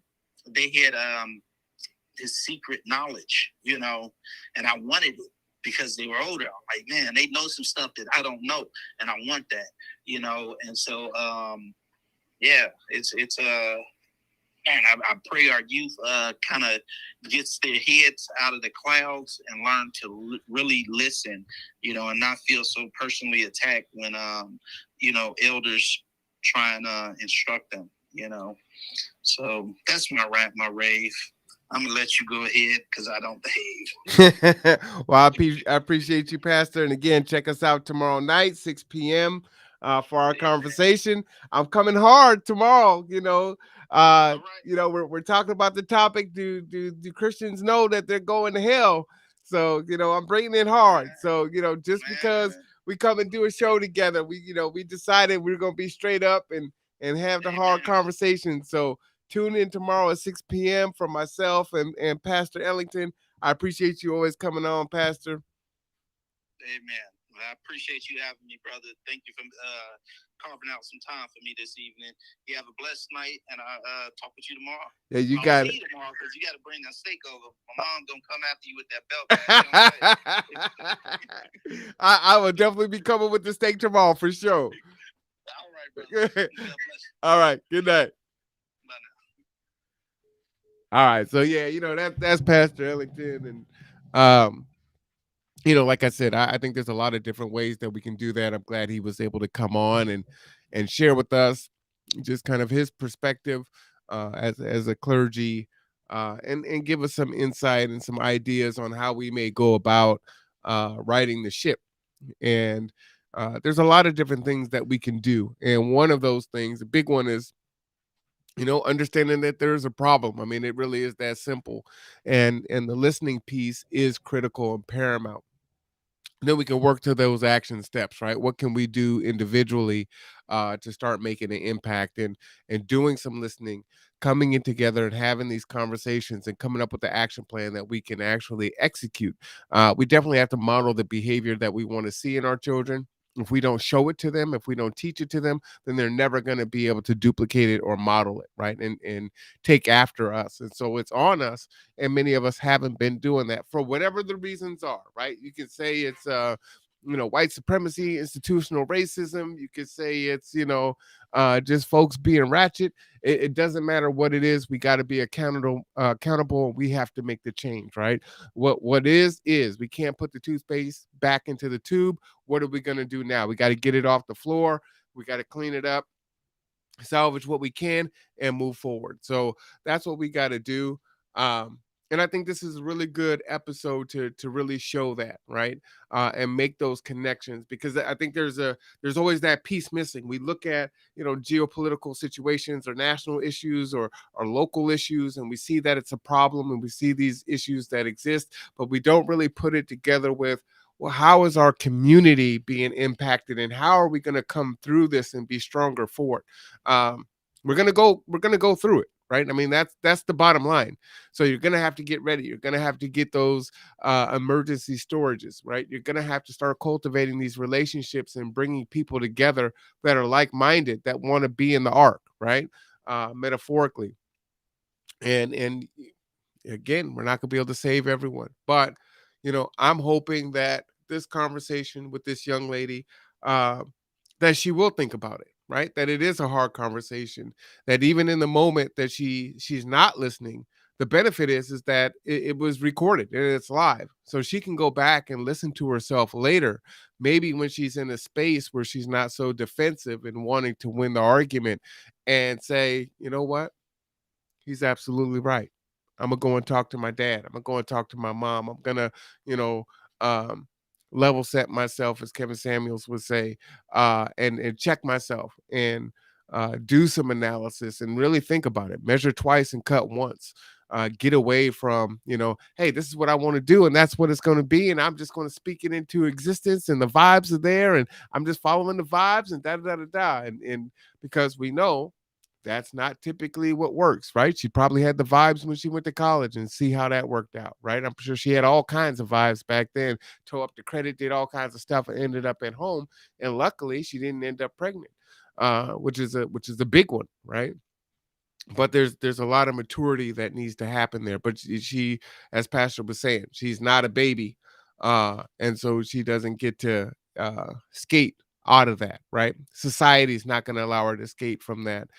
When there's food shortages and things like that, they're not going to treat her like a baby. They're going to treat her like a competitor, right? And they'll knock her head off trying to make sure that they get the last bottle of water. So, I mean, that's the reality. Okay, as harsh as it is. We only got a few more minutes of this. Let me go ahead and finish this up.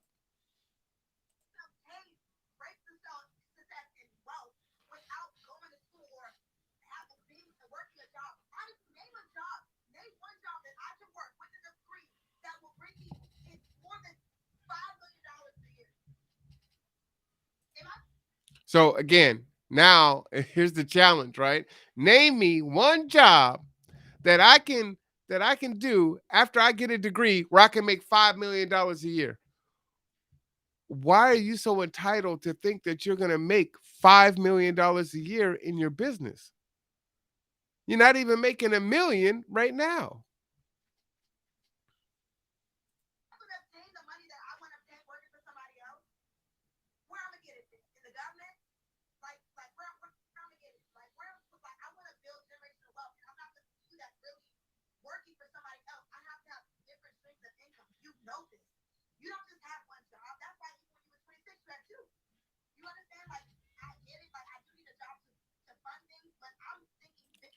I'm going to venture a guess. She's not going to be earning any generational wealth off of selling bundles.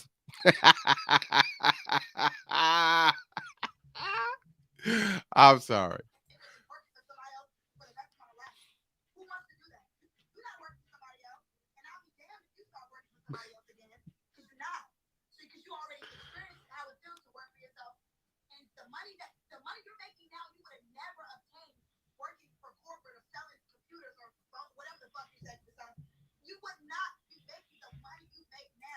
I see she's losing her frame, right? She's dropping F bombs, right? She's in her emotions now, right?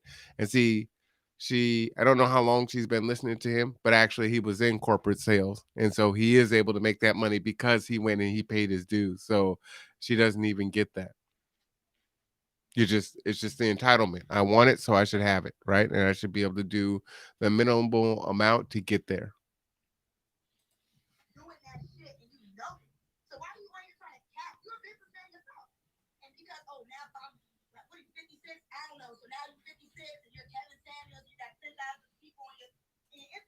And he actually has 1 million subscribers, but one of the things that he said earlier was, "Hey, look, right now I don't even really consider myself I'm successful, but I don't really consider myself a businessman because I don't have any employees." So, he's even stated that, and she's so far in her emotions right now, she can't hear anything, right? Because she feels personally attacked.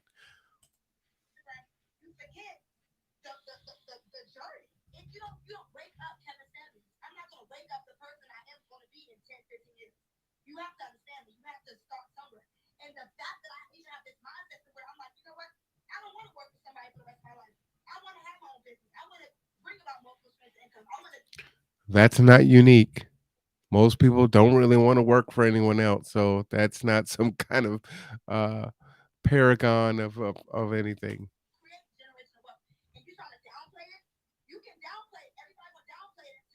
All right, so now, exactly. So I want you to all that stuff she just said. And that's that. No. How much did you make last year? Kevin, I used to be a server. I made $100,000. How much did you make last year?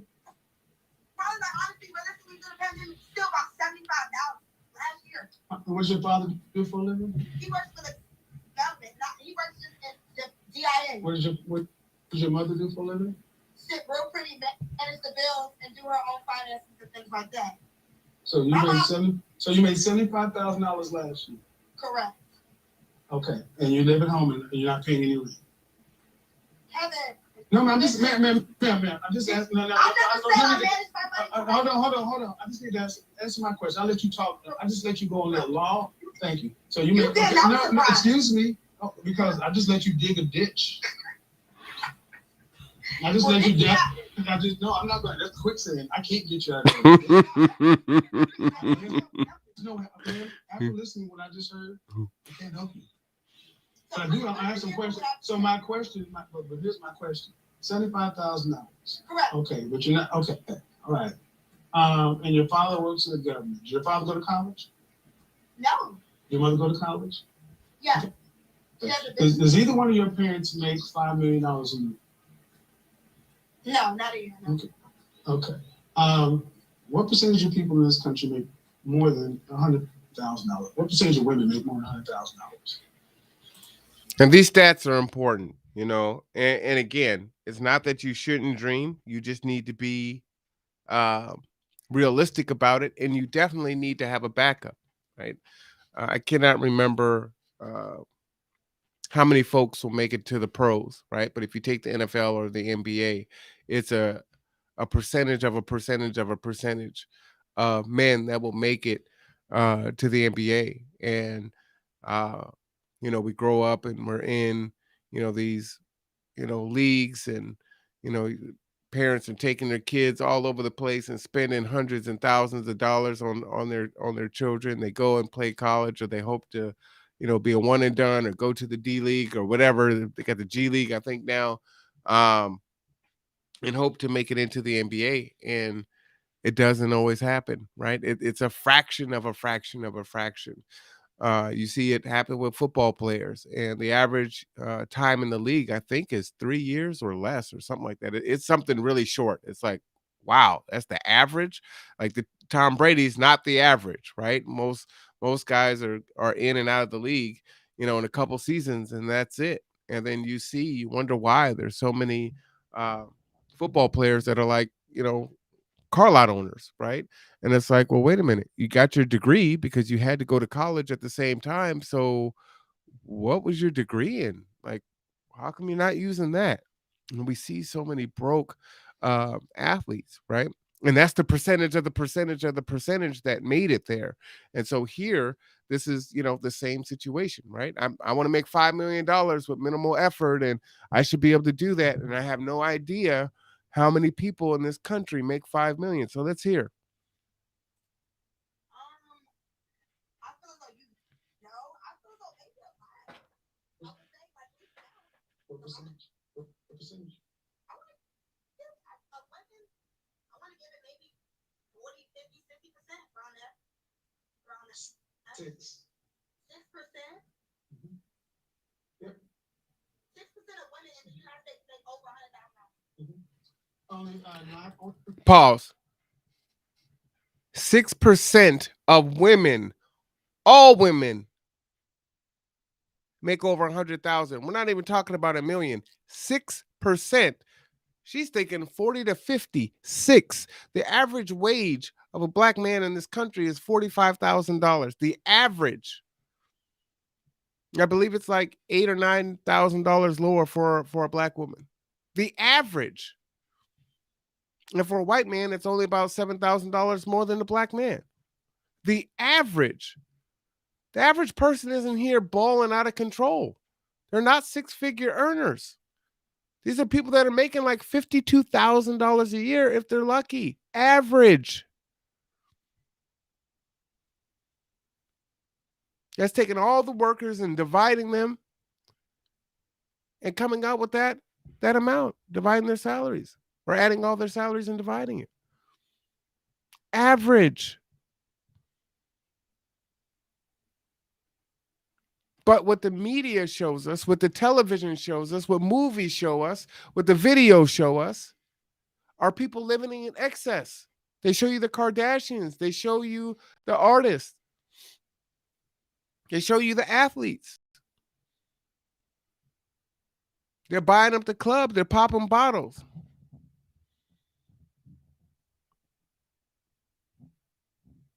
And there's some truth when they say, hey, I spent more in the club than you make in a year. Yes, more than the average man or woman. 6%.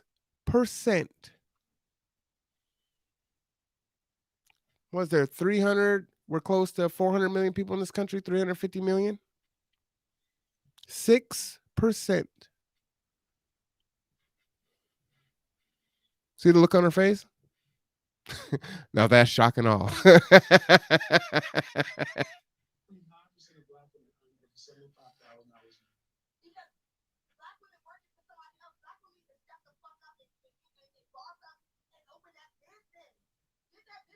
So you made $75,000. You made $75,000 last year. What you make before? Probably like around like 60, 65. Okay. And you have all that. No, man. I'm just so you making this kind of money. What state are you in? Maryland. So you're in Maryland. You're making this kind of money, and you have credit issues that you said were prohibiting you But from like doing literally so. back to my Stop, man. I let you talk.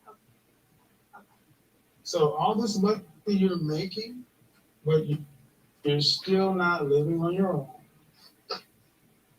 You're not paying anything for rent, and you got and you put nothing into any real structural things that are going to give you any kind of real high income compensatable skills. Kevin. Ma'am, that's just the reality. So, and if you know anything about me, I'm a proponent for people being servers and salespeople and all that kind of stuff. So you don't watch what I talk about, but the net of it is this: you think 40% of women make $100,000, and you said, what if next year and all this stuff about this and that and $5 million, as if $5 million just grows on trees. Do you know anybody that makes $5 million a year? That was my point. Do you know anybody? Do you know anybody that makes $5 million a year? Honestly, not. Where did this appetite come from? Honestly, this appetite came from me seeing people who are 12 years old, multi-millionaires. Where'd you see these people? Okay, I know you're going. You're talking about social media. You're talking about. I don't know, ma'am. I'm asking you. I don't know. I'm asking you. I'm asking you. Right? She sees the unicorn, and it's like, I'm the unicorn. I'm the unicorn. Yeah, there is. I've been holding this one for a few days, Rob. I've been holding this one for a few days. So you see a 12-year-old making $1 million on social media. Well, I can have 5 million.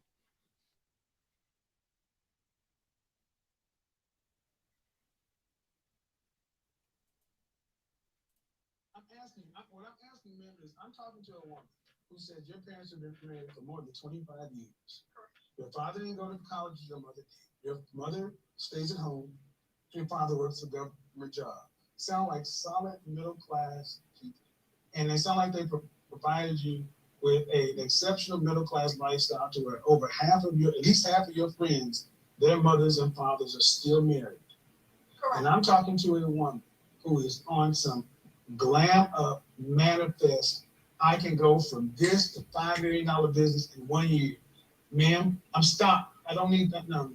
I heard you in your diatribe. I heard you, ma'am. You don't even. The fact of the matter is, you don't even understand what you just done. That whole diatribe you were on said more than I could ever say. You're living in a fantasy. You don't. So basically, your father and your mother's lifestyle wouldn't be good enough for you. It's crazy. Me and my dad talk about this a lot. Mm-hmm. It would be good, but it's average. You just said middle class. Are you living a middle class lifestyle? And if you aren't, would you go back to it? That's a real question. Would you trade up your millions of dollars, whatever, would you trade this stuff to go back to work a job? Please answer that. Excuse me. Check that shit. The difference between me and you is I've earned everything I got. You just got a motherfucking opinion. Every step. Shut up. I have made myself valuable for about 52 fucking years. Everything that I have is I've earned. See, what you think is Instagram and YouTube, because this social media shit has got you little young people's mind twisted. You think just because I have Instagram and YouTube, they don't pay you on Instagram and YouTube just because people don't come listen to me just because I'm popular. I know what I'm talking about. I've got 20 plus years of experience to pull from. $6 million worth of sales training, multiple different certifications. I am a competent professional. So stop trying to compare yourself to me. Stop. Stop. No, shut up. You don't know what you're talking about. And the fact of the matter is, I'm telling you, because the fact of the matter, you called your father average. You said they're average. You said they're average. You said your parents, you said your mother and father are average. You entitled. I swear to God, that's the final straw with me, lady. You said that they're middle class and that's average. As a high school graduate selling bundles, thinking that and you ain't got to pay shit. I hope your father never hears what you said. I hope he doesn't hear it. Because that's insulting. They provided you with something that you don't even think. You look at that man who's sacrificing, that woman who sacrificed, and you just shit on everything that they said in front of thousands of people. Don't you think people know your family? Like you said, you got 10, 12,000, you got $1 million over here. You don't think somebody gonna hear and say, God damn, you know what your daughter said about you? Bye. So, that's Kevin Samuels. Check him out. Like I said, he gives it to folks raw, and that can be hard for people to take, but we need it raw, right? We've been having it spoon-fed with sugar, honey, and all kinds of other confections poured all over the top of it. Don't worry about it. It's all good.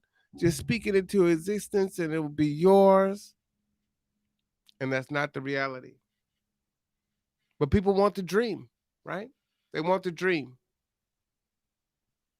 And she's absolutely right.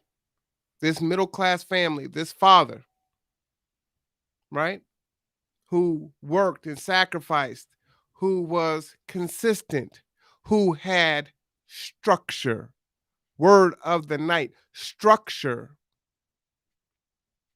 that allowed her to progress through high school in safety, go to college, mess up her credit, not finish school, amass debt, and come back home into the safety, not have to pay rent or utilities or any bills, and then try another adventure. I'll sell bundles. I'll go to real estate school. It is offensive, right? And black men get such a bad rap in this country. But that's a good damn man there. And so I resonate with his anger.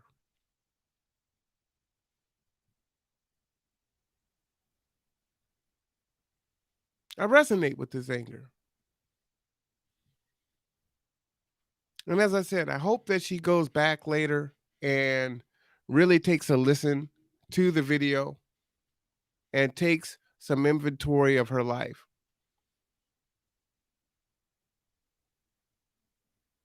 It's a privilege. Hopefully her parents will be there for a very long time.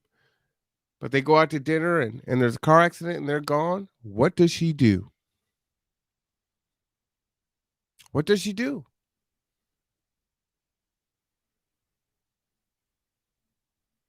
To that end, what will you do? Do you have your emergency plan? Do you have your circle of support? Do you have your circle of influence? Do you have your emergency rations? We all need our art.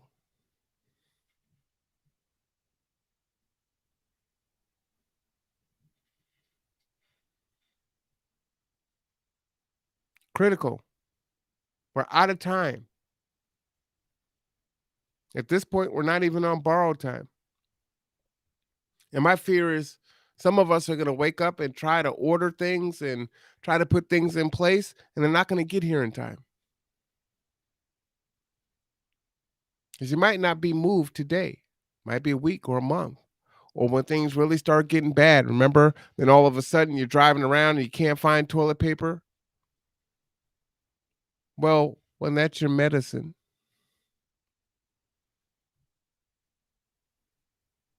or something else that you so desperately need, what are you going to do? And understand, you might think you're Billy Badass, but I can guarantee you there's a lot more tougher dogs on the block. And there are folks that have been waiting for this. They've been waiting for the anarchy. They have been waiting to unleash. So I can think I'm as tough and ready to go and come on. These militias and some of these other folks that train every day, that's ready to go, that you're starting to see permeate mainstream media. They're talking about a civil war. They're talking about succession. You see them marching everywhere.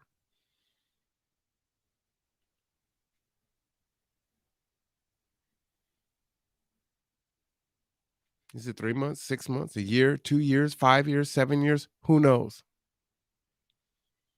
But it's bad now, right? They're protesting at your school.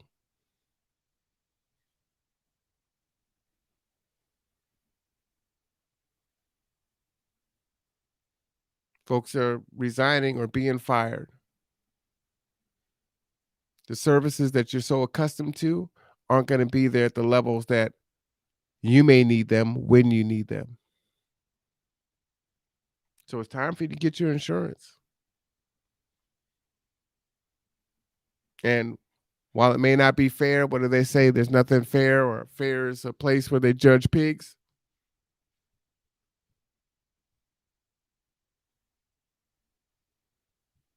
We've had our fun.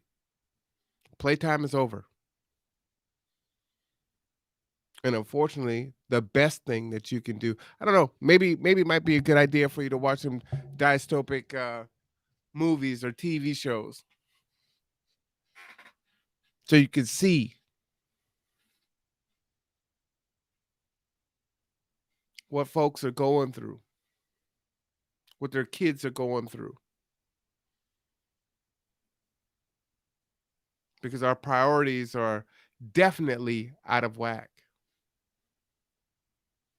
And one of the things that the pastor said that I thought was interesting, he was like, I gave the Noah's Ark analogy. And the issue is when people come knocking on the ark, there will be marauders, but there will be friends and family that are knocking on the ark saying, please let me in. We only have so many rations. If we open up the doors to you, the ark will sink. So if you weren't part of the planning, it can only hold so many. So I implore you to build your ark, to look outside of what's happening locally, but to look inside if you haven't been doing that. That's why we brought the mayor and his opponent on, right? To try to bring that information to you. Look and see what's going on nationally. Look what's going on globally. We are working to have Kitsap Regional Library on the podcast to talk about cutting through misinformation, propaganda, to find actual news and information. So I look forward to that because I believe in giving you tools and empowering you. And get out of the echo chamber. Don't listen to people that think the way that you do. Don't just do that. That's dangerous. You need to listen to opposing viewpoints, to counterpoints. And you need to think critically about it and unpack it. Because on both sides, it might sound good, but under further analysis, you see where the truth is. Now, I know I went long today. 4 hours and 34 minutes on a Tuesday. That wasn't the plan, But let me give you some of that G2. We will be back tomorrow. I am R1 Cameron, and we will see you.